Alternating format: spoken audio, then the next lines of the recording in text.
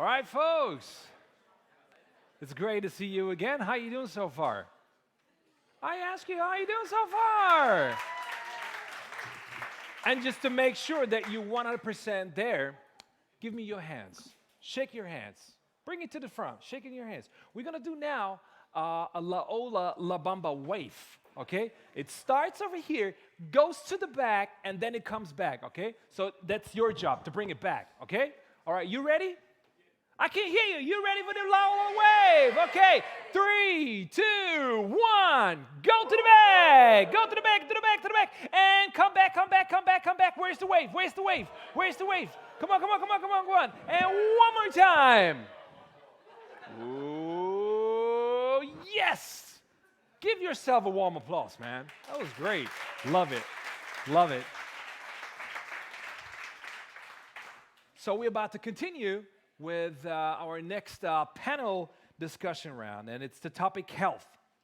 So health is a state of physical, mental, and social well-being in which disease and infirmity are absent. We continue with our next topic called health, and for that I would like to welcome my guests and my experts. Menta, and do you remember at 8, Health, that's a network of best-in-class health innovators backed by the EU.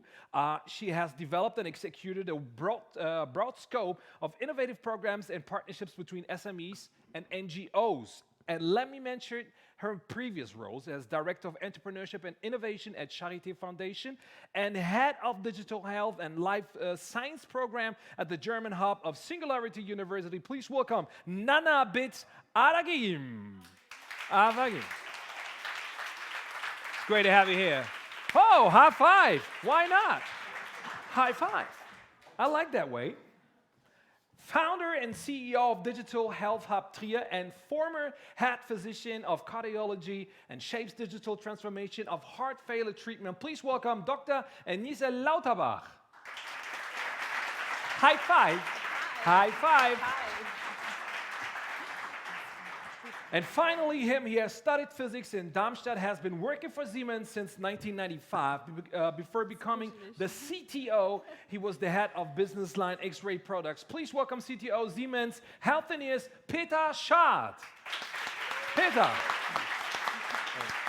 That's a high five. If you want to, you can go there. Yeah. All right. Have a seat. And you are, of course, invited to discuss with us. So just in case you have any kind of a question, just raise your hands. And we have that cube over there. I can throw it to you. That's the one here. It's getting warmer, right? Oh, yeah? Yeah. The sun is coming out. The sun is coming out. Oh, okay. Let the sun shine. All right. We're not to come here. We didn't come here to sing. We want to talk a little bit together. So maybe first one question to all of you. So how successful is Germany in terms of digital health compared to the other countries? Who wants to start? Hey, I offer my opinion, Yes. and then you can build on this to turn it a little bit around. Right? So, to be very honest, I think we still have to catch up. Yeah. I see that we are in the German system highly fragmented and even isolated in many instances. Mm-hmm. Yeah. But I think the big opportunity is combining the knowledge, the data, and the information to enable additional insights. Mm-hmm. Yeah. I think that happens pretty much all over the world, mostly the West Coast, yeah, of course, but China, this is a... just go ahead. This is too warm for me. Where digitalization is really evolving in a fascinating speed and also let's say how this is accepted and propagated throughout this huge society, right? Mm-hmm. Okay, there are, I would say, different regulations out there, right, which makes it also difficult for us in Germany to be, let's say, as fast as the others are. Mm-hmm. But when you ask me about Germany, I think we are to be on the back end side, right? Yeah. Okay. Is that the same opinion that you got, Nana? I think it's a $1 million question.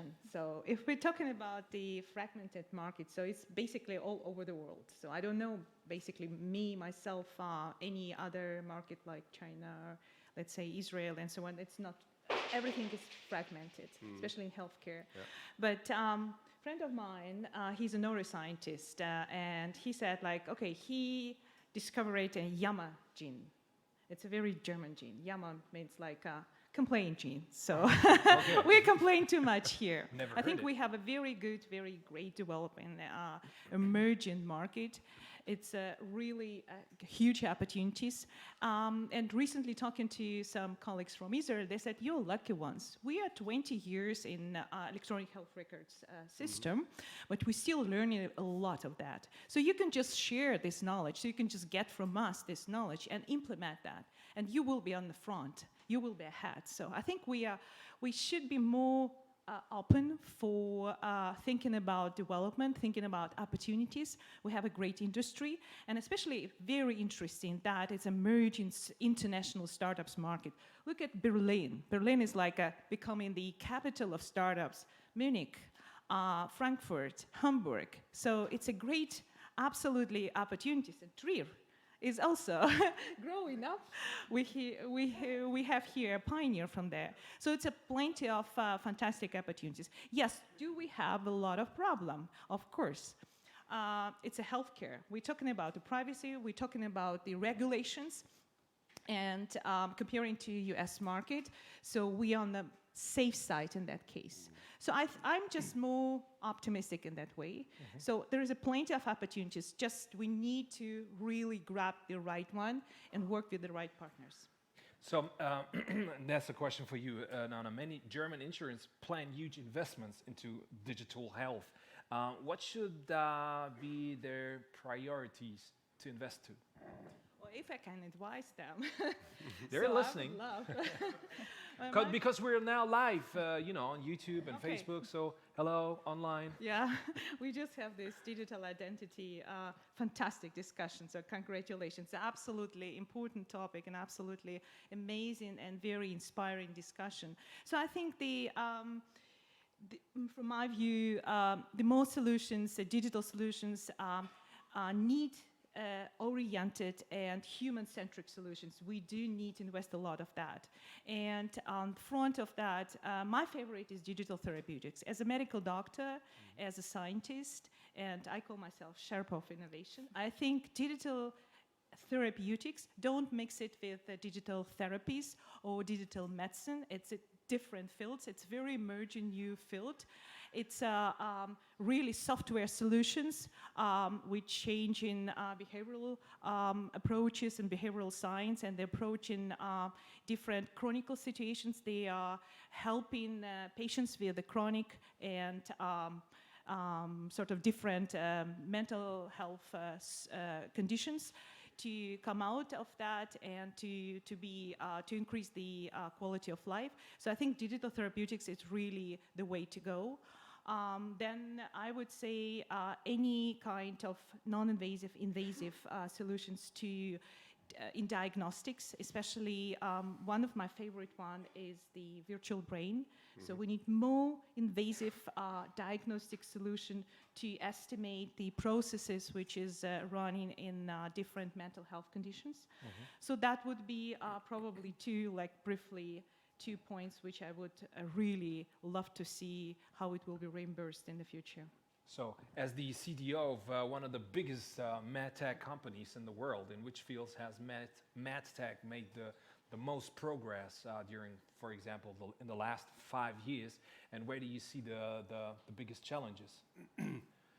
Well, as you mentioned, that company, right? We grew up with X-ray, right? This is a technology which is more than 100 years old, right?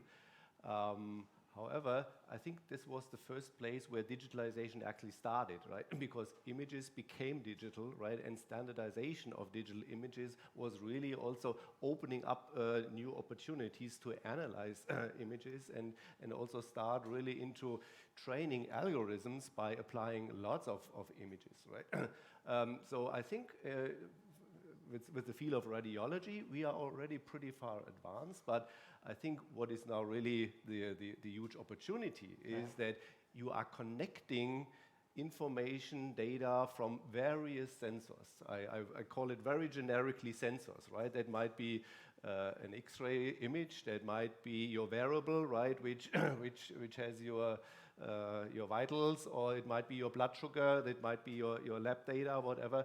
Connecting all this and adding that as additional sources of data and information to provide medical insights for then finally be able to make the right decision at the right point in time for the right next step. I think that is the big opportunity we have, which is basically connecting pretty much everything what is available in terms of data, but more precisely the knowledge which is in the data. Yeah? I think the connectivity, that is really what it is all about.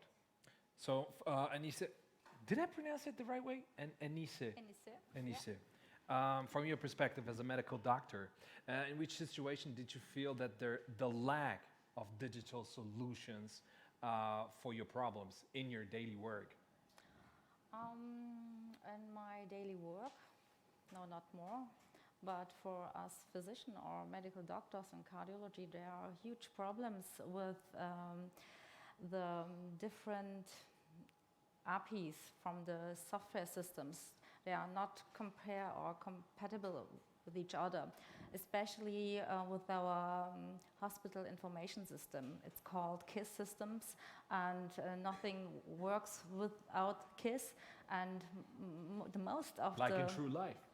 Yeah. That's how it is. Yeah, that's true. That's a good one. And the most software systems, especially for imaging, open and want to show the catheter films, we cannot open it in the same case because they are not the compatible interferences are there. This is for us medical doctors crazy, really crazy, because there is a technical hotspot and we have every day a searching game, and we open a lot of software systems to search the reports and combine it to treat the patients. It wastes our time, and it wastes the time of the staff and the patients, and we have no time. And the other thing is,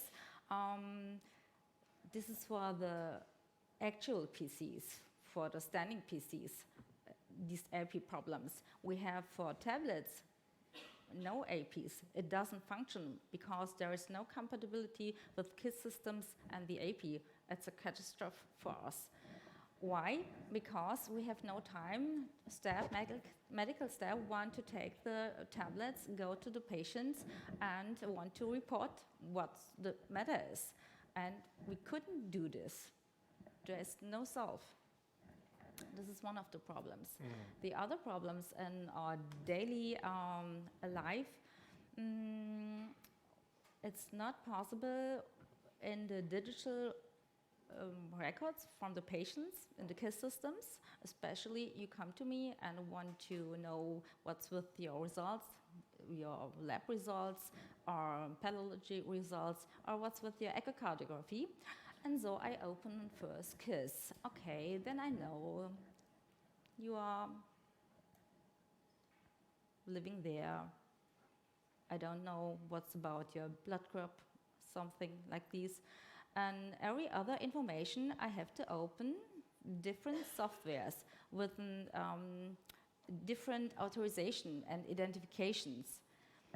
And the other thing is, we have no structural data sets. I cannot open a case and see everything.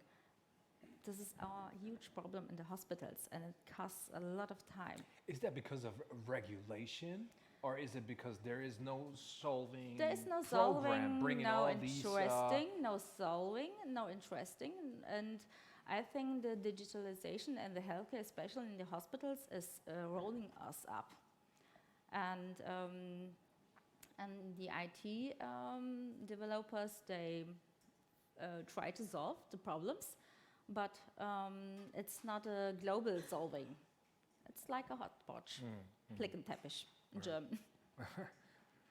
So Wayne continues, and this is a question for all of you. How can you convince suspicious people, I think also regarding of personal data and all that, that innovation and digitalization is needed in healthcare?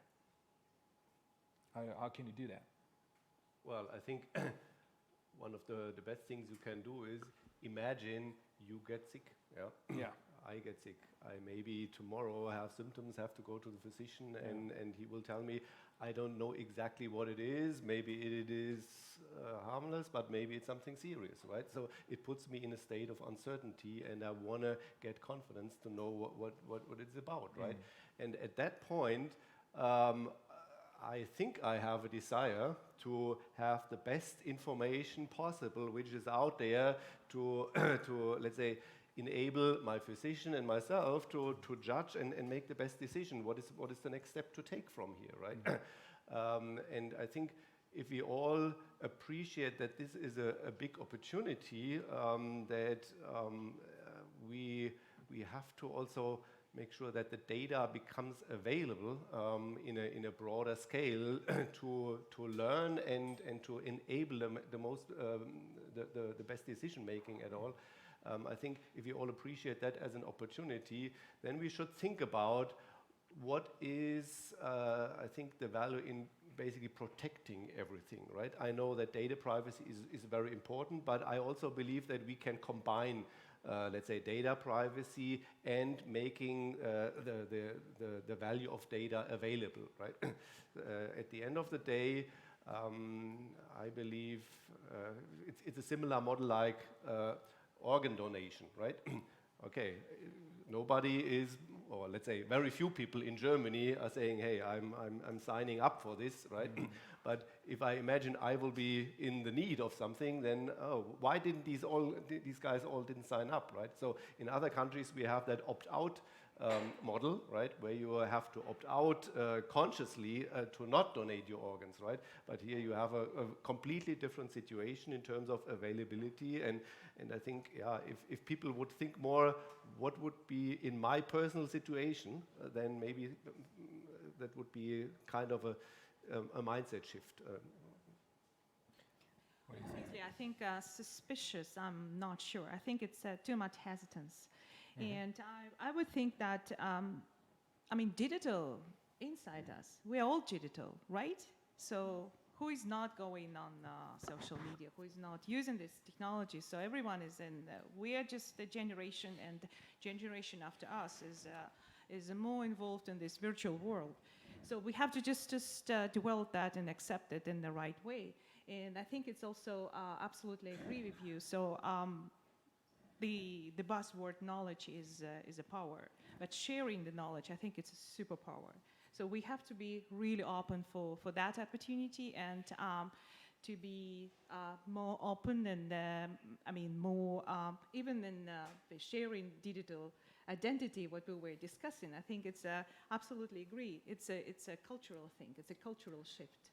Develop and then be conscious about the data what you share, and this is also a great opportunity for hospitals and a great opportunities for the technology, which will protect us and protect those technologies, and then, but in the same time, be open to opportunities and to development which is going on, and to speed and the pace. So I disagree that it's suspicious. It's more hesitance, and then more education. Yeah, more education, different stakeholders. Yes, we are too doubtful. We Germans are too doubtful. I mean, it's not just about Germany and Germans. It's general thing. I mean, that's. I think it's very, very common, especially in healthcare. And educating patients, educating families, educating users. We're talking about education of users and customers. Education of the next generation. I'm really, really upset with the current state of physicians' education. So med education, it's just undisrupted. So if we will just talk and see about the, and compare the med education with education of the next generation of engineers or bioinformaticians, it's completely different worlds. So the the current generation, the next generation of medical doctors and nurses, they are taught as 70 years ago. So they're coming in the, you know that, they're coming in the hospitals and they're just getting really shocked by opportunities and by development and by a current state of technology in the hospitals, which is already implemented. So we need really a lot of work on developing continuous education and the next level of education, where digital technology would be a huge part of that. So, Anise, maybe you can tell us a little bit more about why and when did you start to found Digital Health Hub Trier? What was the reason for it? First, I became aware of the huge need of my patients at cardiac rehabilitation. They had an acute intervention because having a heart attack, and after 7 days they are discharged. And so they have real problems because the physicians, the Hausarzt, the German physician, healthcare is absolutely distressed because he's not used to treat these patients, especially chronic treatments, because he needs specialized in patients. He has no time for these patients. He has just only 5 minutes for these patients, and the heart failure patients need about 30 minutes, about an hour for education and for treating examination and for treating them. Okay, I was very shocked because I was not recognized in my physician life in the clinic, and that there is a huge lack in the healthcare situation for this patient. So it took about 1 year, so I decided to quit my job at the head of this department. I developed this department and to build up a strategy for better treatment for heart failure patients. It's a tough decision. It's a real it's tough a tough decision to decide I that just kind of. shot myself. Was it a hard and not that kind of an easy decision to do that? It was because not an easy decision. you had a job, you had a I had the income, I and had all an of that. income, I had a super job, but I was not satisfied about the situation because my patients are suffering and they pretend, doctor, do it better. We need digital solutions. I was very shocked because it was not only the young patients, it was the elder patients too. And I asked them, what should I do? Yeah, you're very good, you're smart. Find something for us, an app. We have apps for everything. Okay. They are right. But I'm a medical doctor, I'm not a software engineer. And so I made a strategy plan, and so I quit. And I work on my plans. And why I build up a hub, a digital health hub, Nana, you mentioned it, it's very important to educate medical doctors, the staff, patients, and the other stakeholders like health insurance, other hospitals. They need really help in digitalization. They have no idea what is digitalization is. The most of them think, okay, we get a report, I scan it, I convert it to a PDF file, and this is digitalization. It cannot be. It's the same. Remember the video recorder from earlier time? Put a USB stick on it, and you can call it a Netflix. It's not normal. This is not digitalization. So I want to help many of the stakeholders to get a platform and to create and play and build new ideas. And I was very surprised that in my hometown, the most of the IT companies are very interesting in this healthcare solution things. I was very surprised, but it's not their part of job. And the other thing is the hospitals are absolutely confused. They don't know what they do. And I think they are awaiting some amazing things in the next few months. All right. So can you maybe tell us a little bit more about this interesting people and partners that you have met through this digital health hub, and why are these meetings so interesting and valuable also for you? Valuable because I think we are better together, and I'm not strong and cannot be successful. But with many partners, with other hospitals, with the university, we have two universities in Trier. They are very smart, amazing people with very crazy ideas, getting them into medicine, and the right people from the IT side. Who knows what we create? We can just only improve the system, not only talking. We have to do. So Nana, you care also a lot about the reinvention of medical education. Can you tell us a bit more about the status quo and which points should be, I don't know, rethinked to guarantee a future-orientated healthcare system? Absolutely, but I probably would love to ask the audience, does anyone still use fax in your daily practice? I've never had fax. I've never Who had it in my does remember room. that? You guys remember fax? Okay, so are you working in healthcare industry? No. Well, that's interesting. So I think this is just like reflects and just mirrors what Anise just mentioned. So we just shouldn't like go with this stuff like mix and innovation and digitalization and put everything in the same pace. So it's completely two different things. Yeah. And then faxing the documents doesn't mean to digitalize the healthcare. It becomes already like a short story. So in terms of the reinventing education, absolutely, this is a really big field, and all over the world, it's very undisrupted. There is a few really interesting concepts. I can just mention a few of them, like Coimbra University in Portugal.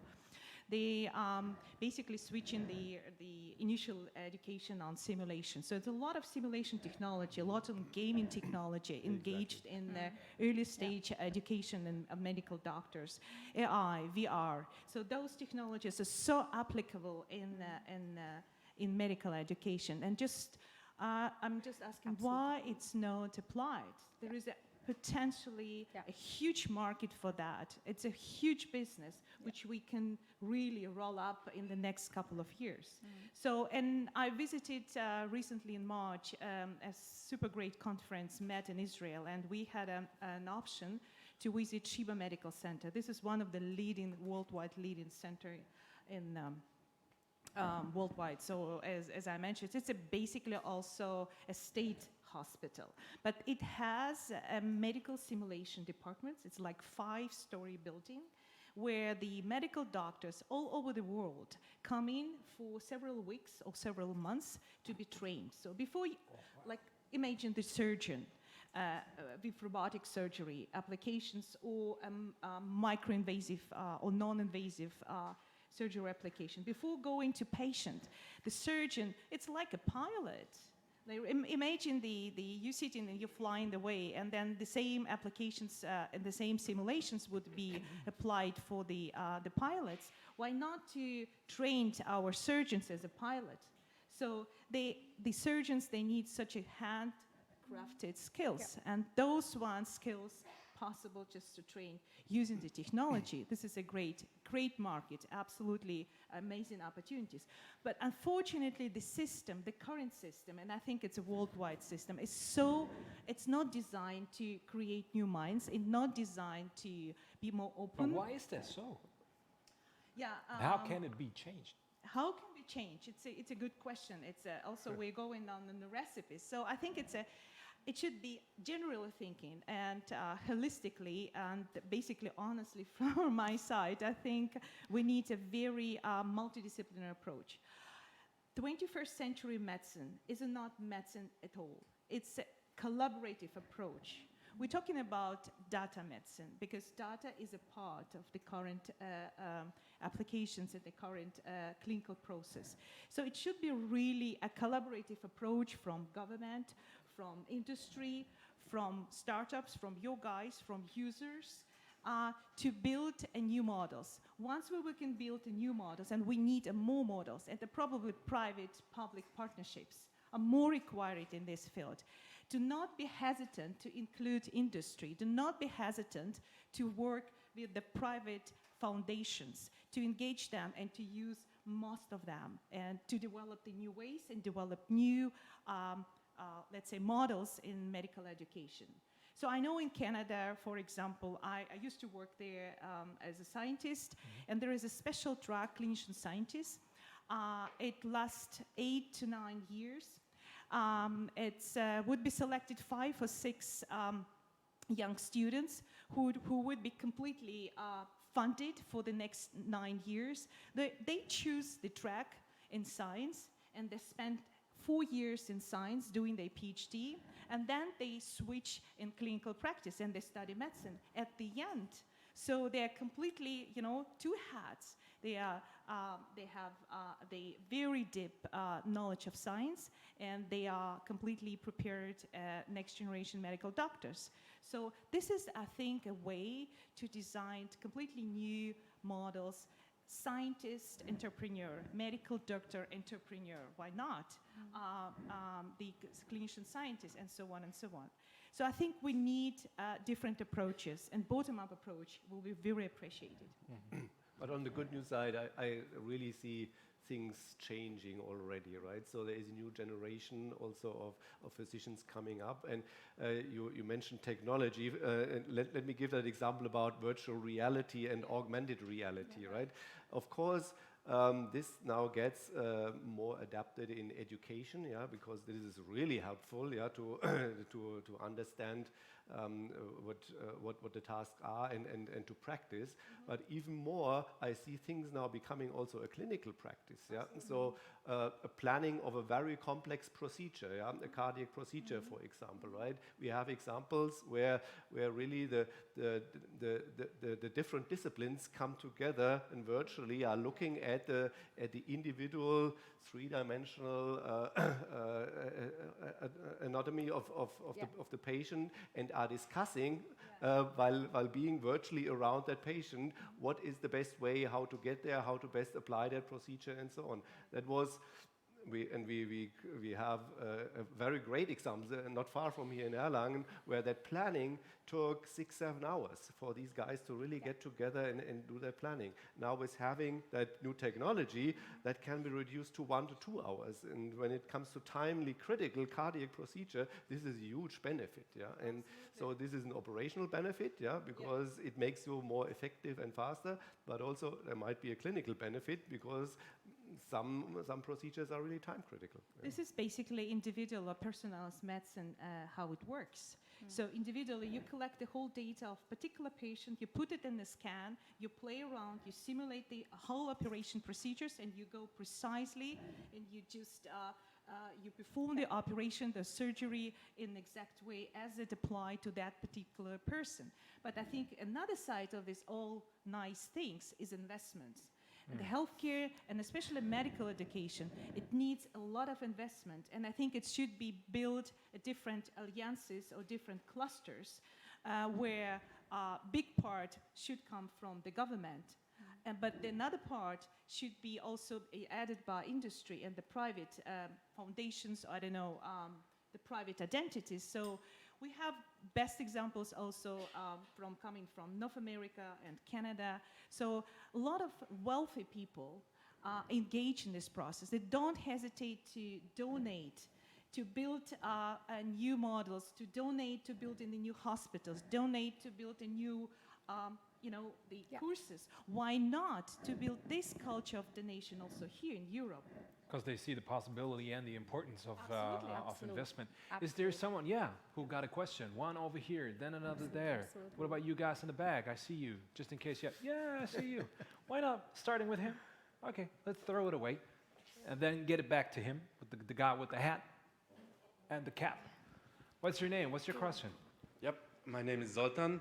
I'm from Startup Campus, and we are an international accelerator. And my question is, what kind of program you have? Okay, EIT, of course, is a European network, but for example, Siemens for make a European ecosystem, startup ecosystem. Well, Was it a question for you, I think? I think Or for all of you. I can go first. Right? Yeah. Okay. Yeah. Let me start with a very general statement. I think startup companies are very important to us. Also, we are very established and large company, as you said, right? But the same way how the human body is very complex and the use cases which give us a better healthcare are very complex. There are so many ideas around the world, and also then smaller groups, startup companies, who then really build on very specific use cases, new solutions, new products, yeah, which we would ideally like to integrate into a broader solution. I think what we can give is really scale, global presence, and a broad level of usage, but we also rely on your ideas which come out of academia or out of startup companies or out of whatever approach, and we would like to really work together in order to integrate them into a broader solution and connect basically these individual topics. Yeah. So when it comes to EIT Health, we are working together to really connect to you guys, to really get visibility and be able to assess what are the best things, yeah, and which are most promising to really get them to make really an impact. I think that is what is really all about. Yeah, we want to get an impact where we really can say, hey, yesterday we did it that way, but now we can do it this way, and this is what we want to like to encourage and drive. and this would be a great collaboration. I think it's one friend of mine. He's a chief innovation officer from Atrium. It's the biggest health provider on the East Coast in the US. He said, everybody wants to innovate, nobody wants to change. It's true. So, and a change comes basically from your guys. Wow. So the startups, I think, they're challenging the current ecosystem, they're challenging industry, and putting the industry in more competitive way. And recently, we see the rise of a lot of accelerator incubator programs. And then one of them, one of the biggest one in Europe, it's European Institute of Technology, was funded by Horizon 2020 program. It includes 16 countries across Europe, plus recently Israel, and I think Canada is also associated countries. And they have plenty of different programs to help startups to overcome these early stages, especially early, and see the pre-seed stages, and to help them to develop new solutions.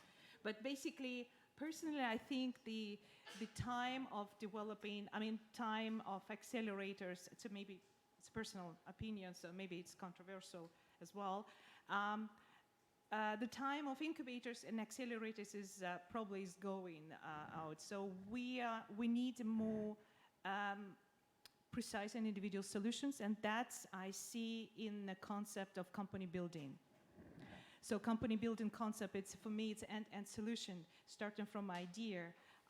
The industry or particular hubs facilitate the startups and help them just to get to the end point, to the customer, to the user immediately. So this is the movement which is coming also very intensively, and very useful also for healthcare and for healthcare providers. By the way, I posted it right now on Instagram because I love that sentence. You know, everybody wants to innovate, but nobody wants to change. That's a boom. It was like a flash for me. So, guy with the hat, what's your name? I'm Simon. I'm a health economist, and I have one question because, like yesterday in the discussion, and also today, it was more on a philosophical level how we could use AI, virtual reality, whatever, to improve patient outcomes. But then, what Anise said in her opening statement is basically she cannot access the data of one patient at one point in time to start the accurate treatment. Yeah. So my question would be, why are no startups trying to solve this first step question? I mean, if we can't even get the data that is in one hospital on one patient, Yeah. how are we ever going to use AI technology that uses loads of data? Is First, that idea of that kind of a startups blocked by hospitals and insurance, or what's the reason for it? Yeah, talk to the chief information officer of any hospitals, and then you will get the answer. That's a problem, right? Yeah. Yeah, this is problem. Yeah, I think too. And the other thing is, I invite all of you, if you have interesting to create a new interfaces, especially HAL 7, it's for the healthcare systems unavoidable. We need new connections, and one of these is fire. Without fire, we cannot compatible, or we cannot create new systems and cannot collect data without these interfaces. And so we build up these systems. Yeah, This is one of the important things. I would fully agree. I think standardization of Yeah. interfaces and, Yeah. and data structures, Yeah. this is very important, right? I talked about imaging in the beginning. Yeah, this is already pretty digitalized because the standardization was really established over many years. With Yeah. electronic health records, we Yeah. are just at the beginning. You mentioned And the fire standards and others, As right? I spoke about this technology hotspot, this is a catastrophic situation for us. We cannot collect data, Right. But if I can give a recommendation, right? clear data. Yeah. So this is really a boil the ocean kind of effort, right? To really get this all connected. I would encourage you guys to really also think about very specific use cases. Yeah, what is the a specific problem we can solve as a use case, and then build on that, and by that also then develop the demand for the need of integrating data. And I think these use cases will drive the integration, right? If we see a benefit in a particular use case because we are really solving a problem, then the integration will come as a must-have to enable that. I see two. If I just can add 2 points very briefly, I think also another problem is access to market. So not every startup has access to the right partner. So this is a big problem, to find a partner which will fit your interest, or fits your product, or vice versa. So the product will fit the partner and the interest. This is one thing, and another thing is also a huge lack of information. So having such a big market, so I'm just every day approached by those kind of questions. Do you know anyone in Hamburg? Do you know anyone in that who can work with us? And so on and so on. We don't have a comprehensive database. We're living in a platform economy. We're using the LinkedIn, we're using other platforms, but we don't have appropriate a platform in healthcare to approach the right partner, to matchmake with that partner, and to build something meaningful in that way. So I have very important information for you. We are running out of time, so that's why they put it on the picture over here. Please mind the time.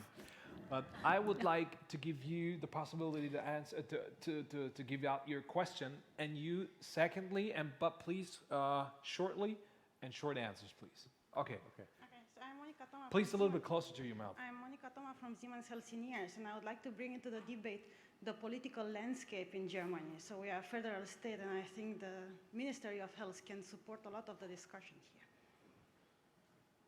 So what is a statement or a The question? statement is we don't have the right laws Yes.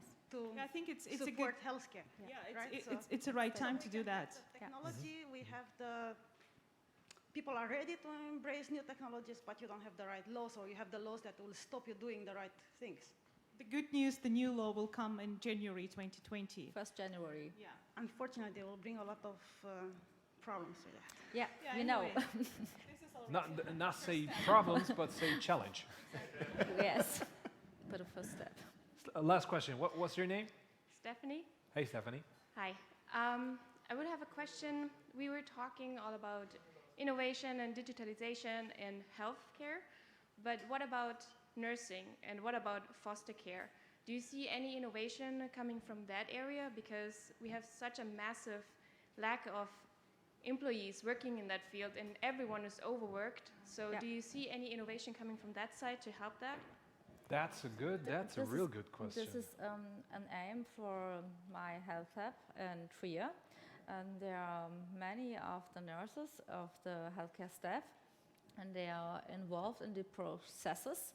And it's very important to take these decisions and the knowledge of the nurses to implement new systems or new apps or something like this. Absolutely, it's very important. I think then we have much more time for the real work from nursery.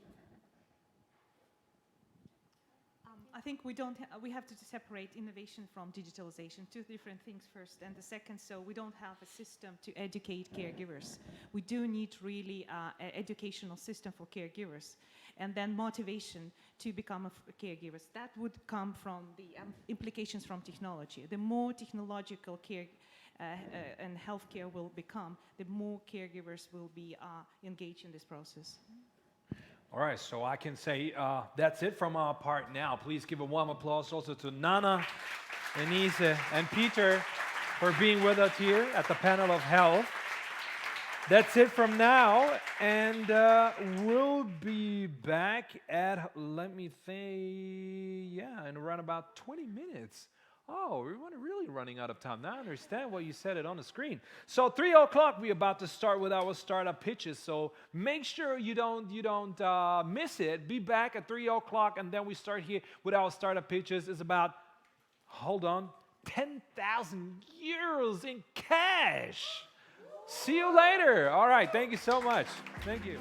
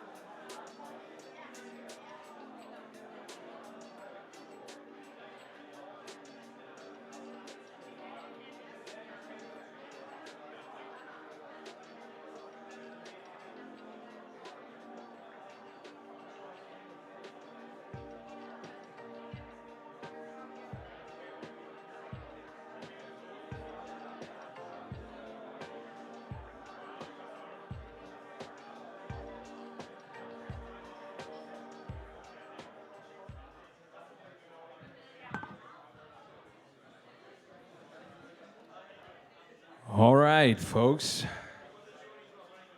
It's about to get serious. Ha ha. So, what? Yeah, serious with a lot of fun. Let's combine it with that. So, ladies and gentlemen, please give me a warm applause because it's now time for our startup pitches. Yes. Your startup pitch is everything, and knowing how to pitch a startup is essential to your success. So here's some rules for you guys.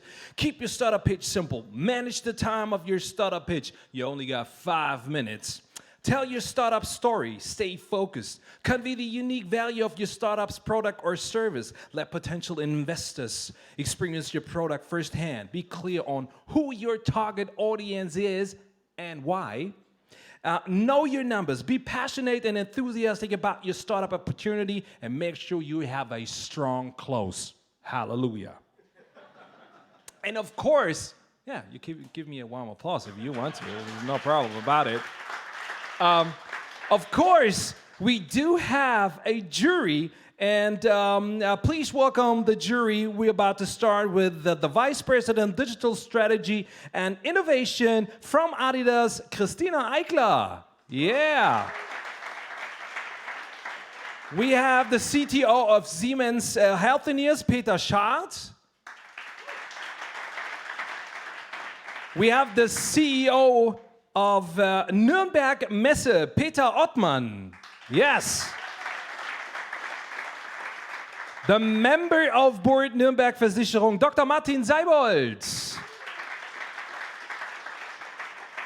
We have from the Startup Bootcamp Africa, Zach George. And last but not least, he is the lead startup incubation from Zollhof, Niels Lennart. And of course, the CEO is also with us, Benny Bauer. But yeah, of course. So, Niels, I think it's very important as the voice of the jury, not the voice of Germany. That was a little joke. So, Niels, can you tell us a little bit? Please stand up and so everybody can see you. Sure. So, what's important and how do the startups get their points? So, we're gonna be grading the startups in 4 main areas. So, first of all, it's the innovative grade per se. So, how innovative is that startup right now? We're gonna be looking at the product market fit. So how is the degree of proof in this area? We're going to be looking at the business model itself. And last but not least, we will be checking the overall pitch.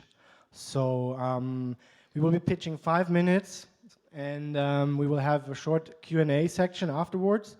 And yeah, I think you should give all a big round of applause to our startups here. It's about to get started now. Yeah. And before we start, I invested also in to a startup.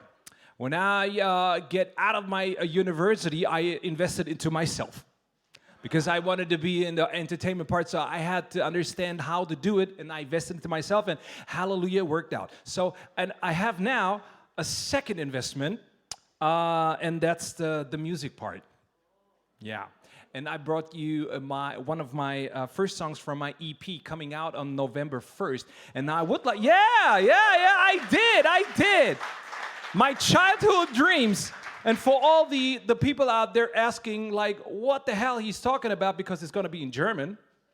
But hopefully you feel the vibe and the bounds of it. It's a very passion of mine. And for you YouTube and Facebook guys out there, don't worry, but we cannot bring it out to you. So it's going to be silenced in 3, 2,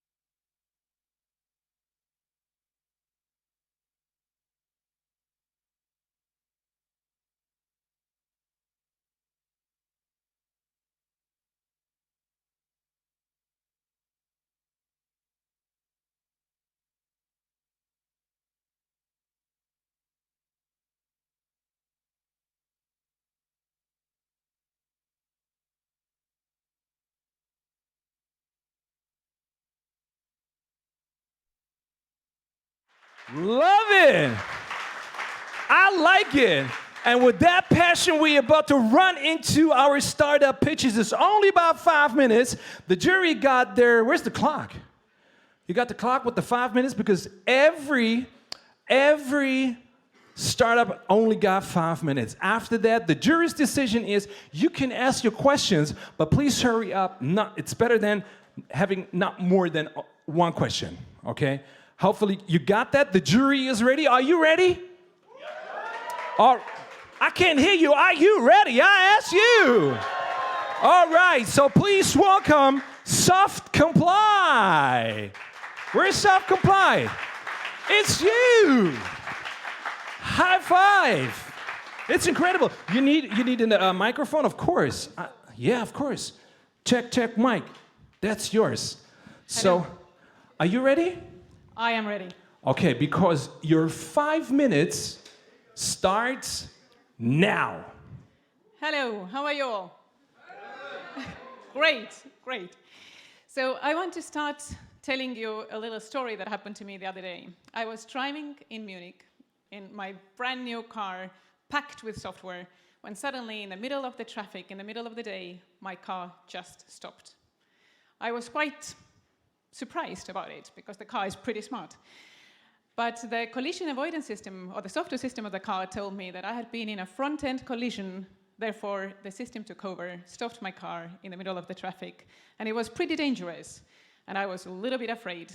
There were a lot of hungry people around me honking the horns, and on the second try I got the car working again, and nothing bad really happened. Nobody drove into me, so all went well. But it did get me thinking that what if, instead of sitting in my car when this software failure occurred, I was actually sitting in a hospital, on a hospital bed, hooked onto a medical device that sustained my life. Now, that would be pretty awful. But how bad or how dramatic can it really be can be summed up best by a world-renowned comedian, John Oliver, in the following clip. Medical devices can malfunction, sometimes in horrifying fashion. Just imagine a defective defibrillator painfully shocking you multiple times, or a malfunctioning insulin pump giving you the wrong dose. Well, both of those things have happened. Indeed, both of those things have happened, and FDA has said that in the last 10 years, 80,000 deaths and 1.7 million injuries can possibly be related to medical device failures. Now, this data is not as easily available in Europe, but in Germany it is estimated that 14,000 medical device-related injuries have occurred in the last 10 years. And this trend, unfortunately, seems to be increasing in both of these countries.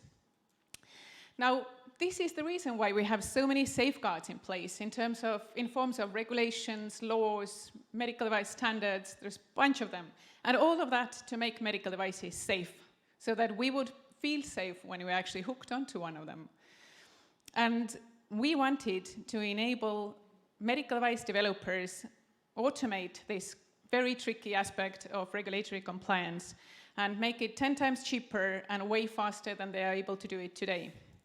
So when we look at medical device market, we see two very rather conflicting trends out there. On one hand, we have the regulatory compliance, a lot of standards, very complex, very time-consuming, and extremely expensive. On the other hand, we see that there is more software in medical devices today than ever before. We also see that software is now in the safety-critical functionality of these medical devices. And of course, you all probably know there are apps that are actually medical devices themselves, so software as a medical device. And medical device software developers are the ones ultimately who have to be sure to design safe medical devices. So we wanted to enable medical device software developers and give them the tools to actually work on the safety of their devices early on. So we looked around and looked at the tools that medical device software developers are using, and we saw that their clear winner in the platform developers is Atlassian, with over 130,000 client companies around the world today using Jira and Confluence. Therefore, we created apps for regulatory compliance on top of Jira and Confluence to speed up FDA approval process and CE marking process for medical device companies. Our products have been on the market for a little over 2 years. We have over 200 customers at the moment. And basically what I really wanted to convey to every software developer here is that if you are developing software that goes into medical device, but you're not quite sure what regulations, what standards you need to use to be compliant with, come see me later, we'll figure it out together, we'll sit down and talk about it. And if you're developing software and you're not sure if it goes into a medical device or a healthcare application, the same applies to you. See me later and we'll figure it out together. Because ultimately, nobody wants to end up in a clip by John Oliver. Thank you. Thank you so much to Startup Pitches. Soft Comply. The jury, please.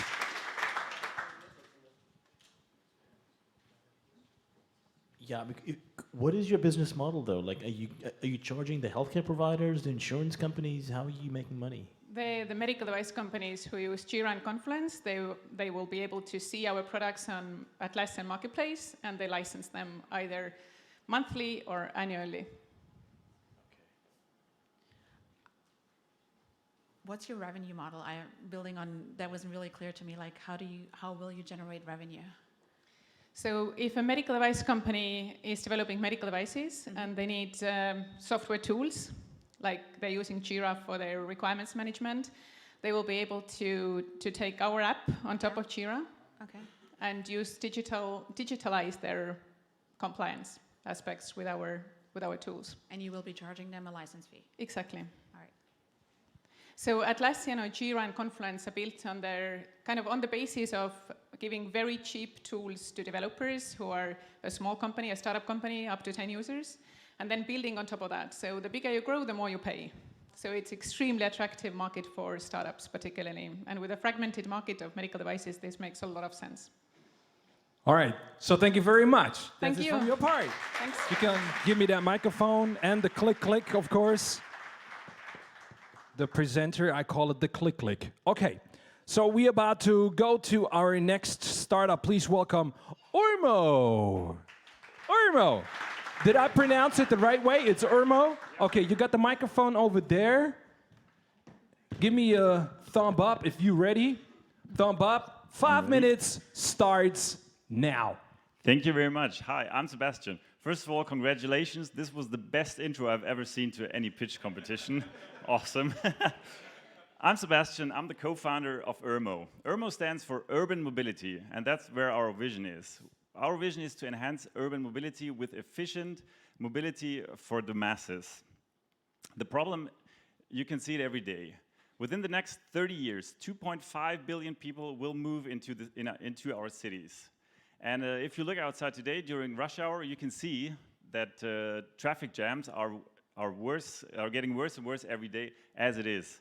Where are we gonna fit the 2.5 billion people? And that's where we started to develop. Our idea or our solution is multimodal mobility. You don't get to drive your car from A to B. The idea is to change the mode of transport on their way. Maybe you live in the outskirts, in the suburbs, and you take your car for the first 20 kilometers or something, and then when you enter the city limits, you park your car into a centralized parking spot, and then you change onto a smaller vehicle. And that's the Urmo.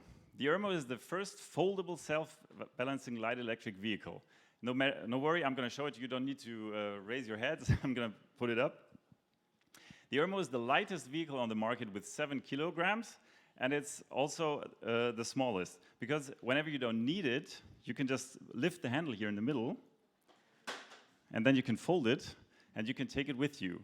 So you can take it onto the train, you can store it in the trunk of your car, or you can charge it at work under your desk, and it will be ready when you leave your office. The market for light electric vehicles is huge. Everybody of you, I think, knows the electric scooters who drive around on the streets. I saw them here in Nuremberg today as well. They're also really easy to use, but they're very heavy and very bulky, so they're not developed to carry them with you. They're more similar to a bicycle. Then you have vehicles like the Urmo, who is also in Germany road legal with an attachable handlebar. And you have smaller vehicles on the bottom, like hoverboards, monowheels, skateboards. There's a variety of vehicles, but they're either very hard to drive, they're not very safe, or in Germany as well, they're not allowed on the road. So the benefits of our vehicle, it's very small, it's very lightweight, and it's the only vehicle that you can actually take with you. What have we achieved until today? Well, we have pre-orders of around 200,000 euros until today. Then we have a partnership with a German automotive company to develop a solution to install our vehicle in the trunk of their cars, because that's where we see ourselves. We don't see the ERMO as a standalone solution. We see ourselves as an enhancement, as a supplement to existing modes of transport. And we have a network of retailers in the 13 biggest German cities already. The market is going to be bigger, is going to get bigger and bigger. Not only are people going to move into the cities, but also the traffic is going to change. Parking is going to be eliminated in the city centers. The roads are going to get closed down for normal car traffic. And so we're looking for different kinds of transport. Of course, we have public transport, but public transport is very, very expensive to build, and it takes a lot of time. So we need quicker solutions. And we're looking at the daily commuter market, so it's not for spontaneous rides. If you have to do the same drive, the same journey over and over every day, that's where our vehicle comes into play. Until today, as I said, we did a successful crowdfunding campaign. We are setting up production right now, so this is only pre-production prototype, and we're going into shipping the first quarter of next year. Our team, we're 3 founders. Jacob and Felix are the 2 engineers who started development of this light vehicle from scratch, and I'm the business guy. And we are complemented by 5 engineers and business experts who help us make our vision come true. Our vision is to enhance urban mobility with efficient transport. Thank you very much.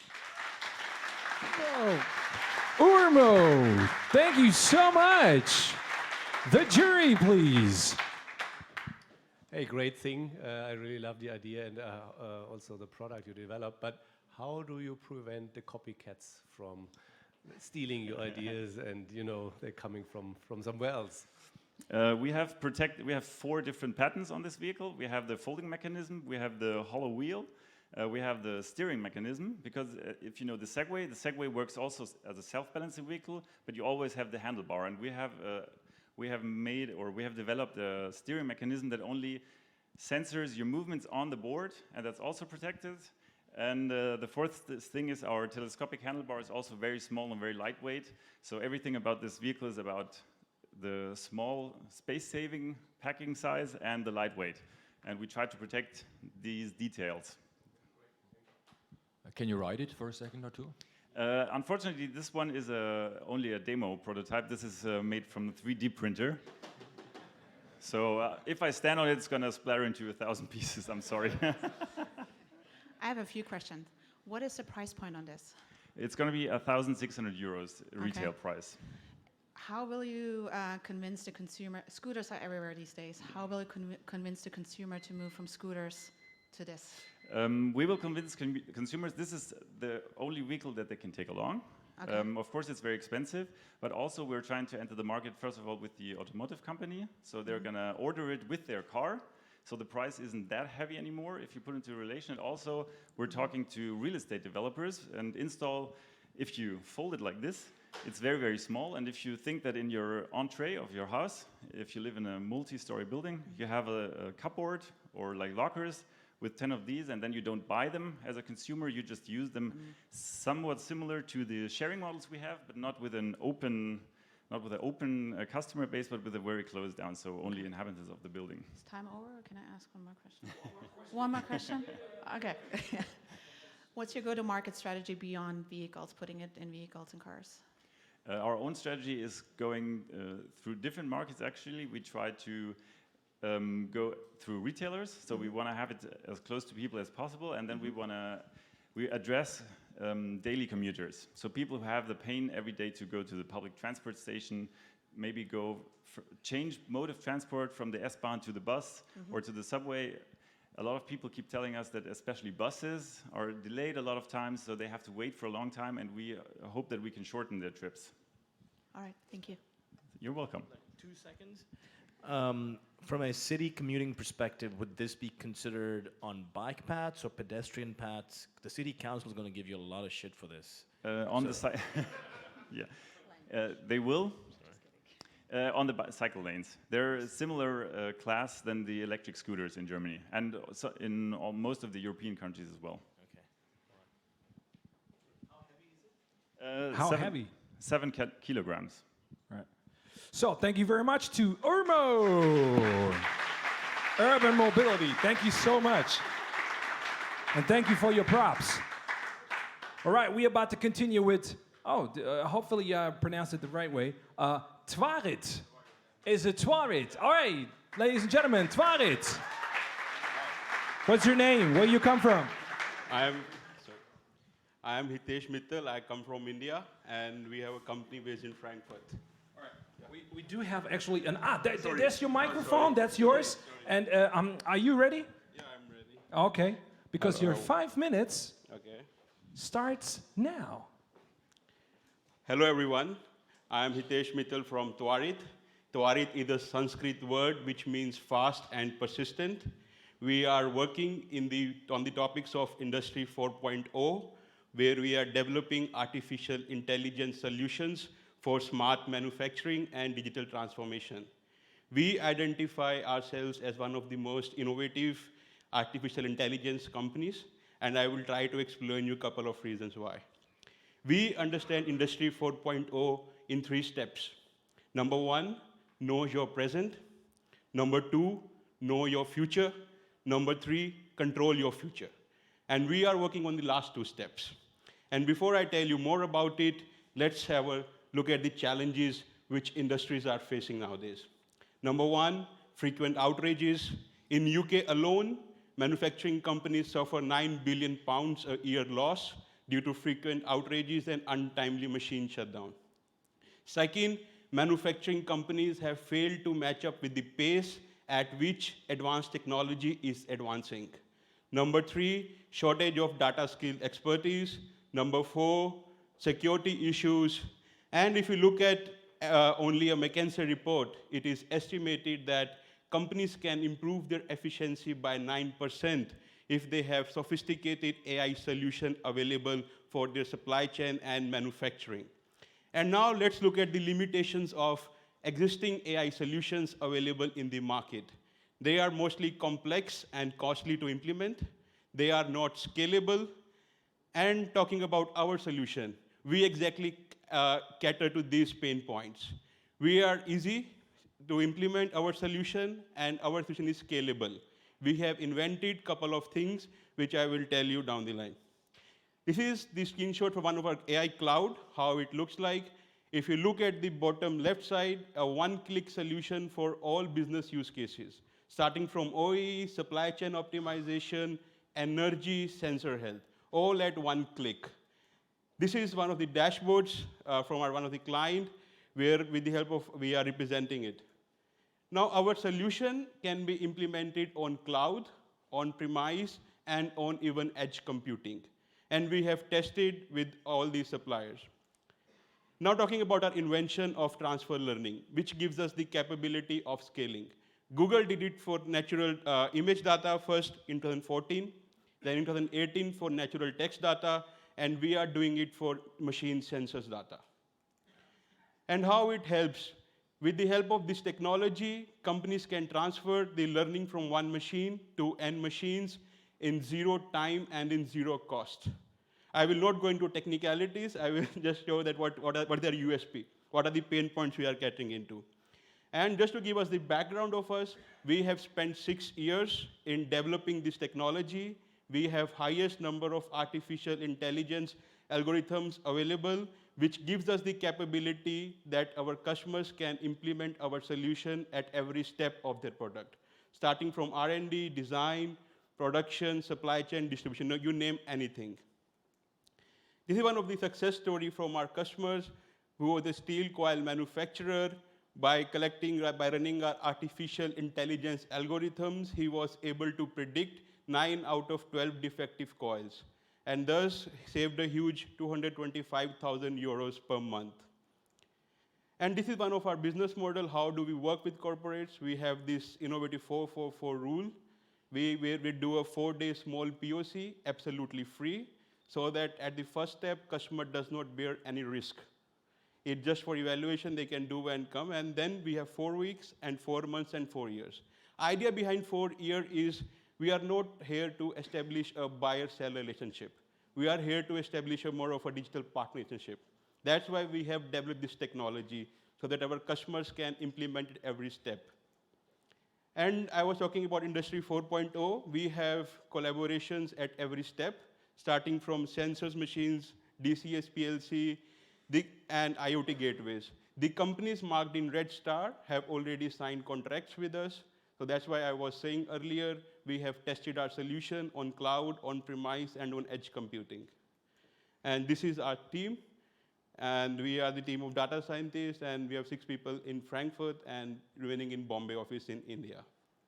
And yeah, that's about Twarit. If you want to have fast and innovative AI solution, then come and join us. Thank you. Wow! On time! 5 minutes! The jury, please.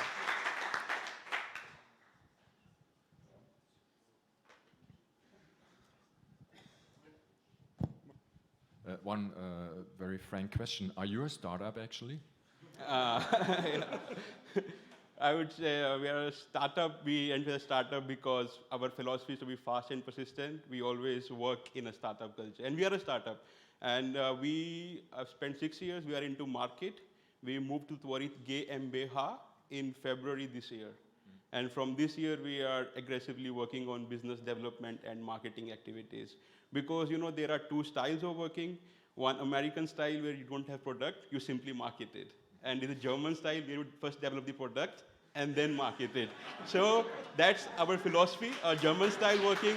We like that. Develop the product and then we first market. Very impressive. What's exactly your business model? Our business model, we have monthly subscription for our cloud solutions, and we have on-premise one-time license fees. And we normally, identify 3 projects of working together. One, if we have like 6, 7 business use cases ready, and customers say, okay, I like a business case, I really want to just have it, and what's your model, monthly or license? And then secondly is R&D, where companies come to us and say, okay, you have innovative technology, you have your very expertise team, why don't we come and develop something exclusively for us? And third, developing market-ready solution with the companies together. So there are 3 projects where we define. It's mostly a complex, it's not a simple thing because the possible use cases for AI is many, and we do not want to left any of that. Thank you for that. One very quick question. I learned a lot about partners and projects. Yeah. How many installations do you have where you are operational?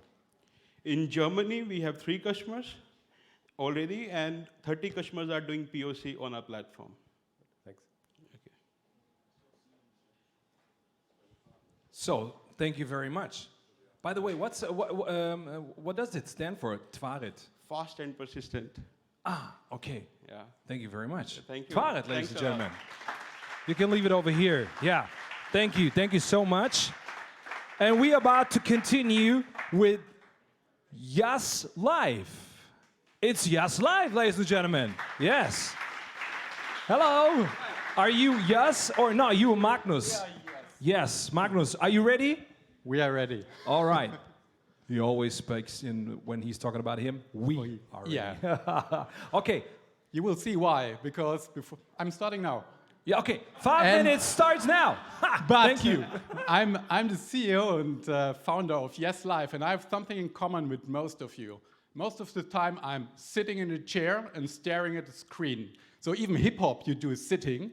Yeah, we just realized. So now this is not a very healthy happy. This is why I invite everyone, at least those sitting on the edge, to stand up and listen to the presentation standing. It's good for your health.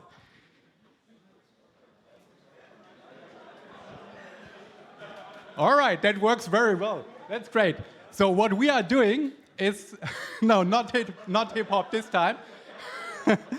So we help insurance companies to motivate their users, their insurers, towards a more healthy behavior.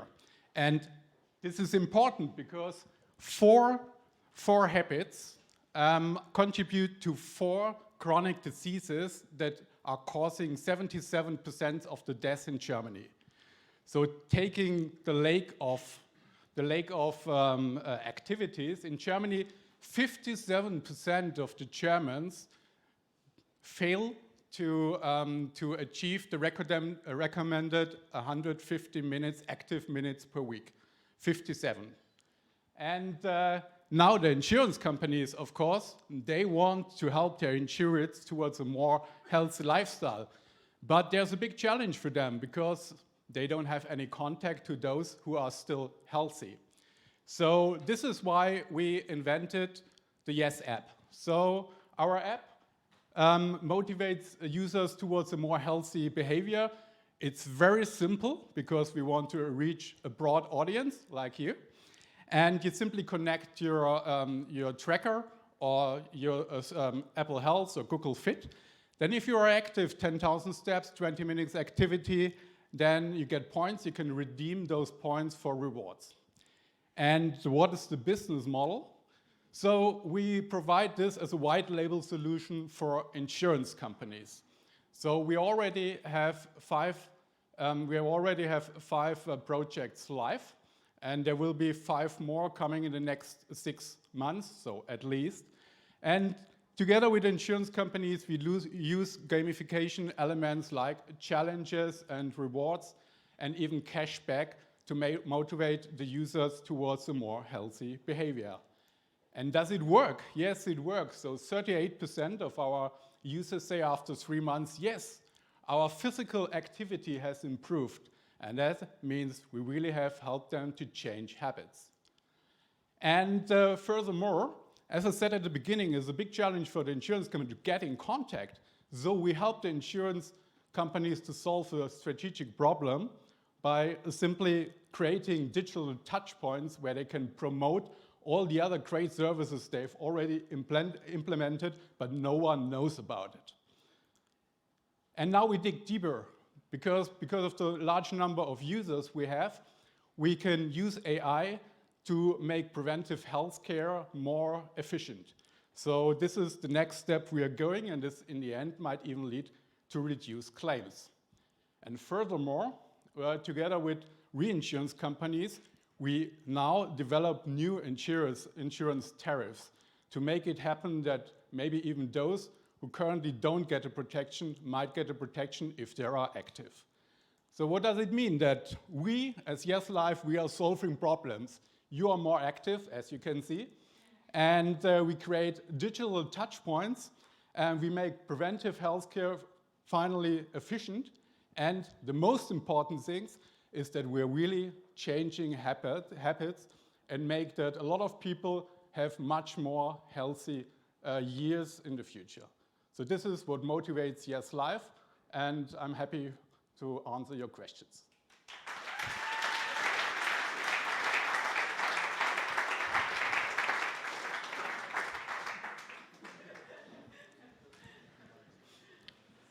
Hi, really interesting proposition.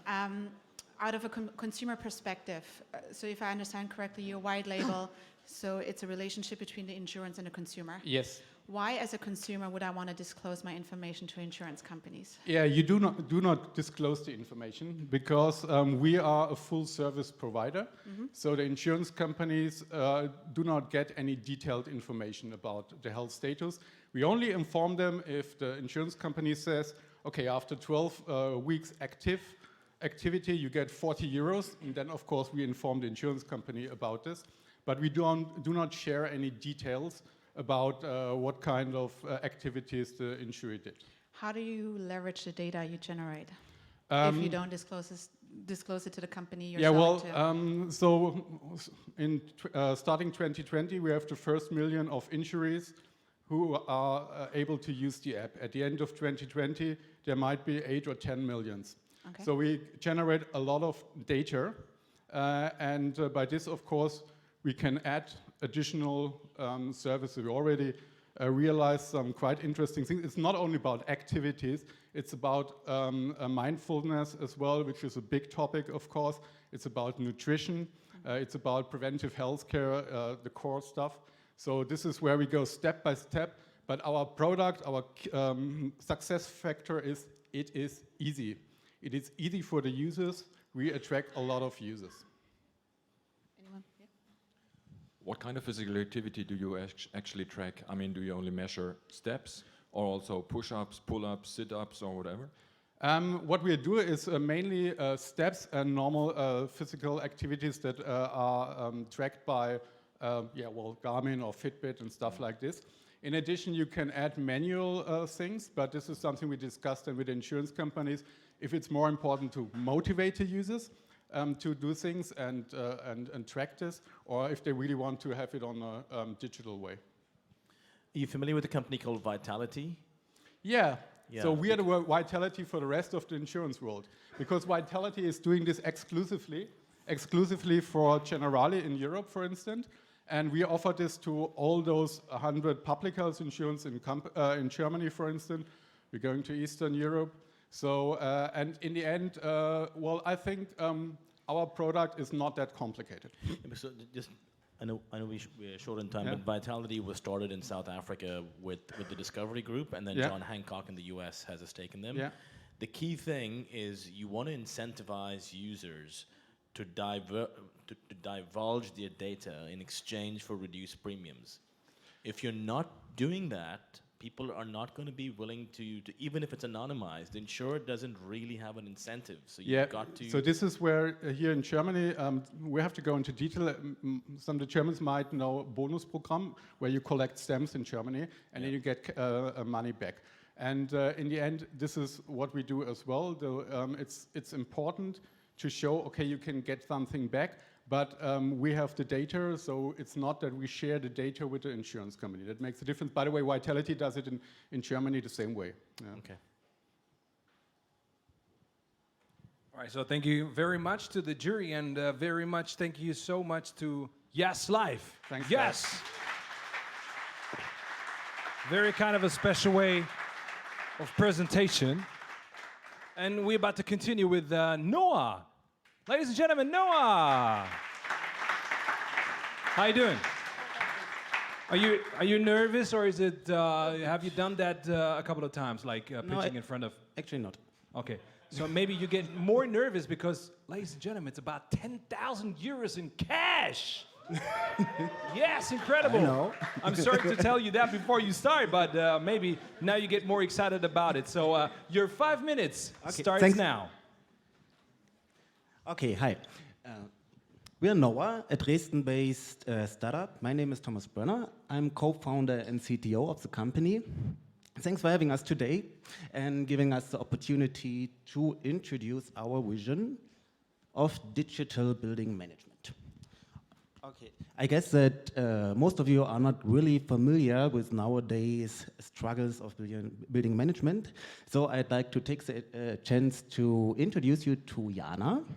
Jana just got her bachelor in real estate management, and now she started working as a company and is responsible for 705 residential units as well as 5 office and commercial properties. Doing this, she has to gather a lot of data from different meters. As you can see there, she has to talk to tenants, she has to schedule maintenance, she has to get all the data from the different sensors, put it into different software solutions, and try to get some useful or meaningful data out of it. As you can imagine, because the landscape is quite scattered, this is quite a nightmare to do. There is no centralized data platform existing so far. The data acquisition has to be done manually, partly. Each building needs to be treated as an individual unit. The user friendliness is quite limited, and processes can get really complex. And in the end, it yields to quite high expenditures. So here is where Noah comes into play. Our goal or aim is to, for the first time, provide an automized and digitized solution for building management, facility management, energy monitoring, and security, and bundle it into a single IoT multi-platform software. As you can see, or at least it's our goal to get a comprehensive solution that's highly integrable into existing ones, that yields a quick, albeit in-depth overview of all the building-related data, that supports a multitude of protocols and interfaces, and that is easily multi-user capable. So that's how it works in detail.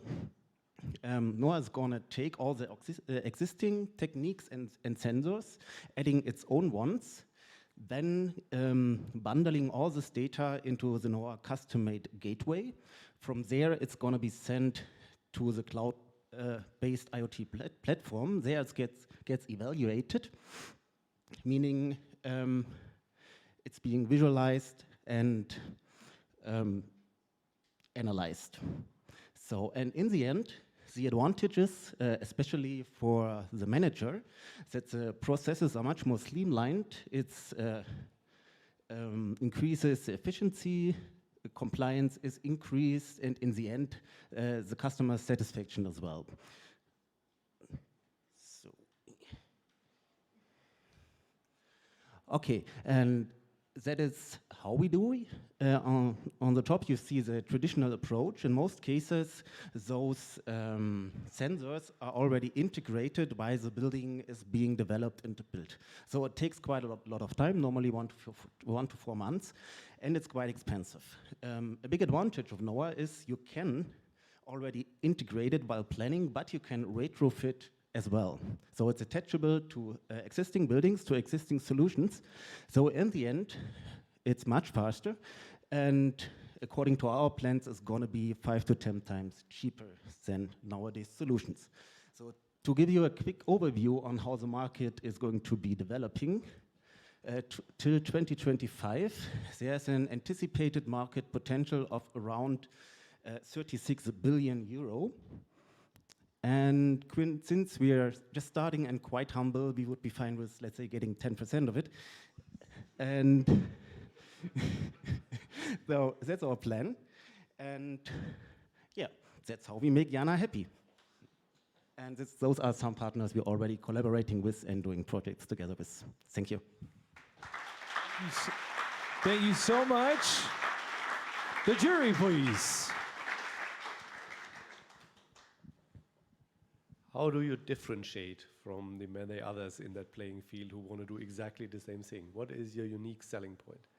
Well, the selling point is, first of all, our background, so it's 2 of us. The CEO, he comes from this real estate business. He ran his own company, and the problem is that right now, for end users or for managers, it's not really possible to get such systems for a reasonable amount of money. That is the main problem. Of course, those solutions exist, but they are not really relevant for most of buildings and management companies out there right now, because either they are too expensive, or they are not retrofittable, or they are just affording such a complex ecosystem that it's just for smaller companies, it's not really affordable.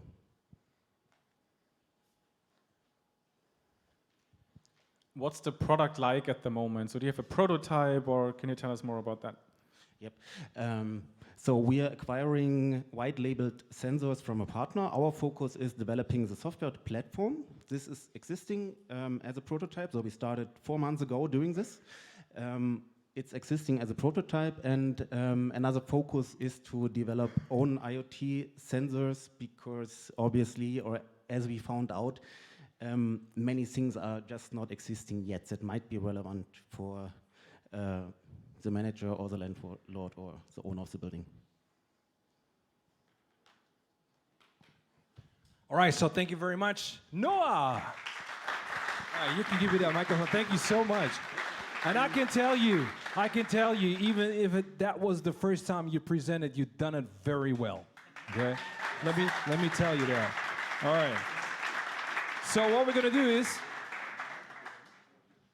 let me check my cell phone. We have now 3:55, and 3:55 means 3:55. We have a break. Or should we continue with the next 5? Raise your hands if you want to continue right now. Why haven't you done that before? Okay, we're about to continue. Switch. Okay. Then, hold on. Hey, everybody, we're back with the next 5 startups. Yeah. Woo! So please welcome Levi. Because they didn't know that they had to start now because they thought it's going to be a break. So Levi, where are you at? Levi, maybe they're outside. Maybe we do have to take a break. Okay, then the startups decided it. Hopefully it's okay for you. So we'll be back. Let's continue with at 4 o'clock. Yeah? 5 minutes after 4 o'clock, and then we're about to continue. Till later. Thank you so much.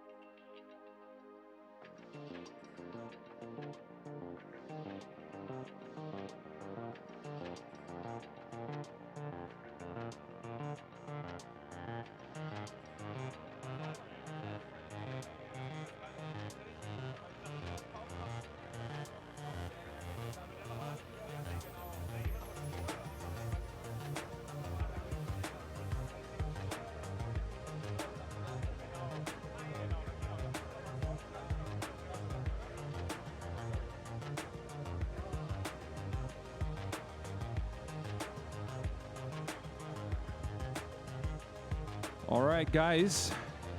Ladies and gentlemen, please make sure all the people outside to come back inside, and also to make sure that our next 5 startups are in the room.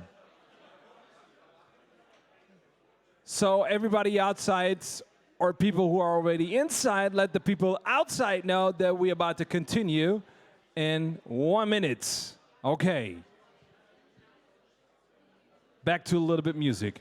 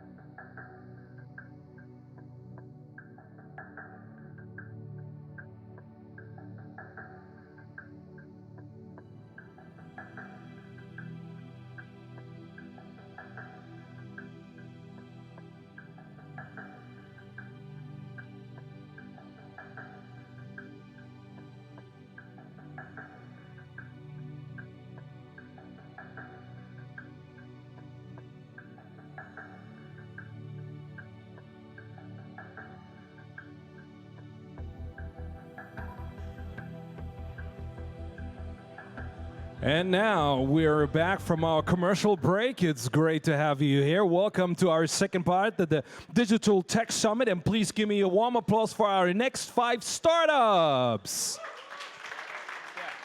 It's still about 10,000 euros in cash, right? I heard about it in cash. Oh my God. What would I have done with 10,000 cash? I would fly to New York City and I don't know. Okay. Let's continue, and please welcome on the stage, Levi. Hopefully I pronounce it the right way. Is it Levi or Loevi? Levi. Okay, are you ready, Adrian? Ready, set, let's go.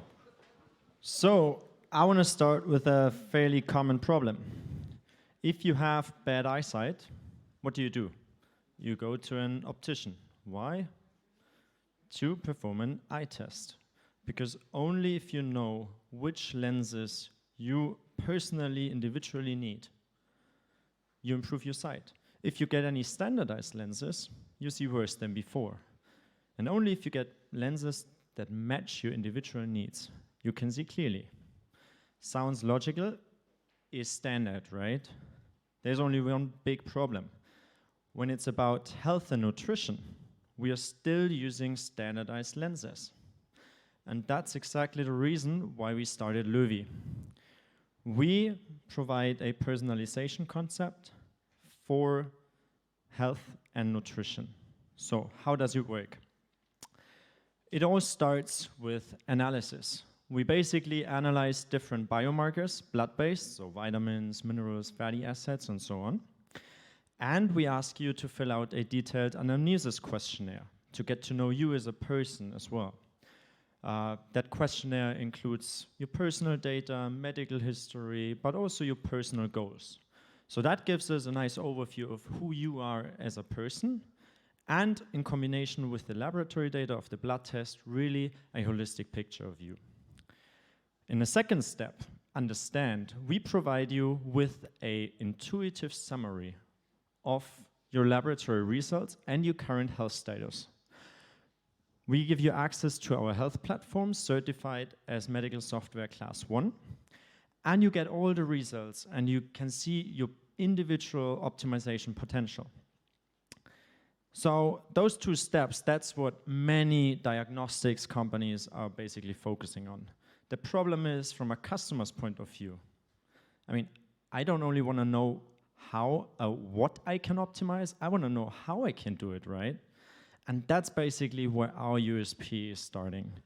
Because we provide you not only with the problem analysis, but also with highly personalized and actionable recommendations. So we have a database of more than 17,000 recipes and ingredients that we match perfectly with your individual needs based on the blood test, based on the anamnesis. But we don't stop there. We also provide you with one tailor-made supplement, which is a granulate, that includes everything that you individually need. So it sounds kind of rule-based and basic, but the whole concept behind it, the whole recommendation behind it is really sophisticated and based on more than 15,000 scientific papers that are rated by different level of evidence. So, as an example, that's my favorite example, if you're allergic to leather, which is not common, but many doctors don't even know that, we are not allowed to supplement chromium. And we have more than 9,000 cases like that implemented in our recommendation engine. And that makes it so powerful. And as the last part, track, we provide you with the transparency to actually track your individual progress and to really see, do our recommendations have a positive impact? And through this end-to-end concept, we can provide you really with data-driven personalization and with deep personalization. And with every blood test, the level of personalization gets better and better. So that sounds nice in theory. Does it work in practice? Yes, it does. We are working with the EuroLeague soccer club and quite a few Olympians already, even some medalists. And for them, all the blood biomarker values go up. And it really improves their health awareness, or their nutrition awareness, and their general health awareness. So it's actually our product proof of concept that we had. And now we are basically moving forward to really go into sales mode. So our business is based on a subscription model, the supplements and the blood test. And more interestingly, who is actually behind it? So we are a team of data scientists, computer scientists, and an Olympic doctor. Professor Dr. Shea has been working with Olympians for more than 12 years already. He's the head of the prevention and sports medicine at the University Hospital in Zurich. And together we developed the algorithms based on his methods. And that's basically what we want to do, because we want to bring his knowledge and make it available for everyone. So we are Löwy, and we want to make personalized health and nutrition available and accessible to everyone. Thank you. Thank you. Thank you, Löwy. The jury, please. Thank you for your pitch. You skipped over the price point. Is there any science behind the price point, and who is your consumer?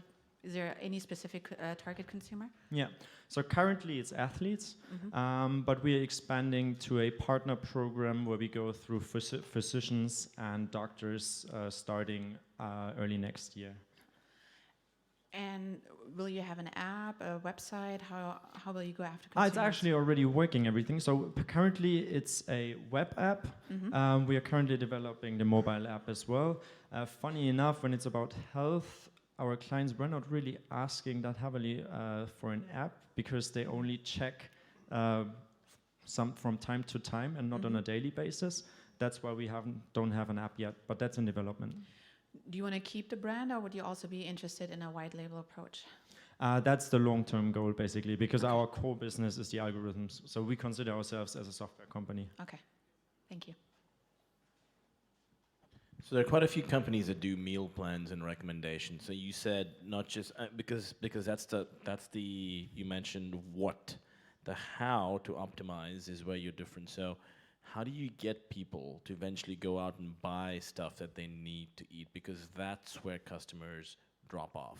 What are you doing for that? That's a very, very good point. That's actually how we came up with the personalized supplement, because people do not, or usually do not, stick to a diet plan. And they were kept on asking us for supplement recommendations, and that's why we basically provide them now with a personalized supplement. And we learned that it is the first step for them to create a health awareness, a nutrition awareness, diet awareness, and then in the long run, if they see the markers go up, they basically get motivated to do more and more about it. All right, so thank you very much. Thank you. Levi, ladies and gentlemen. Thank you. And now, please welcome on the stage Samokat. Samokat. Hey, how you doing? Because you're 5 minutes already there. You got your microphone and the presenter. You ready for that? Hopefully. Hopefully, you will. You will. 5 minutes starts now. Okay, my name is Sergey Pisarenko. I'm co-founder of company Samokat Sharing. And do you think it's another electric scooter sharing? I don't know what happens to it, but another electric scooter sharing. But let me be fair. I need to be fair. Let's if there is a bug, is there? Where is the bug coming from? That's the. I don't know. Because it would be unfair to give him 5 minutes and he's already in the pitch. And sorry, let's give him 10. Thomas, come on, 15. Man. You cannot do this to me. Let's jump back. Let's jump back to the 5 minutes. I think that's more than fair. Hopefully, it's okay to the other startups who come up now. So, is the bug fixed? I don't know. You want to try to get into the next? I'm trying. Gee. I'm trying, but it doesn't. What, try it again. Try it again. Yeah, I'm trying again. It's not. Maybe. Hold on for a second. Okay, we heard that. Don't click. Watch for the clicker. Do we have another clicker? Maybe it's the problem of the battery. Is it fixed? Okay, you want to try it? Huh? No, stick here. Still wait? Okay, we still have to wait. So tell us, what was your name again? Okay. Where are you from? Okay, my name is Sergey. I don't know where I'm from because I'm from airplane, because I'm between Moscow, Finland, Helsinki, between Paris, Berlin, and etc., etc. Our company... That's too much information for me, man. Yeah, and you know... Where you were born? You know, where I'm born in Kharkov. In where? Ukraine. In Ukraine. Okay, Yes. okay. I was born in Eritrea, Asmara. Really? Yeah. Wow. You heard about the Nobel Prize of yesterday, Ethiopian's minister president? Yeah, that's so great. Okay. So go ahead. Yeah, okay. Okay, good. Is it fixed? I can tell about without, but there's a lot of fantastic I think it's pictures. It looks like that it works. Okay, it's not another kick scooter on the electric scooter sharing system that... Your 5 minutes starts... What do you want to try? Okay, maybe next and I they will will be... do it. They will do. You say next, and the technical writer over there gonna switch it. Is it okay? You say next, and they hear it. Okay. Your 5 minutes starts now. Okay, good.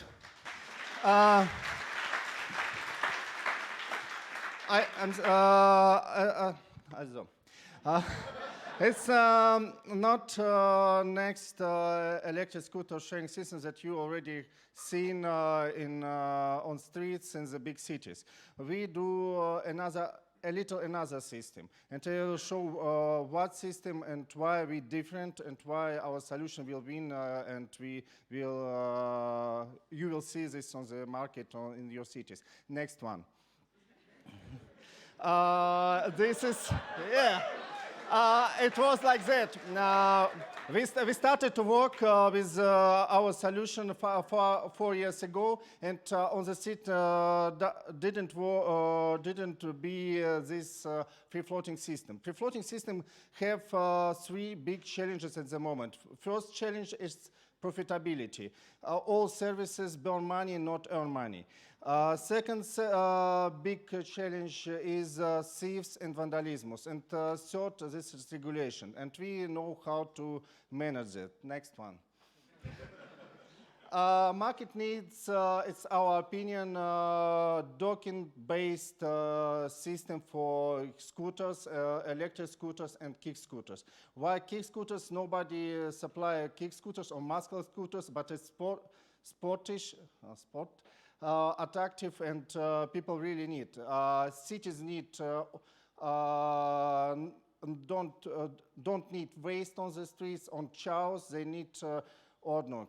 Sorry, forget this word in English. Business need profitability, and citizens need to know where they can take this micromobility transport. We don't care about scooters or other micromobility transport. Next one.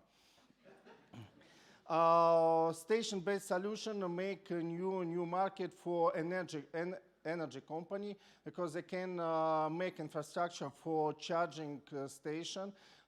It's really make this service profitable. The company can lower their cost 5 or 10 times. Next one. And this is my partner, co-founder Vasily. We make solutions that stations that people can take from this station: electric scooter and kick scooter, muscle scooter, and from this station you can the scooters direct start into charging, and we can charge electric scooter, hoverboards, and of course kick scooter you don't need to charge. And we made universal charging platform for everybody. Next one.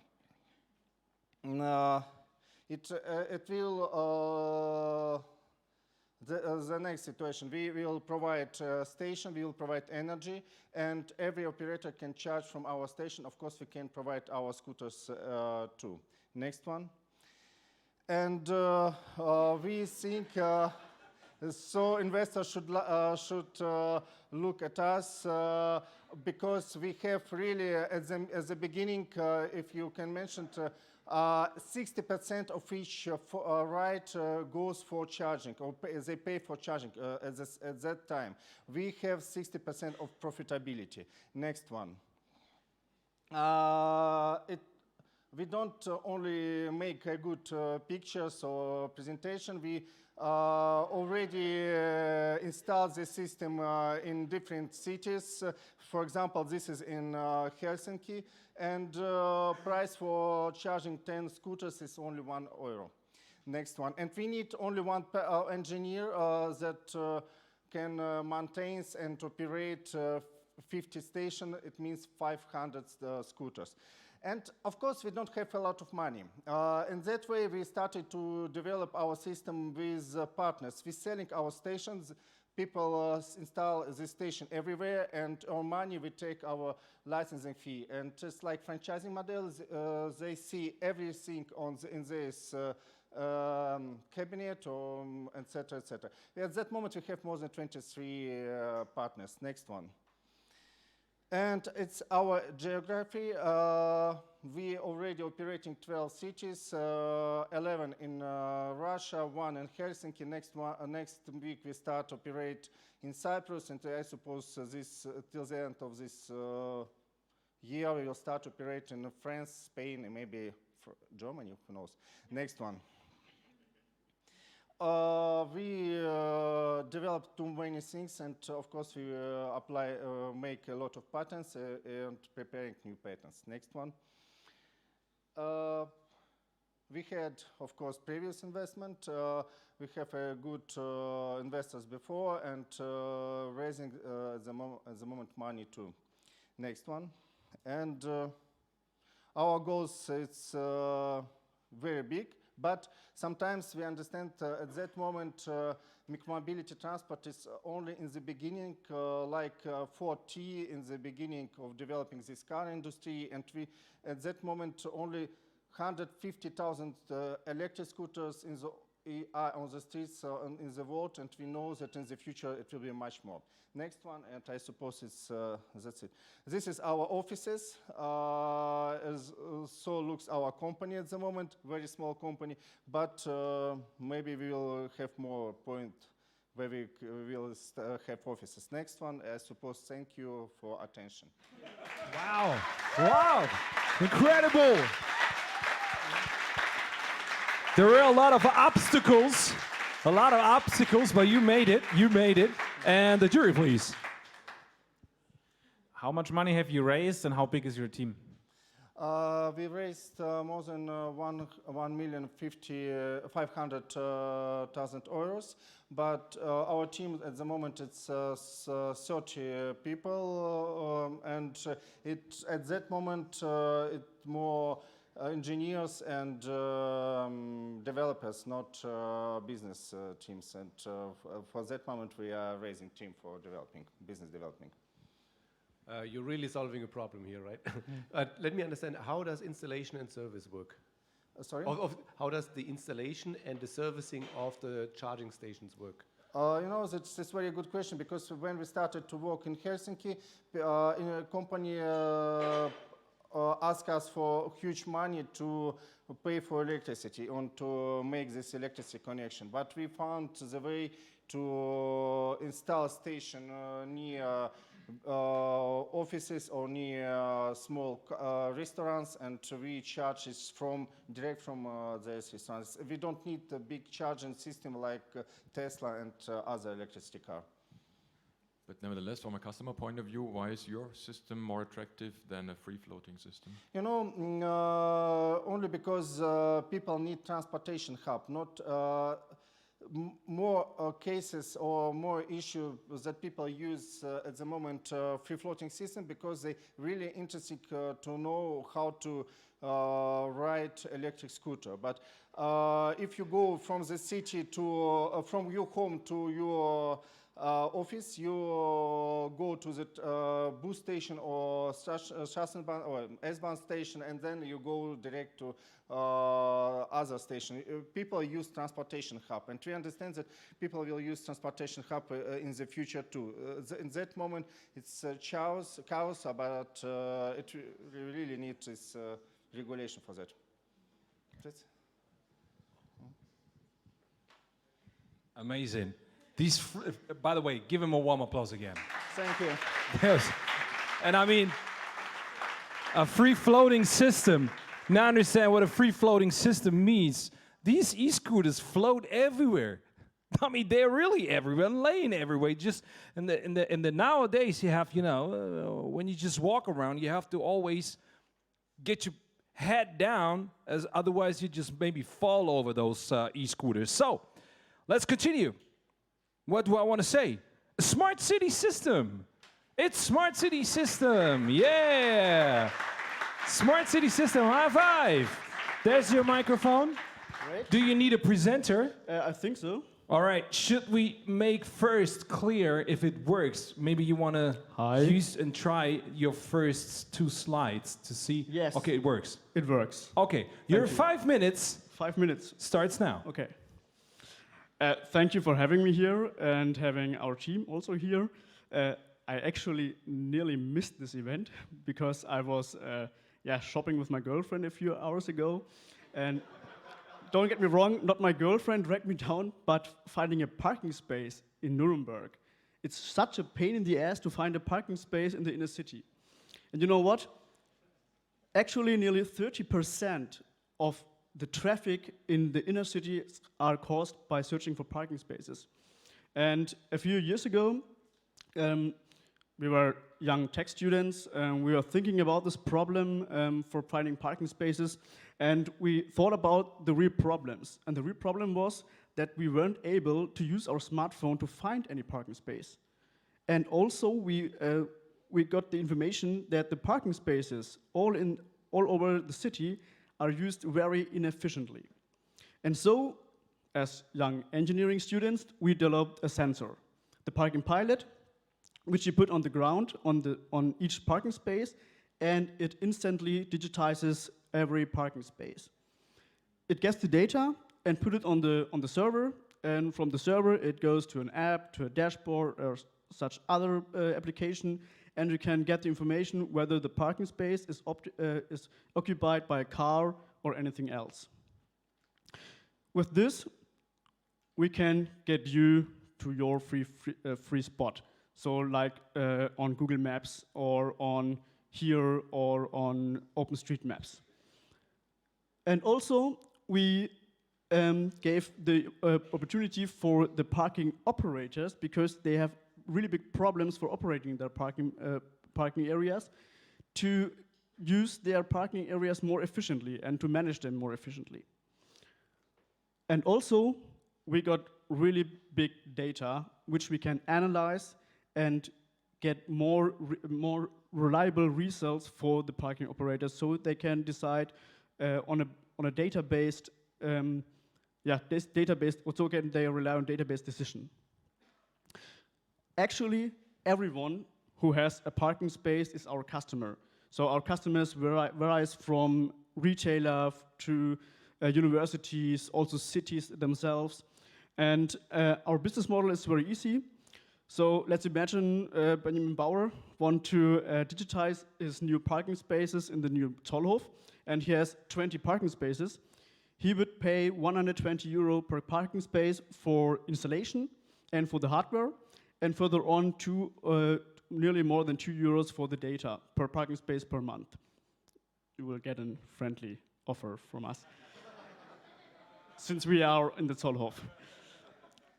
Actually, right now, we are a team of nearly over 40 people. We have installed over 30,000 sensors throughout Germany, from Hamburg to Munich.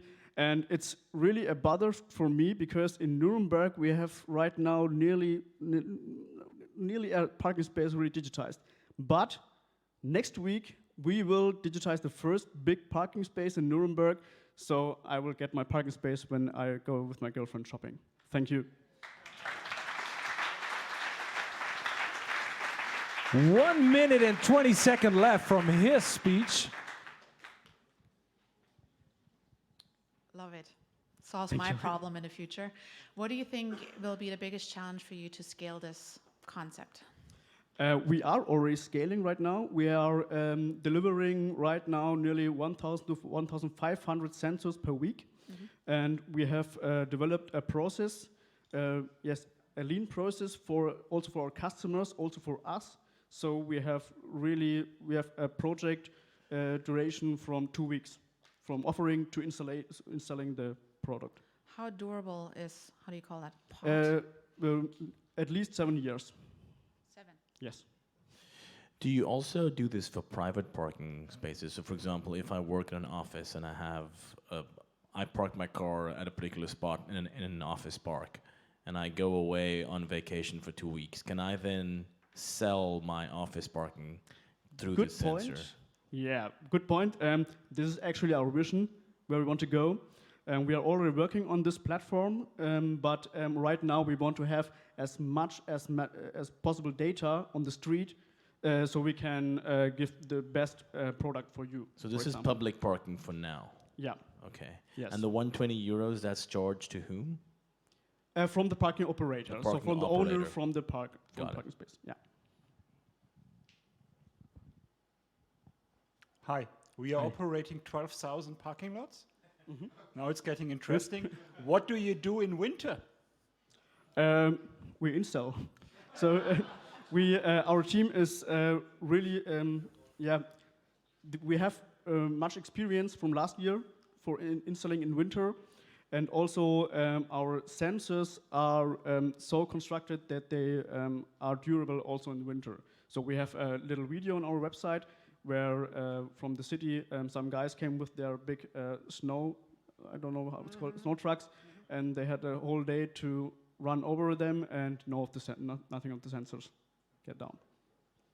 So they are already over 1 year in use, the most of them. All right, so thank you very much, ladies and gentlemen. Thank Smart you. City System.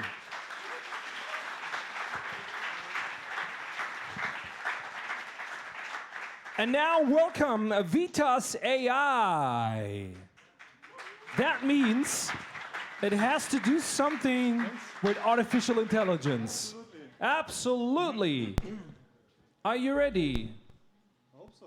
Absolutely. Yeah, it's ready. Perfect. All right. 5 minutes starts now. Okay. Hi together. I'm Toby, and I would say let's have dinner together. Where's my pointer? Let's have dinner together. Okay, it's not working, of course. Perfect. Let's go out to dinner tonight. I will call a restaurant together for us. So I knew a good one in Nuremberg.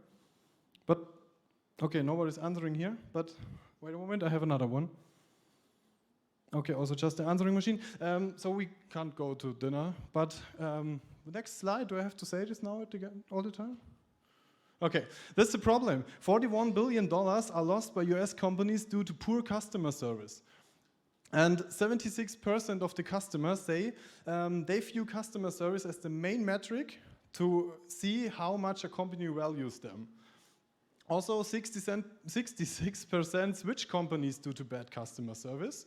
And for a company, it's 6 to 7 times more expensive to acquire a new customer than to retain an existing one. And so we have two views. The consumer, companies are not reachable to them. And the company, for them, reachability is expensive, but it's vital. And that's why we came up with the solution of Vitas. And I hope the technique will help me now.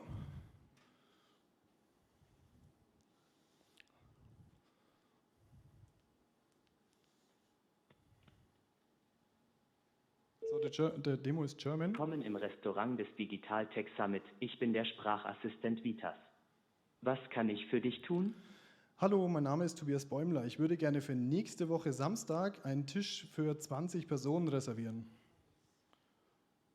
In Ordnung. Um welche Uhrzeit würden Sie gerne kommen? Geht 18:30 Uhr?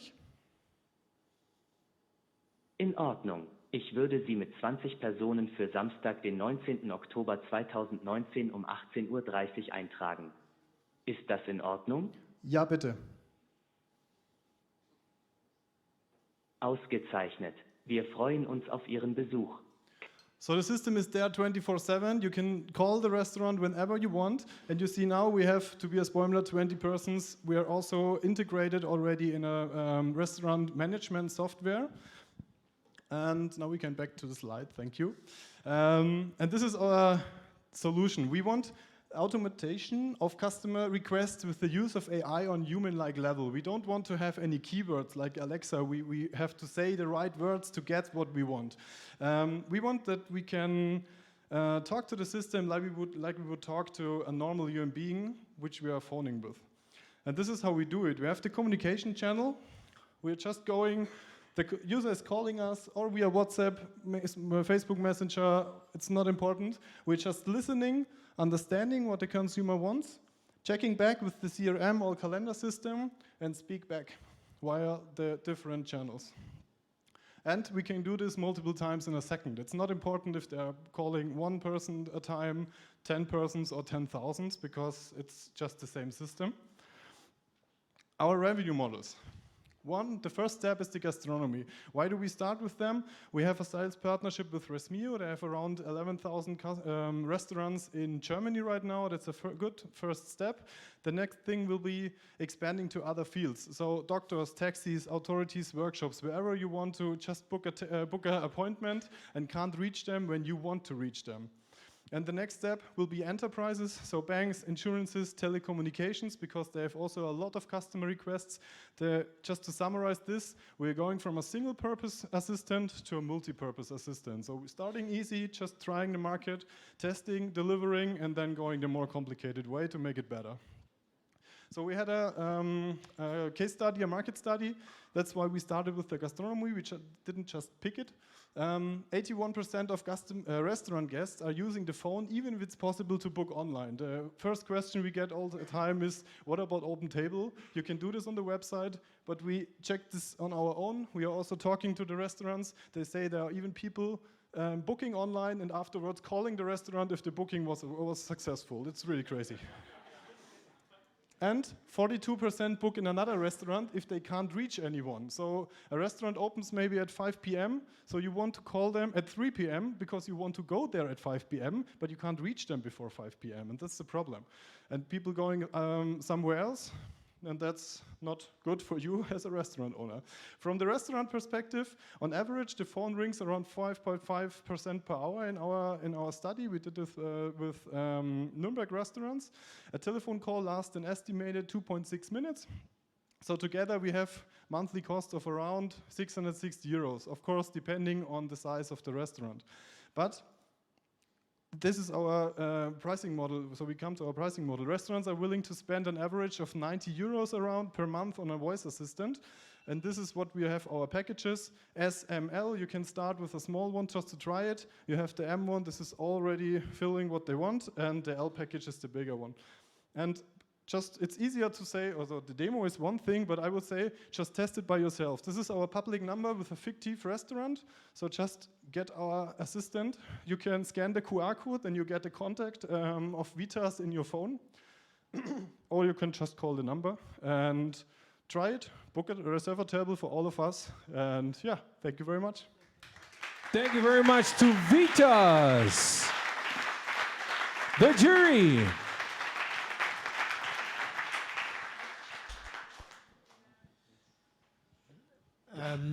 Great presentation, thank you. Thank you too. How many paying customers do you have right now?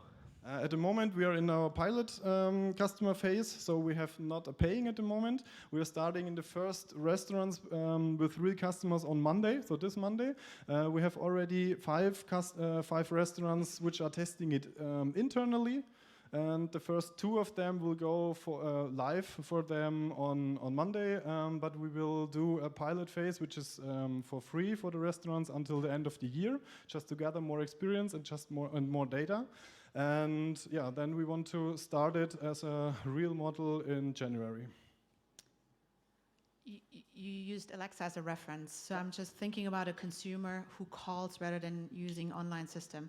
Generalizing and stereotyping, I would assume those are consumers who are not comfortable with online tools.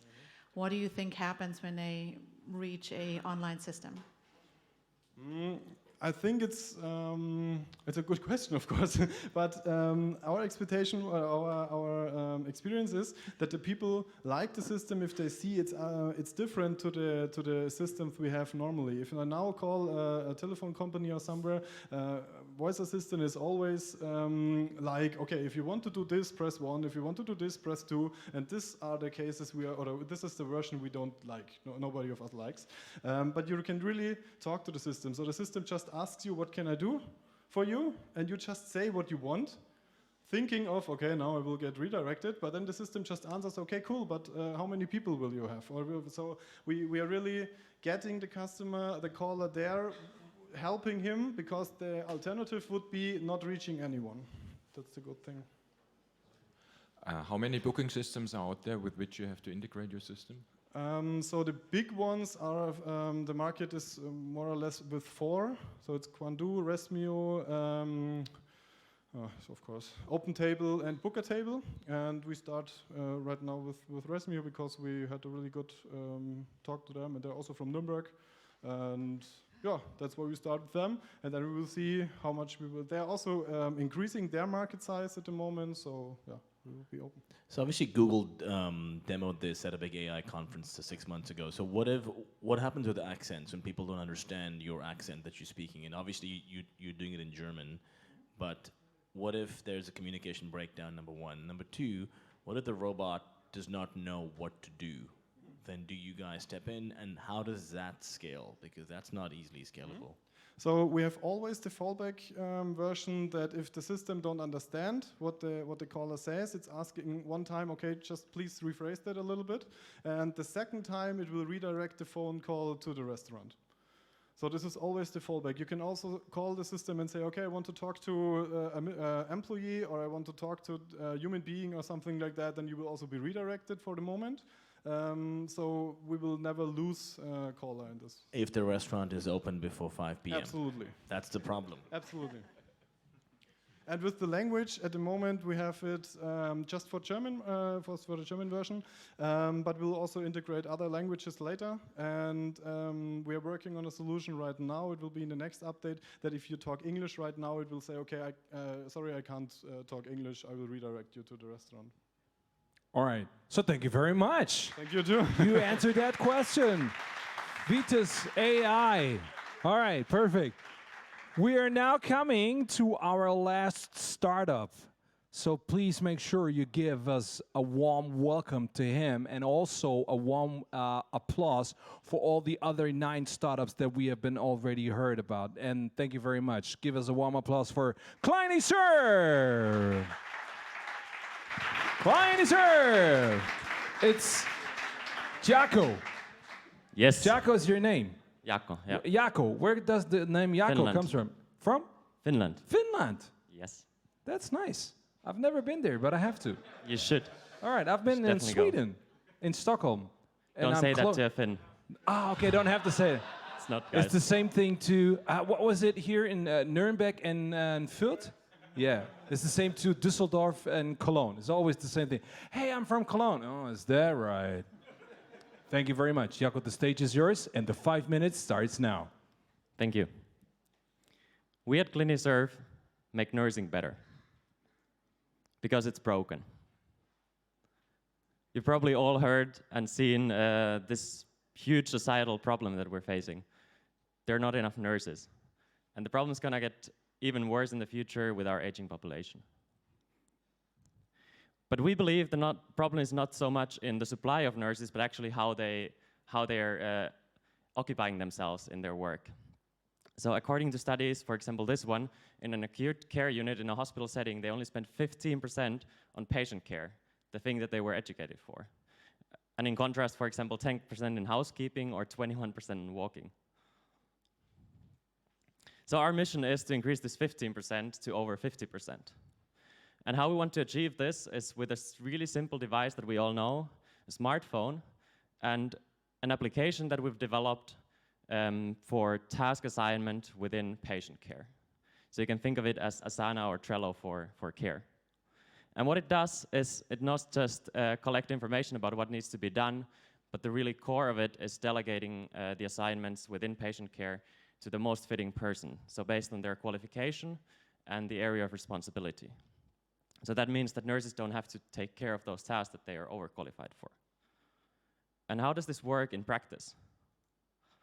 Well, first of all, we have an application for patients that they can use either on their own smartphone when they lie in the station in the hospital, or on the bedside terminal that many hospitals have invested in so far, to specify what they actually need instead of always pressing this red button next to their bed.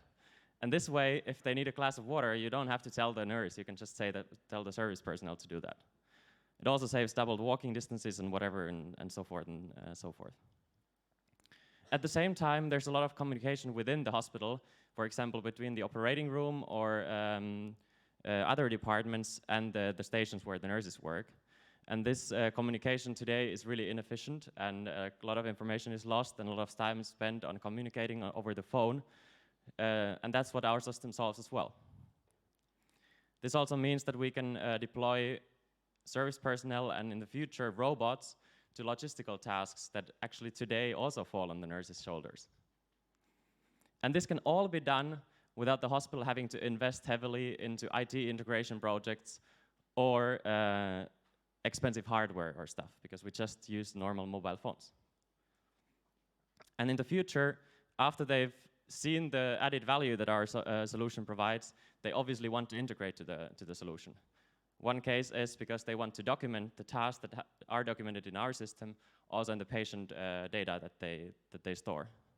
At the same time, when we get information about the diagnosis and the treatments and the care deficit that the patients have, we can automatically create a lot more tasks that can then be delegated to the fitting personnel by our system.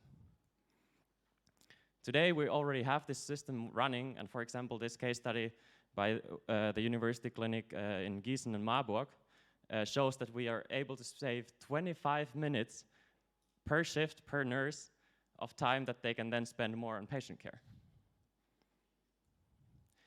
And I already mentioned one of our case studies with our customers. We started last year, signed our first customer, and today we've signed 13 customers across Germany and Austria. And they all really appreciate that they can just start using our system. They don't need to invest in hardware or integration projects that usually take 2 years in this industry. And we have a SaaS-based business model, so it's also really flexible for them. They can start with a couple of departments and then extend it to the whole hospital, which we're currently in the process of doing with our first customers. Worldwide, we target a 2 billion market, and our focus market is the European Union, with a 430 million potential with our current pricing model. We're a team of 10 people, nurses, designers, product managers, engineers, and are still looking for strengthening. We're located in Munich, and are backed by the top profile university hospitals, as well as namely investors like Plug and Play and Bayern Capital. So thank you so much for your attention. To experience how future of patient care looks like, you can try our patient app by scanning the code and entering this pseudonymized code so that you don't have to register yourself, and just go for a test. Thank you. On point, on point. Thank you so much. So who is your customer and how much does he have to pay?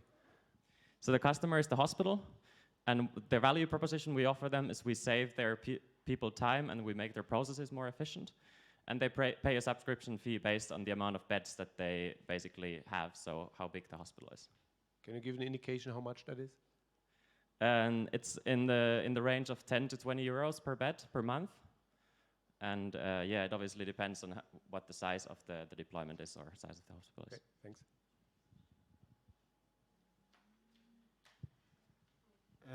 Yeah, great app, and I think we don't have any more questions. Do you?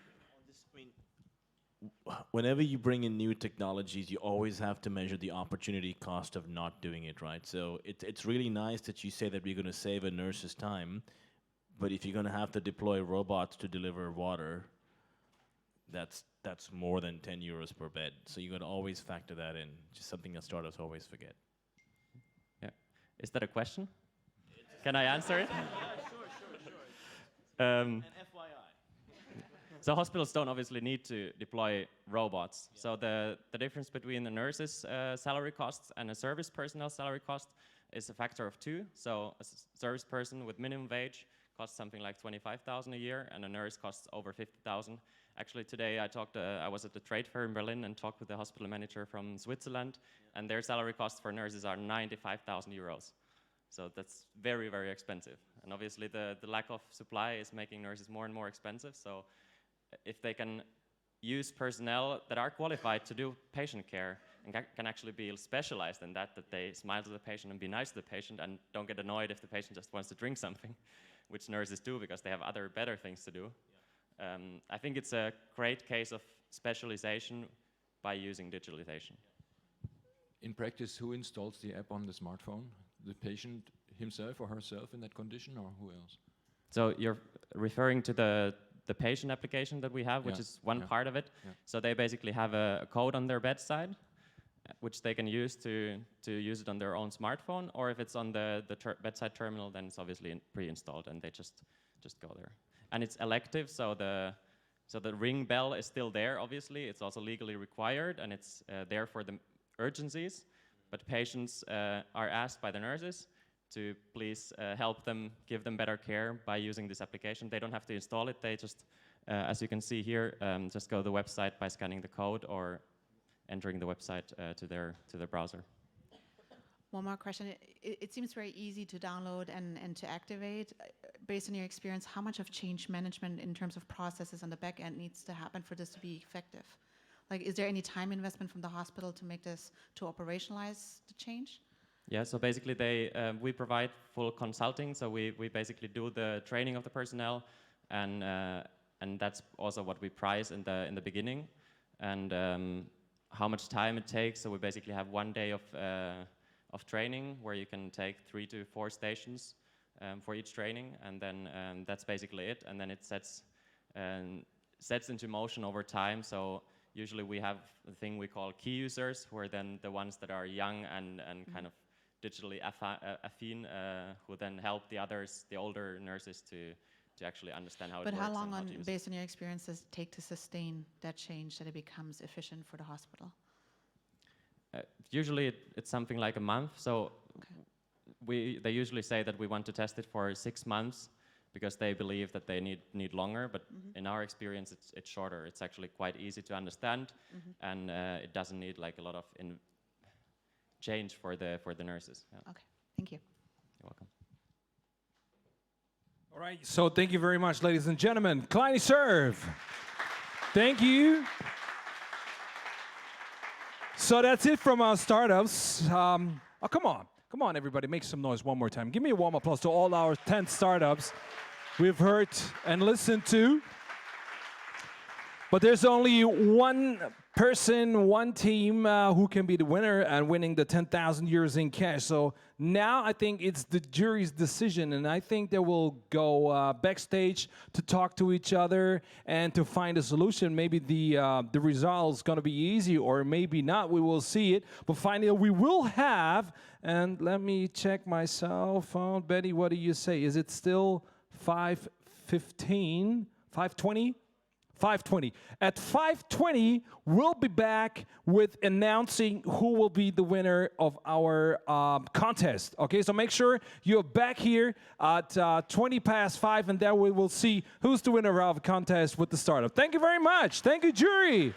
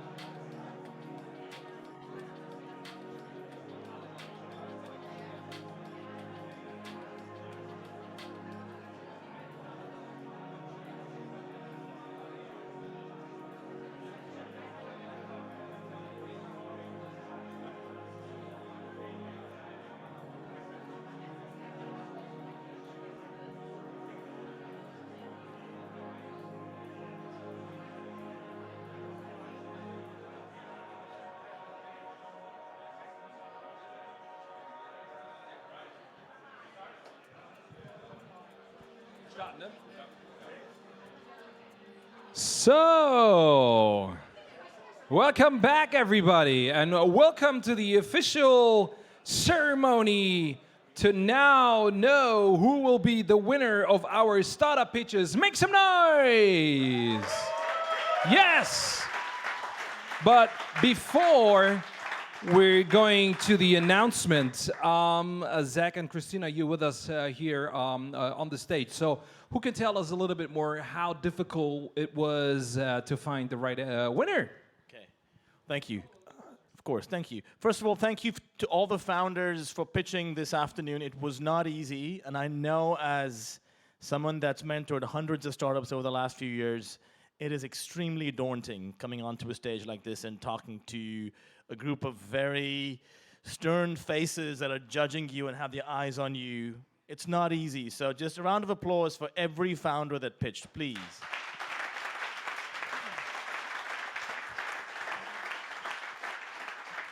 So obviously we had 4 criteria: the innovation of the product, the market opportunity, the style of pitching, and the sort of where they are from a business stage interaction perspective. The key thing about a founder that's pitching an idea that's relatively early stage is about telling a story that literally makes the hairs on someone's skin stand up. That's my sort of benchmark test. Can you convince me as an investor or a partner that you've got a market, that there's a gap in the market, but also a market in the gap, if that makes sense? And there were some really, really, really good pitches here, but there were 3 in particular that us as the jury liked a lot. And those 3 were, I feel like I'm doing the Oscars, and the Oscar goes to you. And the Oscar goes to category. So in no particular order, the 3 that we liked the most were Urmo. Congratulations, Urmo. Wow. No one's coming up. No one's coming up. We just it's just about the mention. We just the mentioned top 3. You one of those top 3. Nothing to add. Yeah. Just FYI. Smart city Celebrate systems. Oh. But who is the winner of the 10,000 years? No, hold on. And Cliniserve. So those are the 3 companies that we liked. And I know everyone says it was very hard to judge it, but we really, really mean it. It was very hard to judge these 3 companies. We didn't expect something else. Yeah, exactly. All of them had, the common theme amongst all these 3 companies were they had a market that was in dire need of their product and service. There was a clear revenue model and a business model which was repeatable and scalable. And the last thing is they had a path to product expansion. So these 3 companies had those 3 things in common, which is why we like them. However, there is only one winner. And that winner is, do we have a drum roll? Whoa, yeah. Whoa. Smart City Systems! Smart City System! Congratulations! Smart City System, come up on the stage. Come up on the stage, Smart City System. You're the winner of the Startup Award. Where is then 10,000 euros? These are the 10,000 euros. Woo! Congratulations. How do you feel? A little bit surprised, I should say. You're what? A little bit surprised. Actually, it doesn't pay to be humble. Now's your time to just. But thank you. Yeah. Yes. So tell us.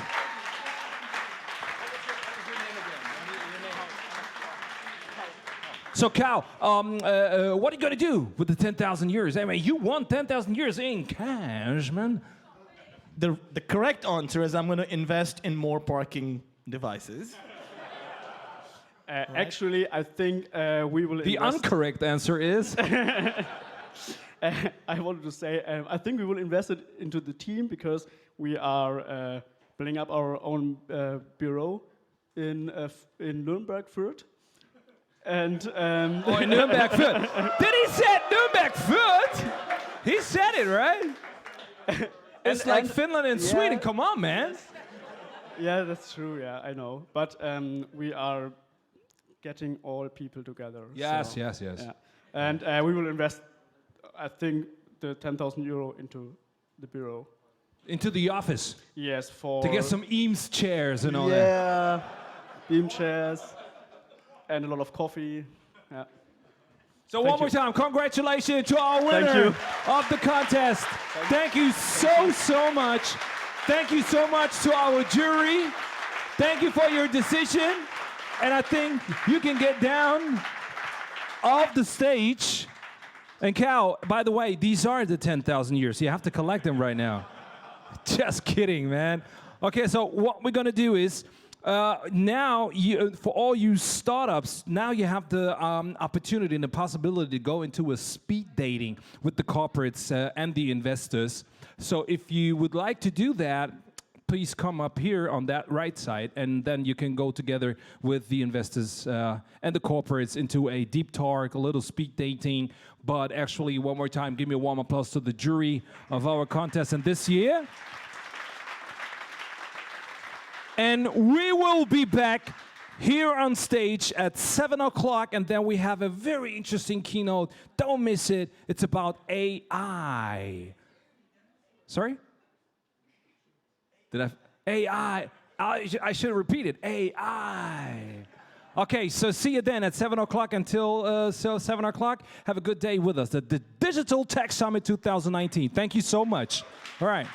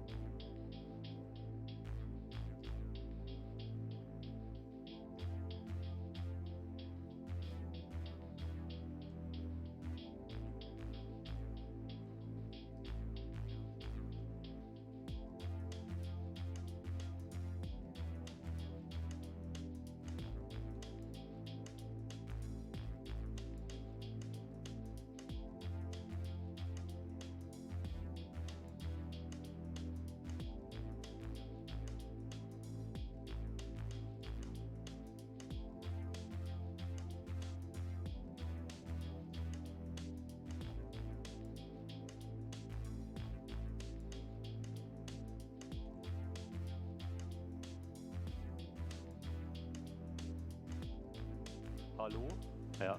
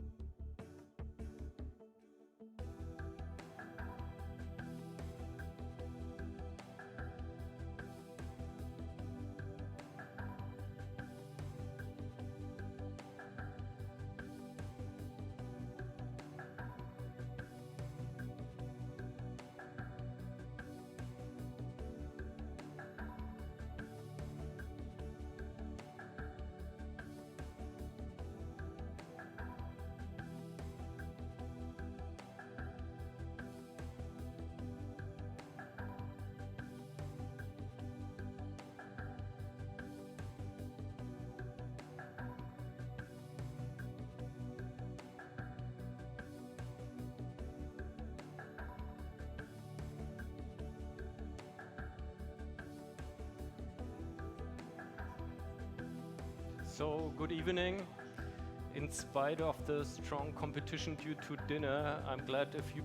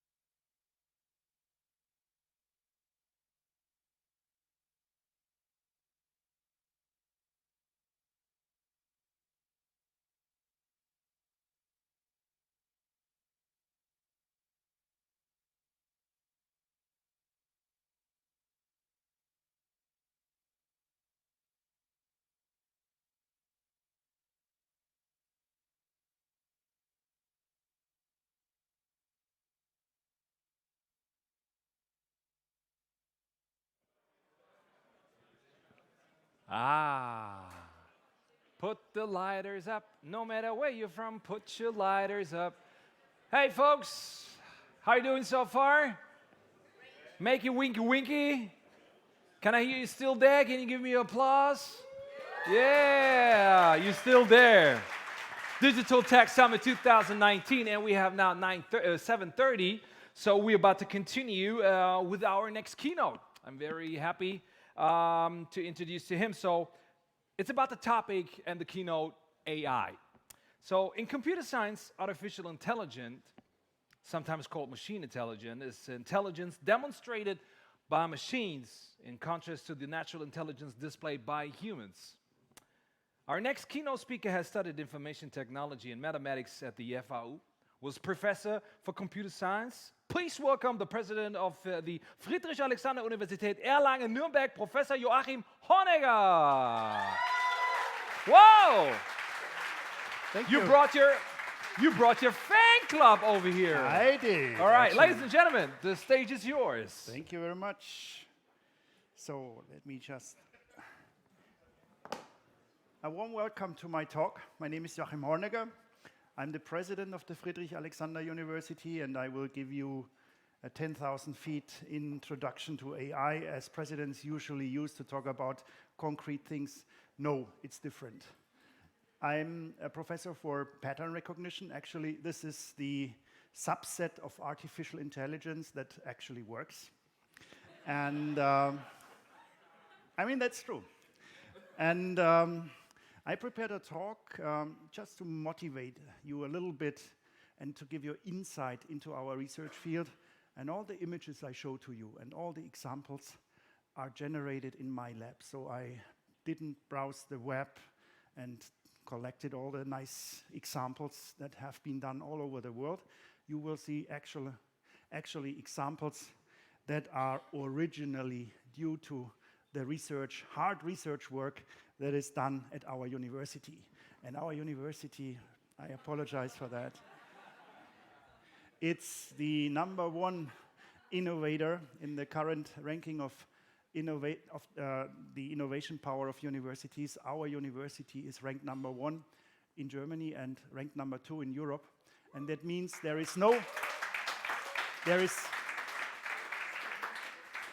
thank you. There is no other university that is so active in transferring knowledge that is actually generated within the system into industry and making products out of that that are of any use for humankind. A few innovation highlights. If we talk about innovations, the MP3 standard, your mobile phone wouldn't exist without the MP3 standard. It was invented by professors of Friedrich-Alexander University, of course. You all suffer headache, and you take some aspirin, and guess where the guy who invented aspirin did his PhD? At our university. The mathematicians might know about the link between geometry and algebra, the Erlangen program that is very famous in the math community. It was generated by Felix Klein at our university. Emmy Noether, the mother of modern algebra. She was born in the city of Erlangen. Her father was a mathematician, and she studied at our university. If you sit in any computer tomography system worldwide, you will have the spiral CT, and the spiral CT was invented by a professor of our university, of course. And there are many, many, many more. Ludwig Erhard, the second chancellor, he was in charge of the German economic miracle. We are working on this for a second round here again. And also, if you look at our AI activities, Friedrich-Alexander University does not start right now with AI. We started in 1975, where nobody was thinking about image analysis, speech understanding, digital signal processing, and so on. And what we did, for instance, 2003 already, 2003-04, with Adidas, we built the first intelligent shoe. It was on the market in 2004. It was at the CeBIT exhibition in Hanover at that time, and all the classifiers that were built in to adapt the cushioning of the running shoe to the surface so that you have the feeling you're running always on the same type of surface. The classifier was implemented by my PhD students and within our lab, and we have guided the transfer to the Chinese manufacturing even as researchers that time, and things went on. Now we have sensors all over the place, and sensor data are collected, and as soon as sensor data are acquired, pattern recognition comes into the game. Because what we do is we take sensor data and try to get information, generate information out of the sensor data. Other examples, just to motivate what we are doing, image captioning. For instance, just take an image and come up with a symbolic characterization what you see in the image. Here, for instance, in the left image, you see a group of people standing around in a room with remotes in their hand, and then you see a log probability over there with a negative number. For those of you who know a little bit about math, probabilities are in between 0 and 1, and the logarithm is in between -infinity to 0. So it has to be a negative number, and it's an indicator that tells you how reliable the type of description is that we have generated. So we need also some kind of measurements that give us a trust value in what the computer has generated. Here you see a young boy is holding a baseball, and here you see a cow standing in the middle of a street, and this cow will survive because you see the environment and nothing will happen to it. Or, you know, we talk about autonomous system. For instance, the FAU car, that is a toy example our students work on. We were in a competition, and of course, we outperformed all the others. That was an Audi competition that time, a few years ago, and autonomous driving on a very, very simple level, but all the principles can be transferred, of course, to real cars as well. But we are far away from having a fully autonomous car for our daily routine drives. Here are a few examples, and that's my major research focus. So I have, unfortunately, maybe for some of you, too many medical examples, but that's, for me, the most exciting and fascinating field. So AI helps us to find tumors in CT images. AI helps us to find vessel systems. Here you see the heart, the coronary arteries, and if some arteries here are clogged, of course, this increases or is a reason for a heart attack, and this is something that has to be treated. And the earlier the doctor gets a pointer to the problem where it is, the better it is for the patient. Here you see a fundus image. That's the retina of the human eye. We compute the vessel trees, and I will show later an example why we are doing this and what this is good for. Or we do segmentation to find certain regions in the images that allow the analysis, the diagnosis of the images in a much better way than the doctor is used to. What we gain for is, of course, efficiency, reliability of all the decisions. Another project that I love very much is book CT, computer tomography. We reconstruct books. For instance, here, archaeologists have found some documents. They were in mud, and it's hard to unwrap these and to read these. And what we want to do is we want to put them into a computer tomography system, unfold all this without opening and breaking it. For instance, the burned rolls that have been found in Pompeii, nobody was able to read these so far because once you open it, it will break. So we will try to read these things. Or here you see another example. That's the Beheim globus. It's the Beheim globus. It's from the 15th century, and it has different layers. And we would love to learn how the layers have changed over time. This globus is here in our Germanisches Nationalmuseum in Nuremberg, and we have a project where we really want to get the information layer by layer without destroying this wonderful object. Here is BookCity, another example.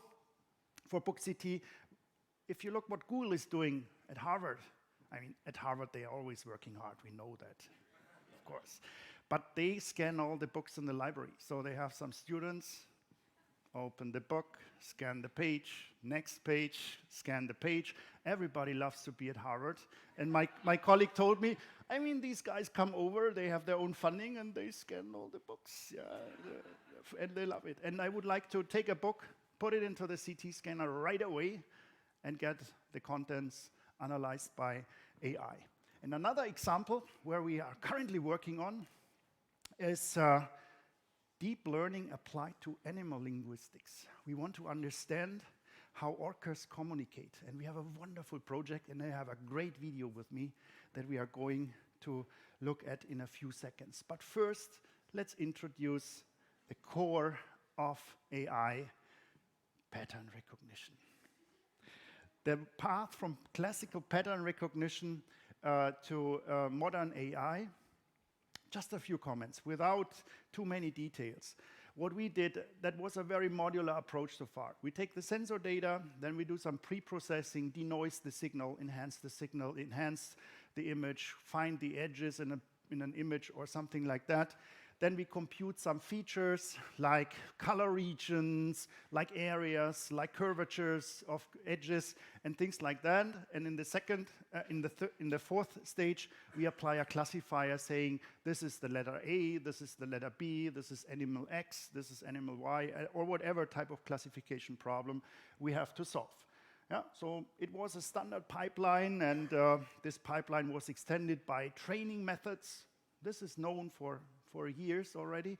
And we had learning algorithms that take examples that are labeled by mankind or by people or by students, and then classifiers are trained, and we do classification. And what we do is, and this is the only one of the few abstract slides I have with me tonight, we map the signal to a point in a high-dimensional vector space. And our assumption is that if feature vectors belong to a certain class, they are clustered here, and to the other class, they are clustered here, and the decision boundary is computed in a way that the tape that separates the two sets has maximum width. Yeah? That's all you need to know. That's the so-called support vector machine. Yeah? My colleague got the Leibniz Award 3-4 years ago for this cool invention.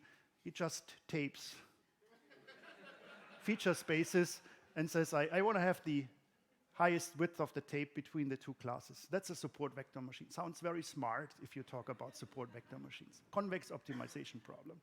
And if you have a problem like this here, just focus on the right-hand side. Here you have the class blue, here you have the class red. You will not find a straight line to separate this, so you need some more sophisticated type of classifiers, because there is no straight line that separates this. And pattern recognition researchers have spent years and decades in finding different manifolds that separate these things, and it's a lot of fun, and there is a ton of math in it, and students suffer like hell if they study all this. But there is a cool application that we always have in mind. But what happened? Now even politicians talk about AI. What happened? The following happened. Until 2010, we have established an image data set, and we have sent them through the web and asked people, what is the classification rate of your system for this set of images? And in 2010, the classification rate was around about 70%. So we had roughly 30% errors. That means each third image was classified not correctly. And you can imagine if we went to industry and said, we are doing AI for your quality control, this might be an important component, and you say to Scheffler, for instance, but every third example might fail, he will send you back home and say, go back and do basic research. But then, in 2014 and 15, this is the human performance, and this is the computer performance using deep learning and neural networks. And in 2015, the world changed. The computer did a better job than humans. And then people woke up and said, AI is the future. AI is the future. I have a good explanation for that. In 2015, I left the field and became president. Since that, it's working.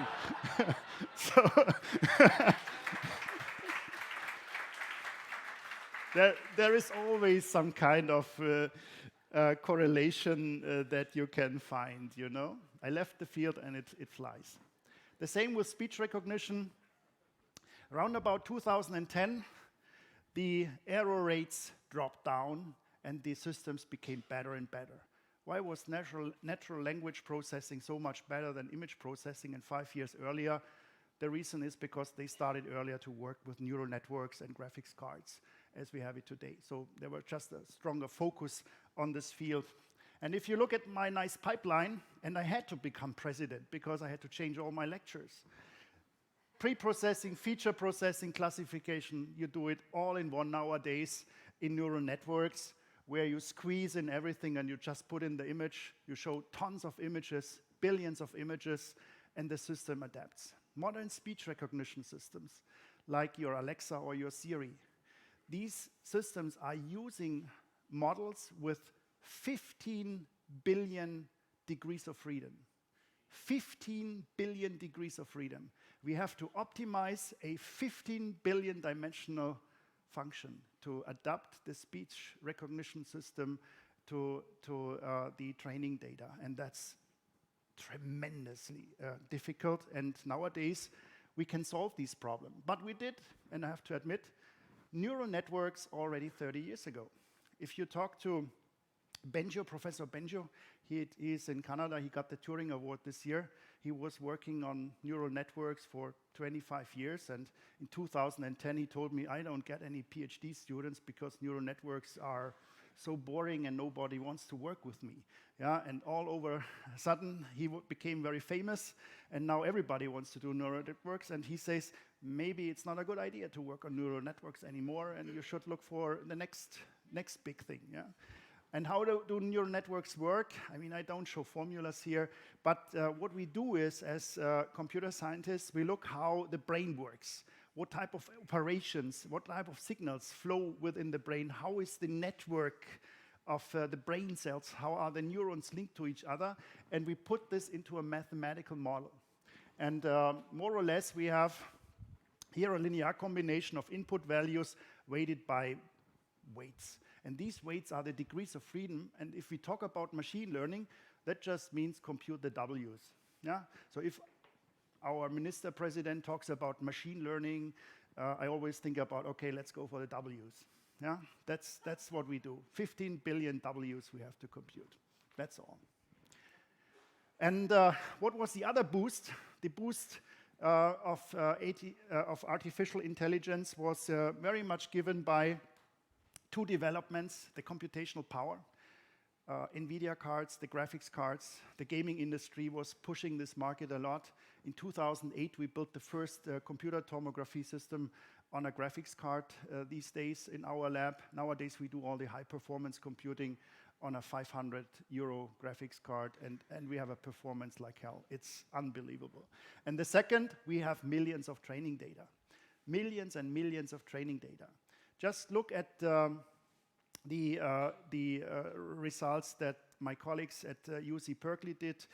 The amount of data the human beings have generated, mankind has generated until 2003. Totally until 2003. This includes my master's thesis. This includes my PhD thesis. This includes all the nice letters I wrote to my wife that time. Everything, all the letters you wrote. This amount of data until 2003 is now generated within 10 minutes, less than 10 minutes. I'm not talking about data quality here. I have kids, coming with pictures every day. But we are generating in less than 10 minutes the amount of data human or mankind has generated until 2003 in total. And that's information, yeah. And this is a huge, huge, huge opportunity if you can get access to all the data using AI. Now, training of these networks, as I said, just go for the W's and we do all the math. And this is really something where we can make our students suffer, and that makes a lot of fun to teach this type of algorithms, how you optimize in these high-dimensional spaces. But I don't want to explain formulas here. I don't want to frustrate you.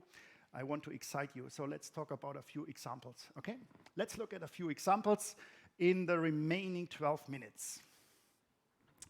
I have here a list of examples. Maybe I skip one or the other, dependent on the time that is leaving.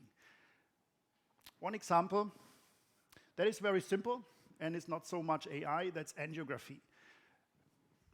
That's also what Wilhelm Conrad Röntgen did already in 1895. He asked his wife to put her hand over in between the X-ray tube and the detector and captured an X-ray image within 29 minutes. Was no problem. So it was quite a while. Now we do this within milliseconds. You get this image, you don't see any vessels. But angiography means show the vessels. And Röntgen came up with the idea to inject something into blood that is radio opaque, so you see the vessels using contrast agent. And here you see the image with the contrast agent, but you don't see the vessels very well. So you merge these two images, subtract these two images, and the rest you see here on the right-hand side. The difference is more or less the vessel tree and some minor little motion that was done by the patient in between the two images. Yeah? And that's used for angiography in all the radiology departments worldwide. The guy who invented this, of course, applied for a patent, unfortunately not a professor of Friedrich Alexander University. He now lives in Hawaii, enjoys life. It's used everywhere. Very simple idea, just subtract two images. Yeah? In the middle of the 70s, that's the low-hanging fruit that was existing. So what can we do with this type of angiography? Maybe we can find the vessels without subtracting two images. And here you see a fundus image. That's the background of the human eye that eye doctors use, or ophthalmologists, that's the right name, eye doctors, ophthalmologists, use to inspect your vision system. And they try to find out whether you suffer glaucoma, for instance. Glaucoma means your field of view is shrinking and you lose, by the time, the capability to see. And we try to find out by using machine learning methods what are the changes that happen over time and what are the characteristic similarities between people that suffer glaucoma. And we collected tons of data. We have these in Erlangen. And the only thing that has the highest variation was the vessel tree. And so we couldn't do AI on these images because for each individuum the vessel tree was different, and at the end of the day we couldn't find really discriminative features that are in charge of deciding is there a glaucoma or is there no glaucoma. So what we did is we used AI and computed the vessels by using smart segmentation algorithms. That's already more than 10 years old, this example. And then we have used the famous sandpaper algorithm. You know this? Working on your car, or if you paint the walls, sandpaper. We took sandpaper and we just sandpapered out the vessels, and we came up with an image that you will never ever capture by a system. So you need AI to eliminate the vessels, and using this you can analyze the differences between different retina structures, whether people suffer from glaucoma or not, and we found very, very, very important information for our ophthalmologists. It's a very, very powerful system, and nowadays we built a classifier, very cheap camera, that allows to classify glaucoma also in Africa and poorer countries with very low cost and low end systems using this type of algorithms. But we also use it for the human heart, and we won last year a Best Paper Award, no, second place last year, one of my students. If you have the beating heart, unfortunately, if the heart is moving, you cannot capture one image and the other and subtract, so you have to find out where are the vessels and you have to sandpaper. So we have used this old algorithm, called it AI algorithm at that time now. And we computed out of the X-ray projection, the vessel tree, we sandpapered, and the vessel tree was also left, and so we had the two images just with one shot. Also something that patients is good for the patient because you don't have to exhibit multiple X-rays here. Another example that we were working on, one of my students with Siemens Healthineers, we used deep reinforcement learning to analyze huge CT data sets that can be acquired within less than 10 seconds actually today. And the whole data set, that's gigabytes of data, is analyzed using resolution hierarchies, and we have implemented different algorithms to find specific areas within this huge data set. And that helps radiologists because they cannot browse through all the different images and look for tumors or significant parts. Here, the doctor is guided through the data set and sees regions where he should look at closer because there is a high probability that something is going on there. Or if you look at the classical X-ray acquisition procedure. This was invented in Würzburg, by the way. but the best X-ray tubes 100 years ago were built by one of our technicians at our university, Reiniger, and he is the founder of Siemens Healthineers, one of our most famous spin-offs of our university. It's true. I mean, it's true. So look at this. I mean, you generate X-ray particles. They are propagated through the object, and you get a flat image.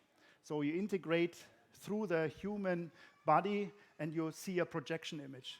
And of course, in the projection image, you have overlaid structures. And if you want to find certain features that you easily see in 3D and you don't see in 2D, it's hard to build up this correlation. And what we did is we marked certain features in 3D, and the system did the forward projection and told us where these features can be found in the image. And then machine learning was used to look at the projections of certain areas in hundreds of thousands of different artificial X-ray images.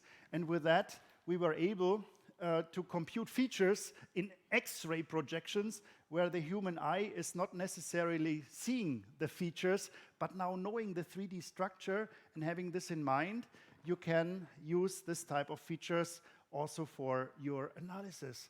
So you see something that you actually don't see. Yeah, it's different. Yeah, difficult. Here are a few examples. I will not show the total video. So these are relevant points that are easy to identify in 3D, and these are the forward projections that we have learned.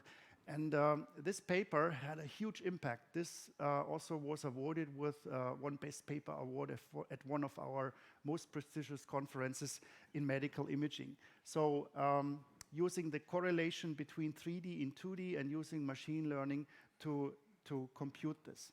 Another example, if you know about CT, you have to rotate around the patient in 360 degrees, but sometimes you want to have less. And if you have not a full rotation, you get these reconstruction artifacts. With AI, we were able to learn how you can do a full 3D reconstruction using a limited angle acquisition protocol. So you see here the reconstruction using a 360-degree protocol. Here you see what you get if you use the standard reconstruction algorithms that you can buy today in commercial systems, and this is what you get if you use the machine learning method with a limited data set. It's wonderful. It's fantastic. You are so excited, right? You should. You should. Or here another example with this limited angle, just to show you. And at the end of the day, and this is a slide I took from Siemens Healthineers, what we try to do in a joint project with our spin-off or startup company, Siemens Healthineers, is we want to build a digital twin. So all the data that is acquired through lifetime, we just put into our digital twin, and we use this type of information to do biological modeling, to do prediction, to allow for personalized medicine, and there is so much to come. And yesterday, our Minister President of Bavaria announced that he will invest 8 additional chairs at our universities, Friedrich Alexander University, to support this type of research. So we will have a unique research environment to make this vision become true. And now a few examples, and I have 3 minutes left. Book CT. So these are reconstructed scrolls here, a Chinese scroll we have reconstructed. Here you see through the slides what we get, and then we use AI methods to unfold the scroll, and you can read it. This is the original one, and this is the one we took, and now you can use OCR to read this and analyze this. Yeah? So this is the 3D data set we have used to see all the mud and dirt, and it's sometimes very difficult to unfold this, and using 3-dimensional imaging and image analysis, we can work on that. And please keep in mind, all the examples I show to you are computed at our university. So this is unique and original.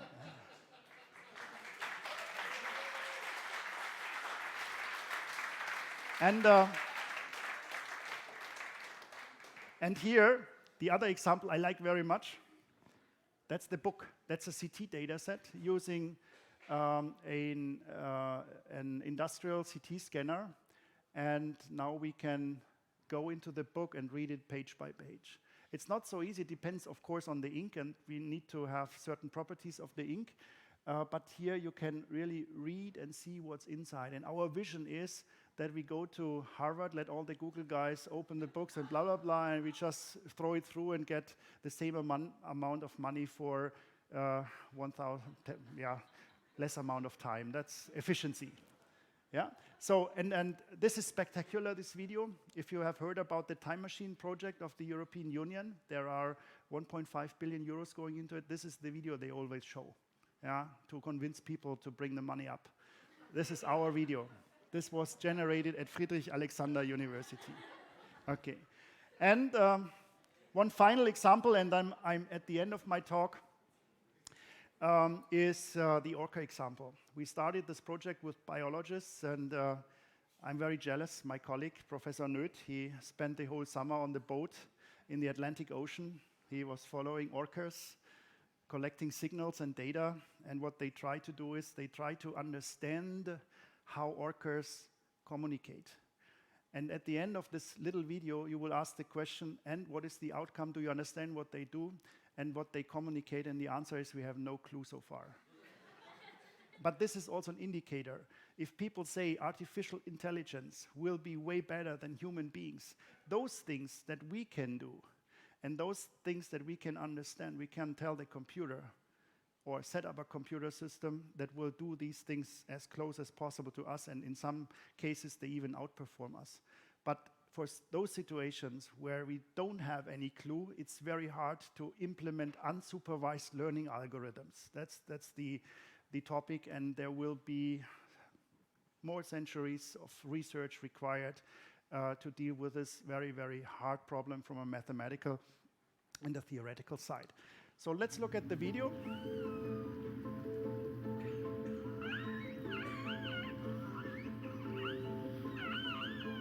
The calls of northern resident orcas have been recorded for over 40 years. Despite all efforts, no one has cracked their code. Limited by current analysis technologies, researchers have identified family names and categorized each individual, but still puzzle over what else is hiding within their call. So far, the easily detectable signifier calls have been found, but the majority of calls remain too complex to comprehend. I'm sure there's more information than just saying, I'm here. But so far, no one has uncovered meaningful patterns within the myriad of waveforms. In a pretrial, pattern recognition researchers successfully adapt their software to the whales. Basically, what we're doing is we're segmenting an incoming stream into basic units. The uploaded signal will automatically be segmented into relevant portions of the signal, irrelevant portions of the signal. The relevant will be classified. The specialist can correct this classification. Then these corrected signals will go back into the system and retrain the system. So continuously improve the system, alleviate the specialist from much of the tedious work, at the same time improve the classifier and help him find relevant contextual knowledge about what sequence of communication signals play a role, and so on. For us computer scientists, it's very interesting to work with animal speech. If we implement some of the... I think we stop here. You have seen these two researchers, of course, were researchers of our university. That's a very challenging project. There will also be a series in the German TV on this in the near future, in the upcoming 6 months. But I hope that the 30 minutes I had to excite you about my research field gave you a little insight and a feeling how exciting it is to work in the field of AI these days. There are so many things we can solve, so many problems we can solve, and I'm very much convinced deep learning is the topic of the future, and it will affect all our lives for sure. Thank you very much. Thank you so much, Professor Joachim Honegger. You know what? I am so flashed. I am so flashed about, especially about the last two videos that you showed me. But I can tell you exactly by what I am exactly flashed. But I'm flashed. That's what it is. So thank you so much for being with us. And let's continue. Let's continue with our talk, but before the talk comes, it's about a keynote. The talk is about startup and their start. Startups typically begin by a founder or a solo founder, a co-founder who have a way to solve a problem. The founders of a startup will begin market validation by problem interview, solutions interview, and all that, and the building a minimum viable product called a prototype, for example, to develop and validate their business models. The startup process can take a long period of time, maybe estimated 3 years or longer, and hence a sustaining effort is required. So sustaining effort over the long term is especially challenging because of the high failure rates and uncertain outcomes. And it's very challenging for myself, and I can't understand why it's so loud in this moment. But we're about to continue. It's okay, no, I'll just let them go ahead. So, and now let's talk about the stars, as I said, and the stars. But we start with a keynote by the co-founder and chief investment officer of Startup Bootcamp Afritech, the leading multi-corporate-backed venture accelerator program in Africa. Also specialist corporate finance advisory firm and micro VC fund specializing in high growth, high impact African tech ventures, and he is an angel investor in 40+ leading tech startups in Africa. And I've heard that he came to South Africa at 2010 during the World Cup, and that was love at first sight. Please welcome Zach George. And as we said, the stage is yours, and of course we do have a microphone. This one is yours. All right. Yes, the click. Where's the presenter? There it is, the presenter. Got it. All right. Zach. Thank you, guys. Thank you, everyone. Again, a big round of applause to our previous speaker from FA. Thank you. That was very, very, very informative. So thank you very much for that talk.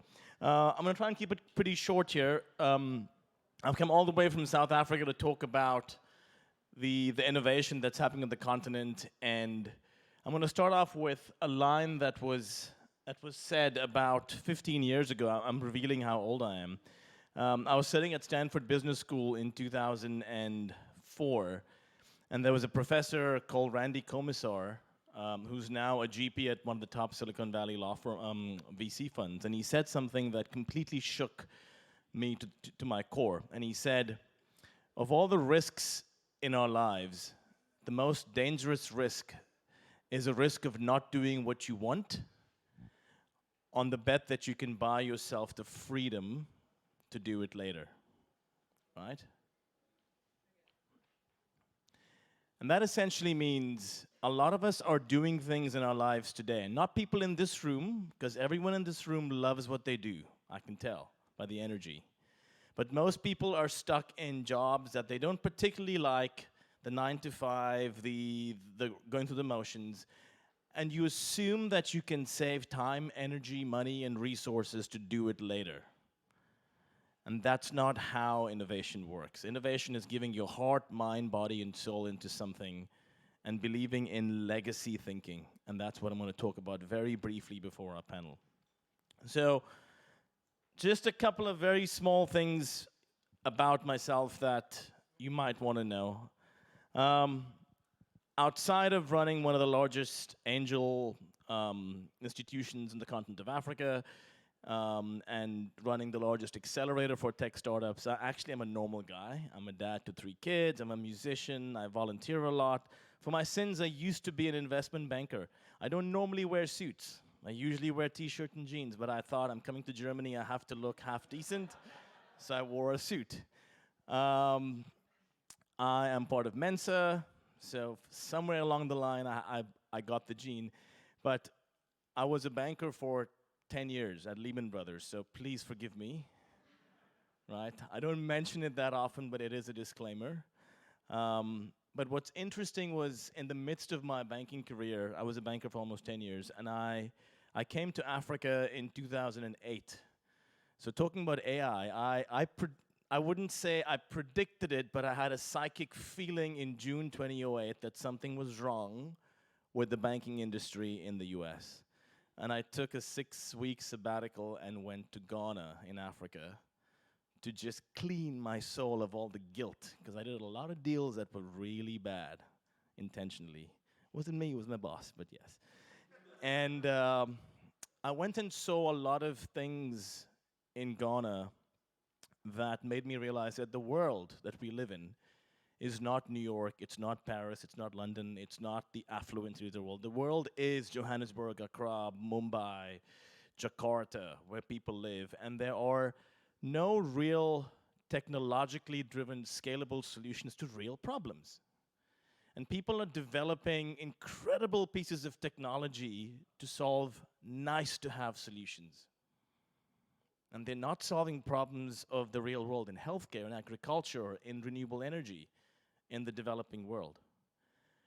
So I spent 6 weeks in Ghana and I said, I'm going to go back to New York City and I'm going to resign from Lehman and I'm going to go and work for the Gates Foundation or the Clinton Foundation and change the world, and voila, 2 weeks later, Lehman goes bankrupt, right? So talk about me having some sort of a universal prediction of this.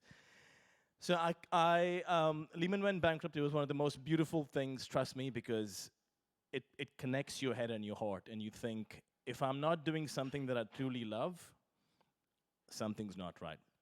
So long story short, I was at Barclays for a while. I came to South Africa for the World Cup in 2010. Germany did not do too well in that World Cup. Bad joke.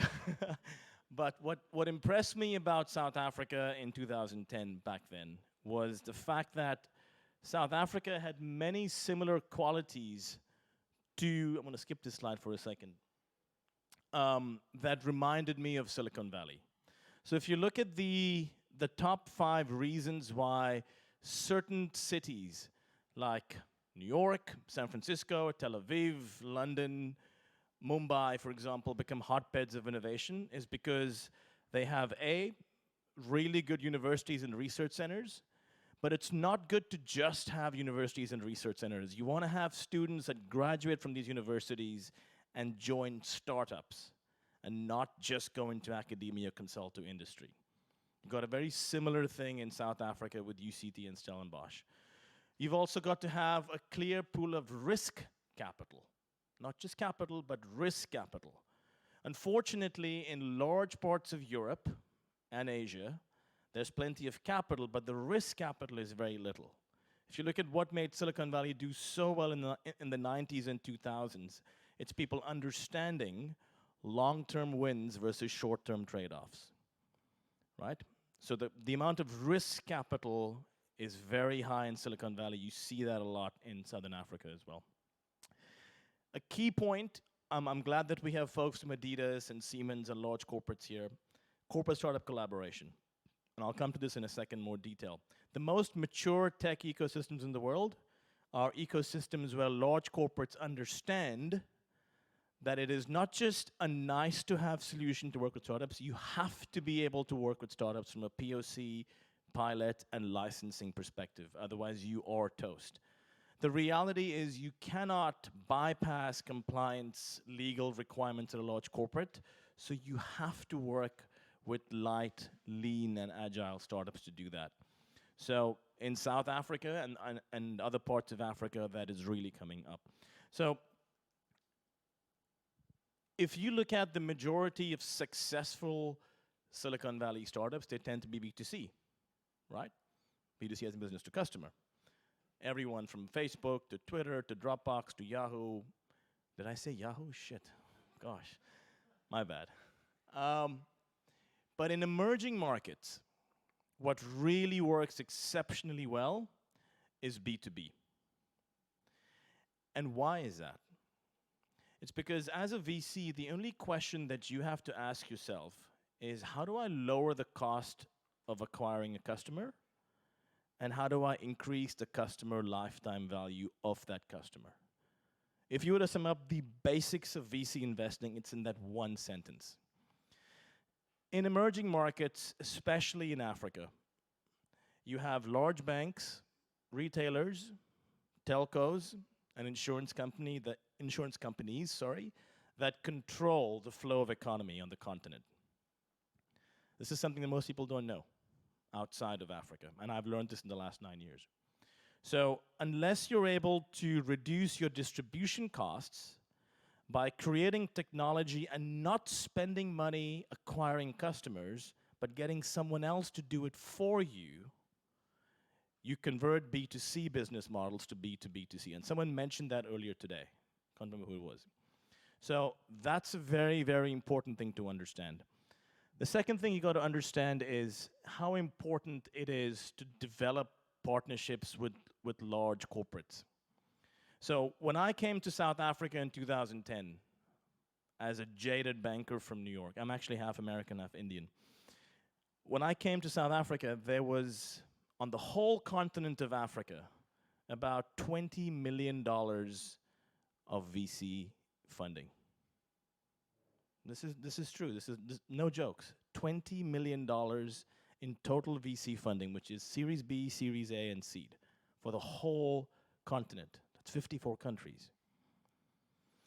That number today, in 2018/19, can anyone guess what that number is today? Roughly. It's about 1.2 billion. So it's gone from 20 million to 1.2 billion in about 7 years, right? And one of the main reasons why that's happened is large corporations, international and ones on the continent, are able to work with startups and not consider them as just recipients of corporate social innovation or enterprise development. And that's why it is quicker, and this is an important thing to realize for all the entrepreneurs here and the corporates, it is quicker to scale a business on the African continent if you get the distribution right than anywhere else on the planet. And this may come as a surprise to you, but I've been doing this for the last 8 years now with more than 50 companies. And I've gotten more traction from my Africa investments than from investments anywhere else in the world. But people don't know this about Africa, right? Africa's always been the poster child of disease, poverty, hunger, famine, and I hate that because the media is inherently biased against poorer countries. And I happen to have come from a relatively middle-class background. I grew up in the Middle East, I grew up in the US, and when I came to Africa, I said, wait a minute, something's not right. There is a whole story of the continent that no one talks about. There are things in Africa that are more advanced than the US that I bet no one here knows about. For example, in a small country called Rwanda, if you get into an accident and you have to, within 2 hours, get a certain supply of blood to survive, you can have that delivered through drones in Rwanda. Most people here don't even know where Rwanda even is, right? You can, in Africa, through a company called mPost, which is a company that we invested in a couple of years ago, you can convert your postal address into a virtual mobile address and access your mail anywhere in the country through virtual postal technology. It's completely transforming the postal industry. And everyone here knows of M-Pesa, right? Who doesn't know about M-Pesa? M-P-E-S-A? If you don't know, it's because it hasn't come to Europe yet. But it's a technology where you don't need to have a core banking system. You can do your entire banking through your phone. Mark Zuckerberg visited Nairobi about 4 years ago and said if he had the money and the resources, he would buy M-Pesa. But it's too complicated for him to understand. The CEO of Facebook thinks that M-Pesa is too complicated for his engineers to understand because it is that innovative, right? So there are a lot of things that that I didn't know about 10 years ago. But I've traveled all across the continent, and there's so much innovation happening that we don't know about. And what's even better for all the greedy VCs here, if there are any, is valuations on the continent of Africa ridiculously low. Won't stay low for that long. But the opportunity, so where Africa is right now is where India and China, and to a certain extent Brazil, were about 7 to 8 years ago. I'm going to go back to a slide here that will surprise a lot of you. The world's population today is about 7.5 billion people, right? Give or take a few hundred million. Africa accounts for about 1.5 billion of those 7.5 billion people, so about 1/6 of the world's population, right? In the next 70 years, the world's population is expected to be about 12 to 12.5 billion. Africa will account for 85% of that population increase. So 70 years from now, hopefully we'll all still be alive then, 1 in 3 people will be from the continent of Africa. Right? The population of Nigeria, which is currently about 250 million, will surpass the US of A in the next 20 years. And Nigeria is about 1/15 the size of the US. Cities like Lagos, Kinshasa, Nairobi, 12 of the top 20 cities in the world will be African. So that is either a massive challenge or a massive opportunity. So the ability for developers, designers, scientists, and engineers to start developing solutions in smart transportation, in electronic healthcare and telemedicine, in infrastructure and smart communications, the opportunity is moving not away from Europe and the US into Africa, but it's happening out of necessity because people have bigger purchasing power, there's more internet, there's more mobile, and Africa has this unique opportunity to leapfrog technology. People get what that means, right? Where you literally skip an entire age. So in Africa, we skipped the copper cable age. We didn't have landlines. I mean, we had landlines, but it was very little penetration. We now have more mobile phones than people in Africa, right? We've got the concept of prepaid airtime, prepaid electricity, prepaid anything was developed here, but it was out of necessity rather than a nice to have. And that's why 9 years after coming to South Africa, I'm still here. It's because there's so much opportunity to use technology to do good. I'm sorry, the screen's covered right here. I was speaking about valuations a bit earlier. Now, most of you startups, how many of you startups have raised funding before? Or have talked to funders? Just 1? 2? You're just scared to say that you haven't gotten funding. Is that the real reason? No? Okay.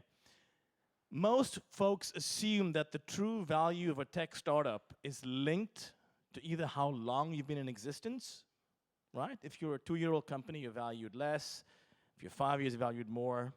That's one idea. The other idea is, if I've raised more money, I'm worth more.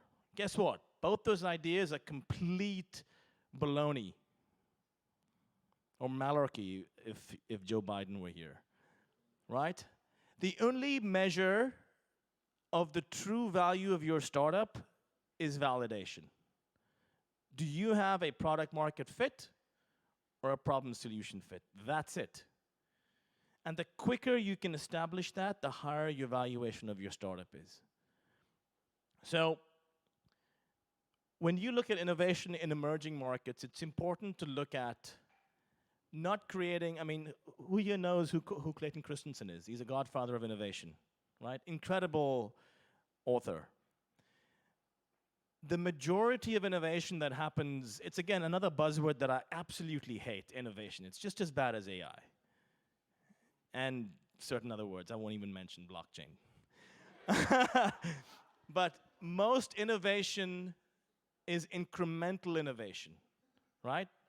It makes processes cheaper or faster. It's building a slightly faster car or making a car cheaper using cheaper products. It's incremental. But then every now and again you have innovation that is market creating. And it's this concept, I would recommend a book if you ever have the time, because people watch videos but they've stopped reading. If you still enjoy reading physical books or an ebook, read a book called The Prosperity Paradox. It's written by Christensen and a couple of other professors. And it says, people that create markets where no markets have existed are the ones that become truly successful and significant, right? It's this theory of non-consumption, and Africa is extremely good at doing that. Let me give you an example, insurance. In Germany, in Switzerland, people love insurance. They're over-insured. You got insurance for everything. In Africa, about 5% of people on the entire continent have insurance. 5%. I'm part of that 5, but I'm slightly privileged. 5%. And why is that? It's because you're applying a traditional mindset of insurance and not understanding what your market actually needs. But as any mentor to a startup will tell you, if you validate what your customers want, you succeed.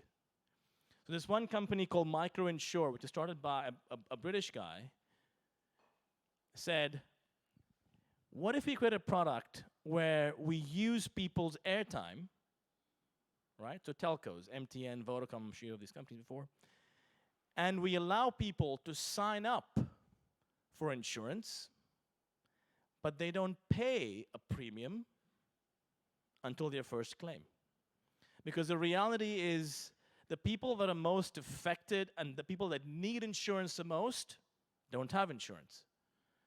So if you're asking someone to shell out money to pay for something when they can't even get 3 meals in a day, why are they going to say yes?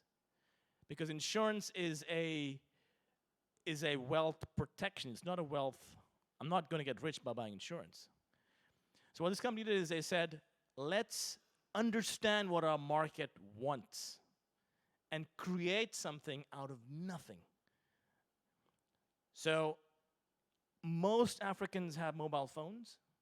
So they went to the telcos, again, B2B versus B2C, and they said, for every, whatever, $10 of airtime that someone buys, we're going to not keep, we're going to reserve a certain amount as an insurance policy.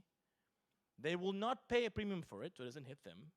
But when they make their first claim and have to send a child to hospital, they will not be denied because they had insurance.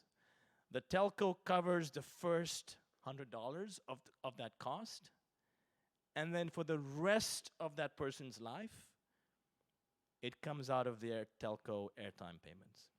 But they modified it for the market. They didn't fall in love with their product and say, we're an insurance company. No, we're going to give customers what they want.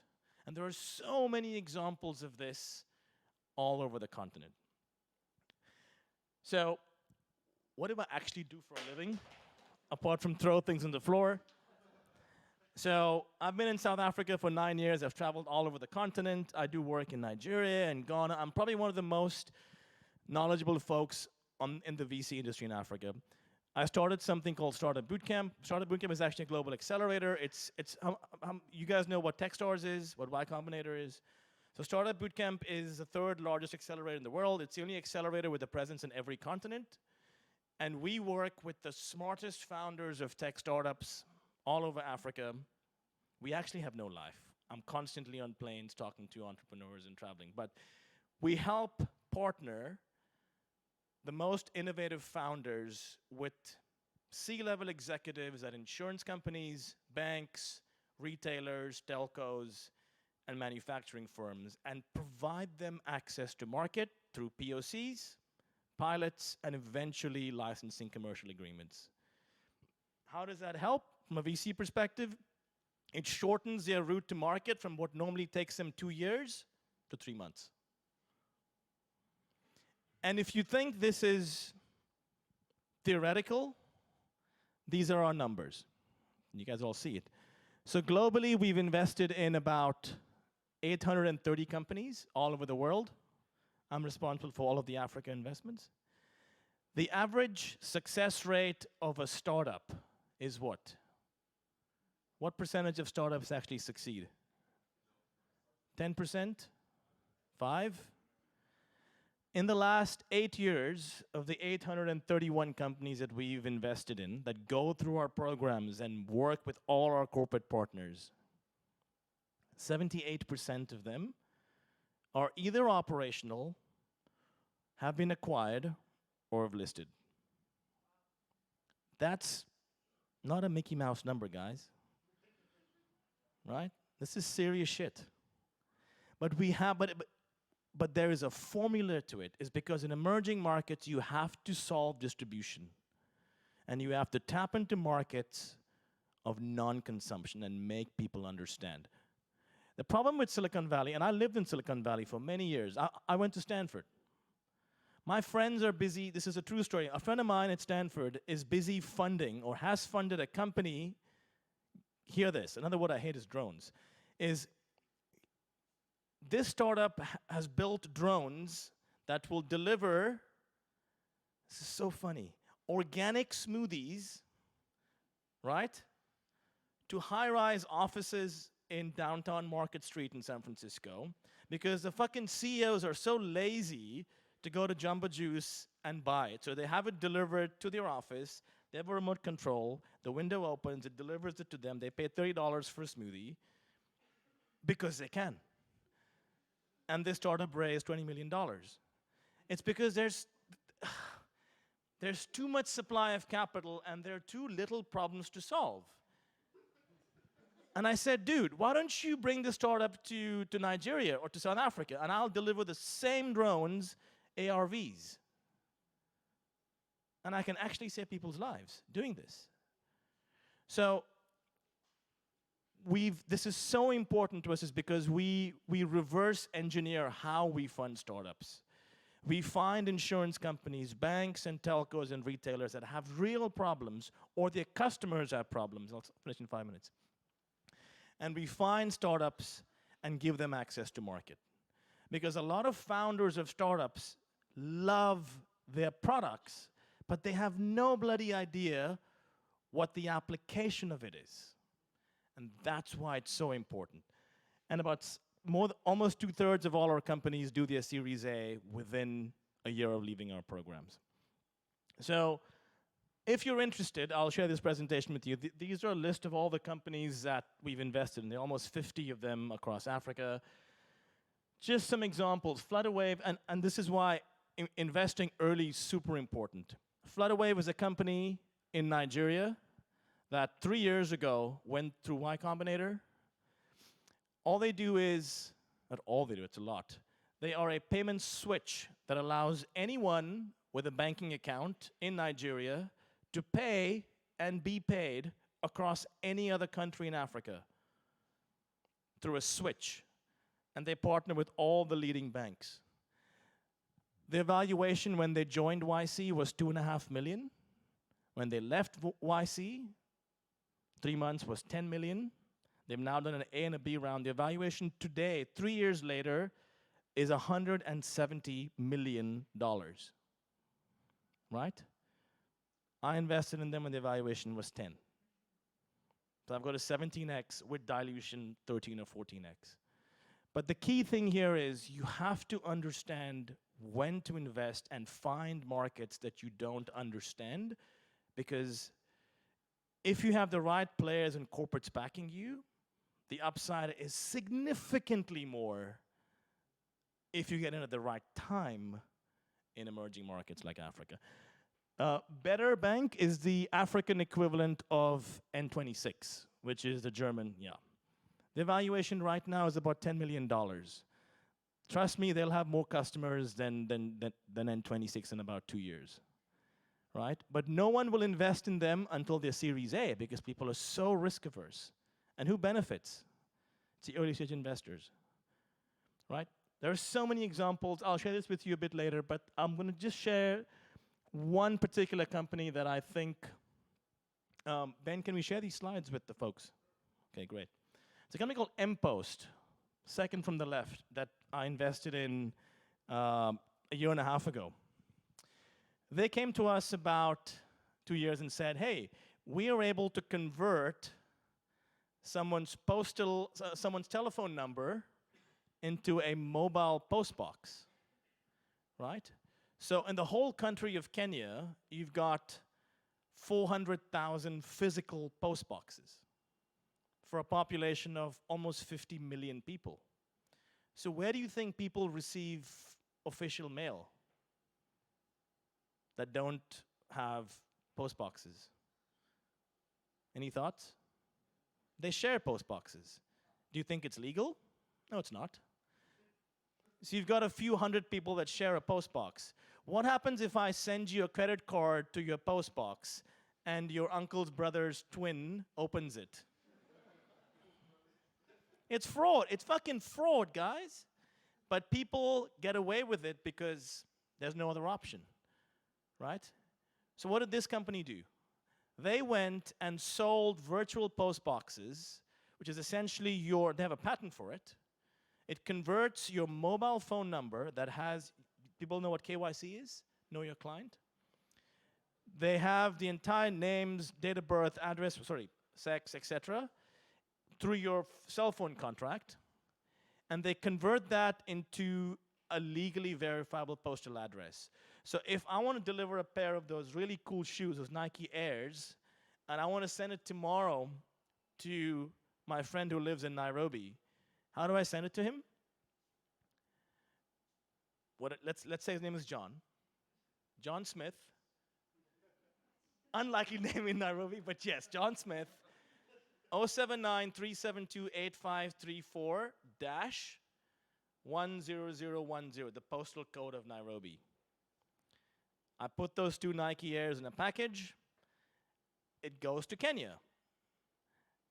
The last 5 digits are 1001, so they know it's Nairobi. It goes to the post box, goes to the post office. They type in the number because it's part of M-Post. Oh, that's the person's name. Snap in a QR code. That person can now collect his Nike shoes from Nuremberg at the Nairobi post office. The post office becomes your post box, and it's linked to your phone number. So now you suddenly have no restriction of a physical post box. You could do the same thing here. What if you guys happen to be in Munich or in, I don't know, Zurich for a week, and you have an important letter? How do you receive it? How do you? I'm asking you. How do you guys receive something if you happen to be away? Neighbors? Okay, if you trust them, you're great, yeah. The answer is you don't, you can't, right? So this company, again, was valued at $1 million last year. They're now worth $10 million. And they likely will get acquired by either an Amazon for last mile logistics or a Jumia, an e-commerce company. But we don't hear about these stories because they're not as sexy as Tesla or the new Human Genome Project, or they're not as sexy as using words like AI and blockchain for But there's some real cool shit happening that people are making a lot of money on and doing good. And that's why I wanted to come here and just talk about this, because it gives you a perspective, even if you're a startup founder, that there are markets outside of traditional markets in the first world. So as a result, what we've done now is we said, with all these opportunities, we're now in the midst of raising a fund that specifically invests in early stage, pre-Series A technologies all across Africa. It's called Launch Africa. And it's something that I'm very happy to talk to you about. And the goal is to become the largest fund to invest in African tech entrepreneurs. We've got an incredible network all over the continent, and it's something that I'd be very happy to talk to you about. And the last slide, one of my favorite people in the world, is whenever someone tells you that you can't do something, it always seems impossible until you get it done. So thank you for listening to me. I've spoken way too long, but who cares? Thank you. Thank you so much. Thank you so much, Dak. Oh, and by the way, if you didn't hear this, someone in Africa just became the world's fastest human being. Yesterday. Well, this morning. Was it in the morning? Yeah, in Vienna, yeah. He under 2 hours, right? 1 hour 59. He ran the marathon in 1 hour 59 minutes. And 42. And I think that was 40, the 40. yeah. 42. Anyway. Thank you so much, ladies and gentlemen. Zach, you can stay with us. You can stay with me here. you can hold it with you, the microphone. Go ahead and sit right here because I would like, to welcome two more experts because we want to a little bit continue to talk together with all of you about startups and their start. She's a local community leader at Techstars and Agile Coach and Train Out the Future Academy X and senior project manager and competence lead at Price FX. It's great to have her with us, Kate Colodilina. Kate Colodilina, ladies and gentlemen. Kate, so great to have you here. Why not having a seat and look around this, man. We have all of this money. So like this, and we're about to welcome another person on the stage. He was the head of sales Europe of Wittgenstein AG and now C-level Scout B, which means connect companies from all over the world with a current focus on supplier of automotive tier 1 and tier 2 companies, AI-based software solutions. So please welcome Gregor Stühler. Gregor.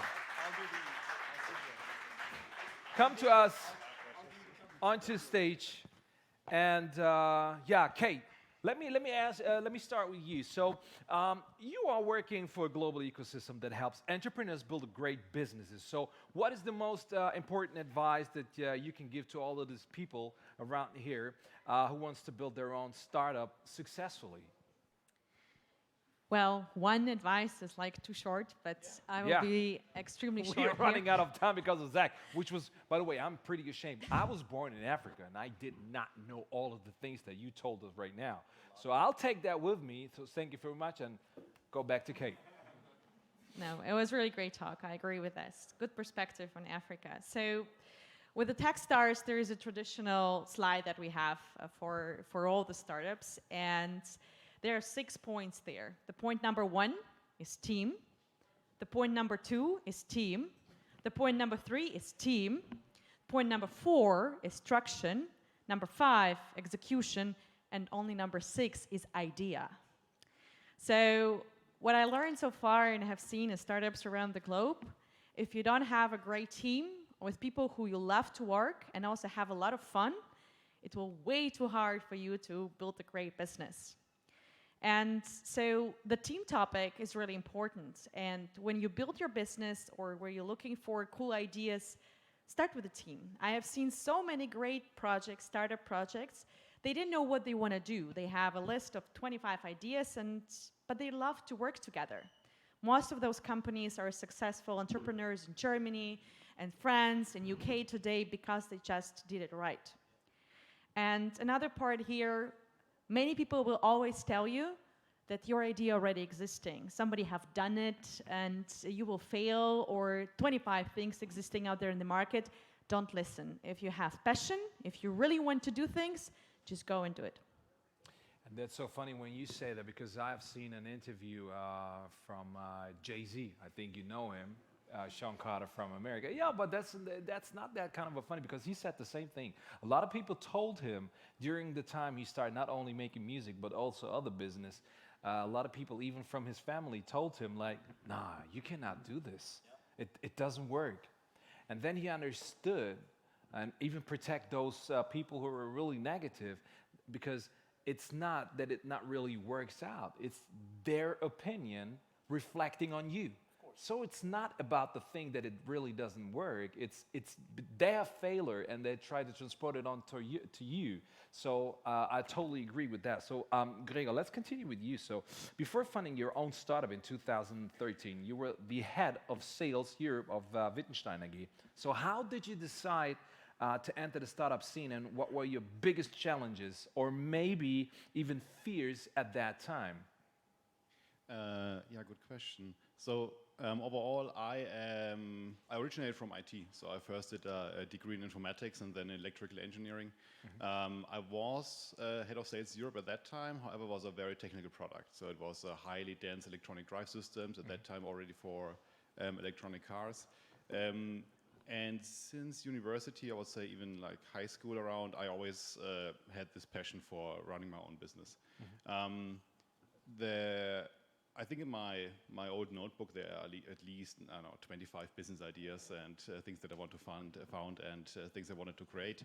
I didn't start with Scout Beer at that time. I actually started with another idea, with kind of a community approach to get discounts on electronic equipment. Didn't work out, obviously. However, then after my first 2-3 years at work with a decent salary, I saved some money, and that was more or less the starting point where I had just certain security to actually found a business. So I always had this idea, I always wanted to create a business. I think in Germany it's quite easy to create a company. So you have a decent setup of security nets. In the US, if you fall through the cracks, more or less you can be done. In Germany, nothing really bad can happen to you. So that's the motivation to you guys. In Germany, founding a startup is actually super easy. On the other side, obviously, you need money first. So if you do not have family, friends, and fools who give you money, you have to have a certain saving to you. The biggest fear I actually had was that as soon as you have an idea and you pitch it to friends, you always, because we're here in Nuremberg, right? It's always like on a football pitch. So you are standing on the football pitch, and all the spectators are all of a sudden specialists. So you have specialists in funding, specialists in creating products. So everybody is a specialist about how you should do things and why things shouldn't work. And Germany doesn't have a very nice failure culture, right? So if you fail, it is kind of a stigma. So you are really then stigmatized as a kind of person that failed. In the US, it's kind of an achievement, so that you have at least tried. Here in Germany, that's not the case. It's starting to become, but that's, I think, a society setup or set of features of society that is holding back entrepreneurs. Other than that, I think it's a very nice ecosystem these days. And the funny thing is, last year you've been also here a participant at the Digital Tech Summit. You've been part of the pitching startups. So since then, a lot of things really happened, as we already heard. But can you give us some help to the startups? And you said one information in what they need to consider to complete successful financing rounds. Well, Kate actually said it quite nicely. I mean, especially in Europe, product and team always wins, right? So you need a very, very decent product, a good product, and a great team behind it. However, what I completely underestimated when I raised the first time money, or maybe one step back, what we did after the pitch here, we actually went out fundraising. Then we did in total right now 3 financing rounds and totally collected roughly $22 million. We are probably closing our Series B in the next 6 months, so things are going well for us. However, what I completely underestimated at that time is to really network and actually start speaking to investors very, very early. So closing a funding round can take you something between, I would say, 6 weeks and 6 months, right? And the sooner you start speaking to the investors, the better you get networked. So don't underestimate the value of start fundraising very early, and don't underestimate the network effect. Get a great fundraiser in place, start your network, and never accept the first offer on your desk. They're always better out there. Always better offers. So, Zach, which challenges facing startups in the African market, and how are they dealing with them? Yeah, I think, as I'd spoken earlier, there are a lot of founders assume that their product or service is a be-all and end-all. So people fall in love with their products, and people are still, running a B2C company is still very sexy, because you want to be the next Airbnb, the next Dropbox, the next Uber, the next Twitter. But startups in Africa and to a large extent emerging markets in South Asia, in Central America, in South America, need to understand that from a traction perspective, B2B always trumps B2C, or at best B2B2C. So a lot of founders don't really understand their route or their route to market. And that's a big challenge, because the cost of acquiring customers is very, very high in emerging markets. It is very high. So partnerships with the right corporates early on are one of the only ways in which you can shorten that cost of customer acquisition. That's a huge challenge. The second thing is what I call, and this is a very American thing, it's this cowboy mentality, right? Yeehaw. Yeehaw, exactly. But, that's a bad yeehaw. Is people want to build empires, right? I want to own the market. So people assume that, and the only way you can build an empire is if you have a lot of people funding you and backing you, which you can do in the US. You may be able to do in London, but you won't be able to do it even in Germany or anywhere else in Europe. You can't build empires early on because people don't fund ideas just on risk. They don't. The most successful startups in emerging markets or in less mature markets build ecosystems, right?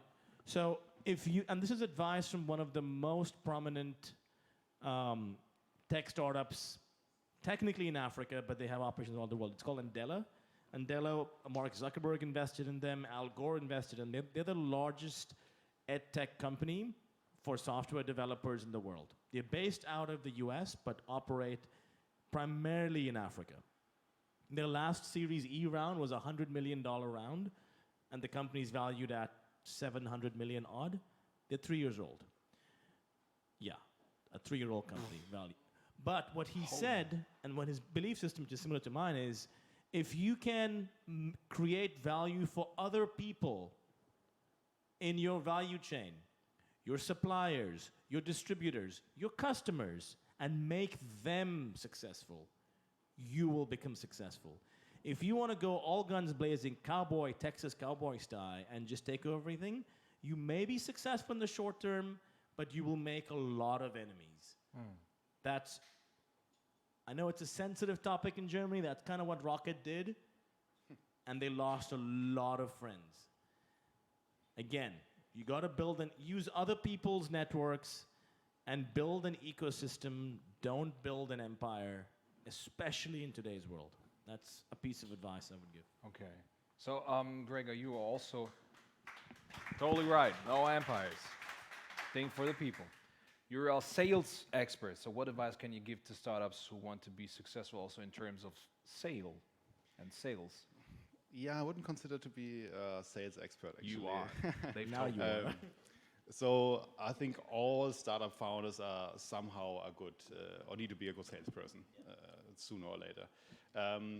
What I did, or maybe from my first learnings, were that I always was hiding behind my product, right? So I was always investing in the product, make it nicer and make it more beautiful, and in the end try to, I don't know, be standing in front of the mirror and saying what kind of beautiful thing you have built. But I never would speak to customers because I was fearing their feedback.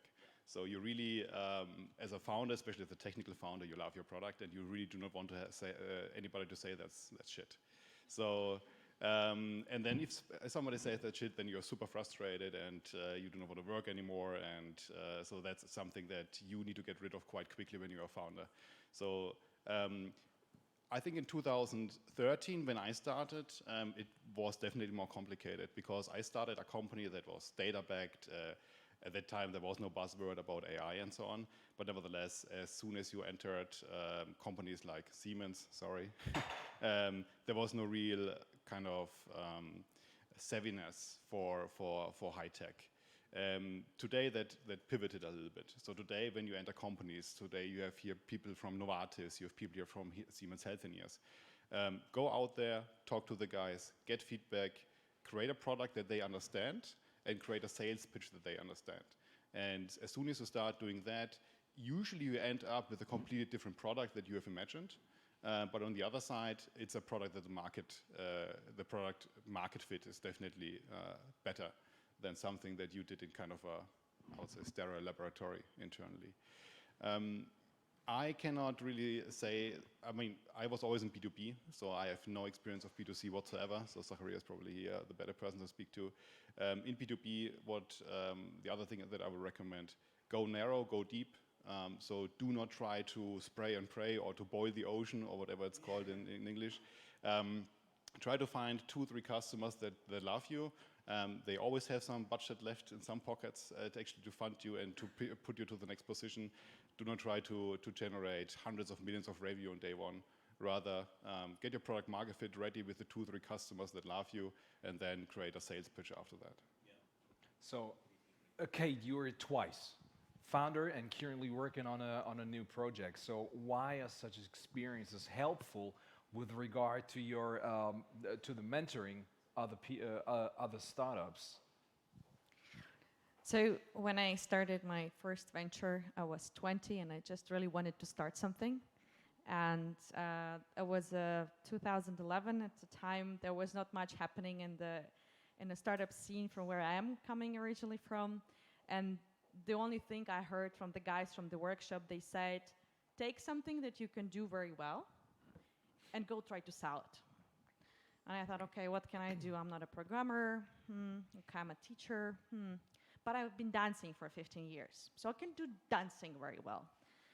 So I talked to my friend, put some notes in my book. I also had, by the way, the book of 25 ideas. And then my friend and me, we decided to teach couples a wedding dance. So I'm originally coming from Russia, from St. Petersburg. You know, wedding thing is big stuff there. People take credits to make a good wedding. So, and it worked. I had no clue about marketing, no clue about online advertisement. We just did it, and next day we get our first client. It grew up into the agency, wedding agency. We were organizing like Hobbit weddings, Gatsby weddings, crazy weddings, fighting weddings, whatever. You imagine that? Fighting weddings? Yes, I can tell more details later. Okay. I thought you were first have your wedding, and after it, it's fighting. Well, no Russian wedding is good if there was no fight. Really? Where is the vodka? Yay. And the bears, right? Whatever. Anyway, but I did all type of mistakes we could do. So we had bad team at the time. It was my best friend and me, and then 2 people joined. Customers were complicated. We were providing them services, and then they were leaving us without paying.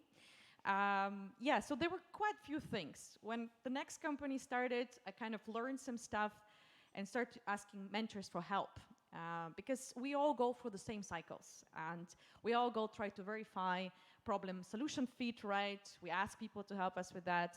And then when I started asking mentors, it was a little bit easier. So now I'm doing mentoring within Techstars as well, and there is a concept, Mentor Madness. So with an incubator, it's 3 weeks, every day, 10 startups, talking with 10 mentors. So you imagine, after 3 weeks, you completely don't know what to do anymore with your business, but it also makes you think about different aspects, and it helps you not to do the same mistake. So while I've been learning my stuff in a hard way sometimes, I now try to help startups, like even proofreading some emails and say, hey, this is too long, nobody will ever read it. It really helps to grow, and if you did your journey, then you can help others to avoid the same mistakes. Well, sometimes they actually need to do those mistakes, but well, at least some small stuff can be helpful. So, and that's a question to all of you, by the way. If you have a question, you can go ahead and just raise your hands, as you know, from yesterday and also as well from today. Will the life of a startup become easier once it's incubated or accelerated successfully? Listen, I'm a little biased because I run most accelerators in Africa, and we're part of a global network of accelerators, and we have a lot of respect. I mean, I mentioned Techstars in my talk. Techstars, Y Combinator, SBC. If the reason why accelerators and incubators are so important, and they're very different, by the way. Incubators are pre-acceleration.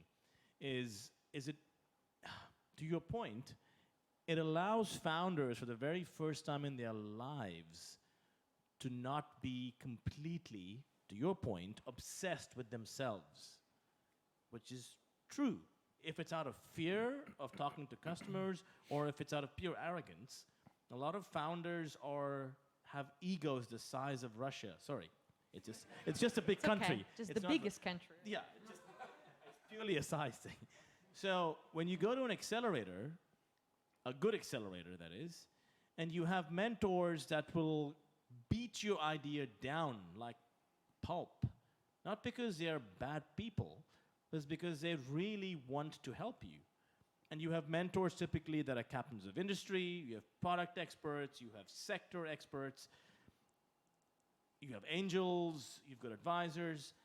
They're doing it because they want to be associated with a Techstars, with a startup bootcamp, with a YC. And founders learn to become more malleable and more ductile. I'm using very technical words, but And that's why accelerators shorten the life cycle of a startup a lot quicker. So if you see a Y Combinator alumni, or an SBC alumni, or Technos alumni, chances are they're not going to spend 18 months pivoting.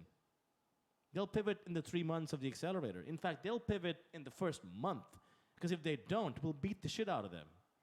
That's what we do for a living. That's why we invest in them. So an accelerator-funded startup versus a non-accelerator-funded startup, all else being equal, night and day. It does not mean that everyone has to go through an accelerator, but if you want to understand how to scale quickly and efficiently, it definitely helps. And I mean, our numbers that I showed earlier are proof of the pudding. So those are my humble opinions. But yeah, I mean, Techstars probably has their opinion about it. Yeah, I totally agree. I mean, the best thing about, I would say, incubators and accelerators is that you have a very nice ecosystem. Yeah. So if you're a first-time founder, especially like I was, you do not have any network, right? And you probably do not call on Facebook and you want to speak to Mark Zuckerberg, right? That's probably not going to work out anyway. And it's quite difficult to get actually access to top investors, to top startups.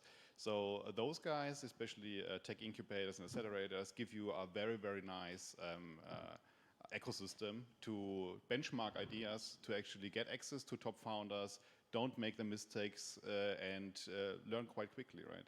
If I would have had access to certain founders, I would have made hundreds of things probably different, and already starts, for example, creating a company. So quick advice, for example, by the way, if you create a company, don't be the shareholder of the company, create a company. There's a shareholder of this company. Major mistake in Germany. Nobody knows it if you're a first-time founder, but you will lose 50% of your profit if you sell the company one day, right? So those are the tiny things that you will never learn if you are a first-time founder, but Techstars and those guys will probably tell you on day one. So Zach, what are, by the way, more key components for a thriving startup ecosystem?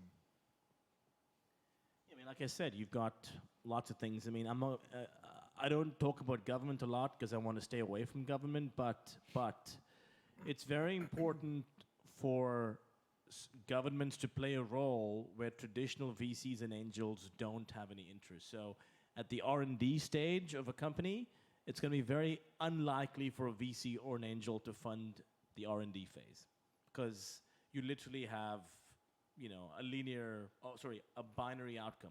It works, it doesn't work. That's what state funds are for anyway, right? Exactly. So state funds are very important. So I think government funding for pre-revenue startups is very important. You've got to have a good support network. So universities and tech transfer offices have to be more involved when their alumni graduate and start companies. A lot of universities tend to be very restrictive around IP. Now, I know IP is a very dangerous legal word that people hate, but it's super important to know, you know, where is my IP going? If I talk to, you know, a large bank or an insurer or a retailer, who owns my IP, right? So a lot of startup founders don't even get legal advice before talking to a corporate. And that often is the death of that idea. So, you know, the boring stuff like accounting and legal and tax, you got to sort that out. Otherwise, first-time founders happens a lot. They end up losing so much in value because of the stupidest reasons. So dotting your I's, crossing your T's, extremely important as a startup founder. And if you can't do it yourself, hire someone to do it. Yeah, I think we had just recently a global summit at Techstars where we were able to see how different ecosystems are actually growing globally. And I was amazed. I will actually also try always to avoid the government because it's really tough, guys. But the key message from the people who build successful ecosystems actually in US or in other countries, also in Asia, surprisingly, they all work with government. And they say, yes, they're slower, but if you guys with your startup try to serve some percentage of population, government has to invent policies for complete population of your country. Yes, they're slow. Yes, they're not that cool, and they can be very bureaucratical, but find those people in your ecosystem, your local ecosystem that really want to work with you, and there will be someone. So it just takes the time, but I totally agree with you that And I think it's one, important to work. to your point, like one little trick that I tell startups, and I've been doing this for a while now, is if you have to work with government or even a large corporate, figure out how to incentivize them, right? It shouldn't just be about you. Because if you're able to create value for someone else, even if it's you sharing revenue with a government entity, they're doing all the hard work for you. When you're a startup and you've got 2 co-founders living in your mom's basement, like, you don't have time, and you're eating peanut butter sandwiches for dinner and Marmite and toast. You don't have time to do this. mPost, the startup that I mentioned earlier, how did they scale so exponentially quickly on their virtual addresses? They knew that the government of Kenya has a network of post boxes and clients and municipality and customers that they could never get themselves unless they had lots of money. They said, cool, of the $5 a year that we charge for these virtual post boxes, the government, keep half of it. Take it. Let's share the revenue. So we'll take lesser profits, but we have distribution that costs us zilch, nada, zero. That's smart thinking.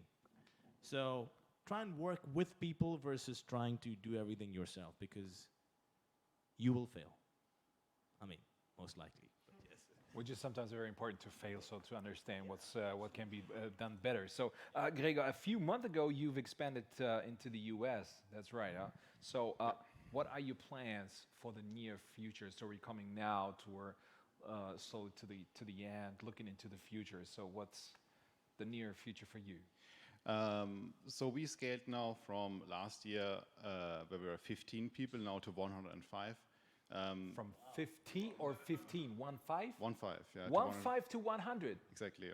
And give 5. them a warm So applause now. Man, that's incredible. Whoa. In 2 years.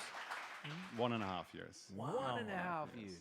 And that's already a problem, right? So obviously we have now some kind of cultural hiccups. So we now need to take care more about actually implementing middle management, coaching, actually to, I would say, train and exercise really to become a corporate that then later on can scale. We are well financed at the moment, so we now founded or we created our US hub in Washington, D.C. We have now one office in Silicon Valley, one in New York, smaller ones, more for tech and for sales. We have one in Berlin and one in Würzburg, actually. The other hub that we are right now creating is Malaysia and Singapore. First it was Hong Kong, but apparently that is now a problem. So it became now from Hong Kong to Singapore, and that's will be a Asian hub, so mostly working actually with Asian governments. Our business model, I won't explain it, it's quite complicated. But overall what we do is we connect large corporates with suppliers around the world. And the biggest benefiters out of that are actually smaller SMEs in Asia, in Africa, in South America, where, for example, corporations like Siemens Healthineers that would like to, for example, work with suppliers out there. They don't do it because they don't have trust in those. And we collect the data actually to generate this trust. So we start working together with the governments that have extremely rich data about those suppliers that helps us to create more confidence in those suppliers. So to speak about the future, we're now going to expand to Asia. We assume that we're going to scale next year to 250 people.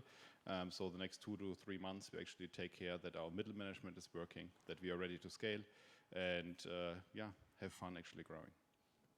That sounds like a really big fun. So let's talk, look into the future. In which industries will the most successful companies exist in the next 5 years? What do you think, Kate? Well, I think during the pitching sessions today, we have seen those industries, right? So it's urban planning, everything to make our cities more livable. I know it's not the easy area to tackle because here we're stepping into requirements from the government, law requirements, so that's quite challenging.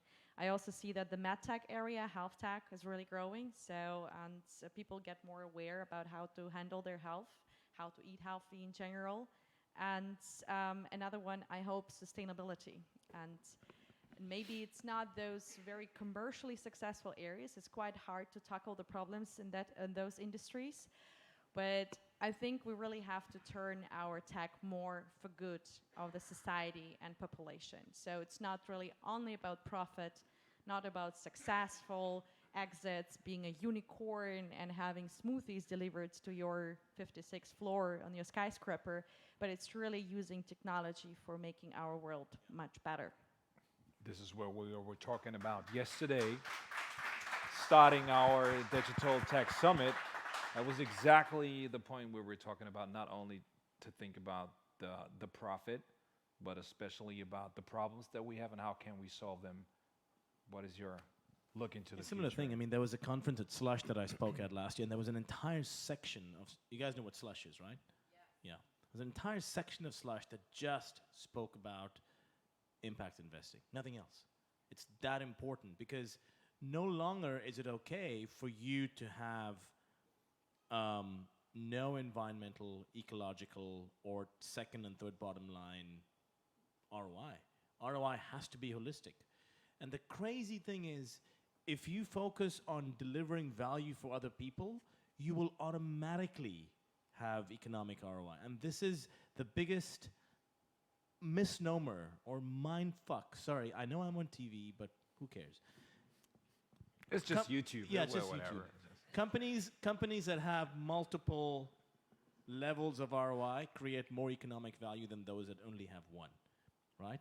And I agree, sustainability, smart cities, health tech, but the one sort of left-wing sector that people aren't really focusing on is edtech. And I know it's not as sexy as AI or blockchain or smart computing, but there are close to about 70% of the world's population lives on under $2 a day, right? And one of the main barriers to entry for those population is lack of sustainable, real-time, relevant education. Relevant education, right?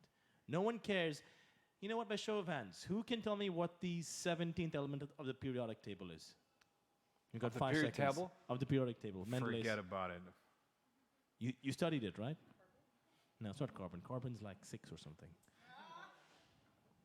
So, a lot of education today is not relevant, right? So, companies that understand how to deliver the right amounts of content in the quickest way possible, there's a huge amount of social and economic value to be made in education.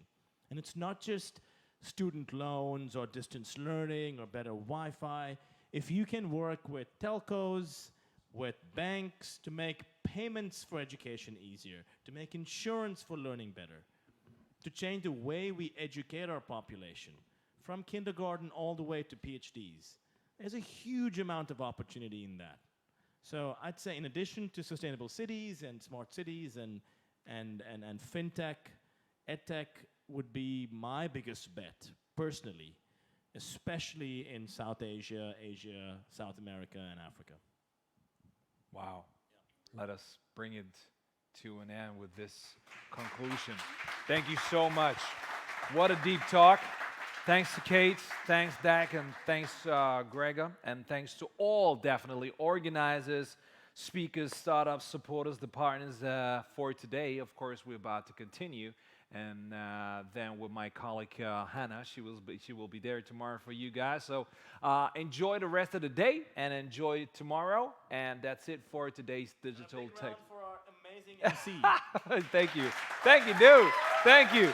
Love that. Love that. Thank you so much. Thank you. It was incredible. Thank you, YouTube. Thank you, Facebook. We out.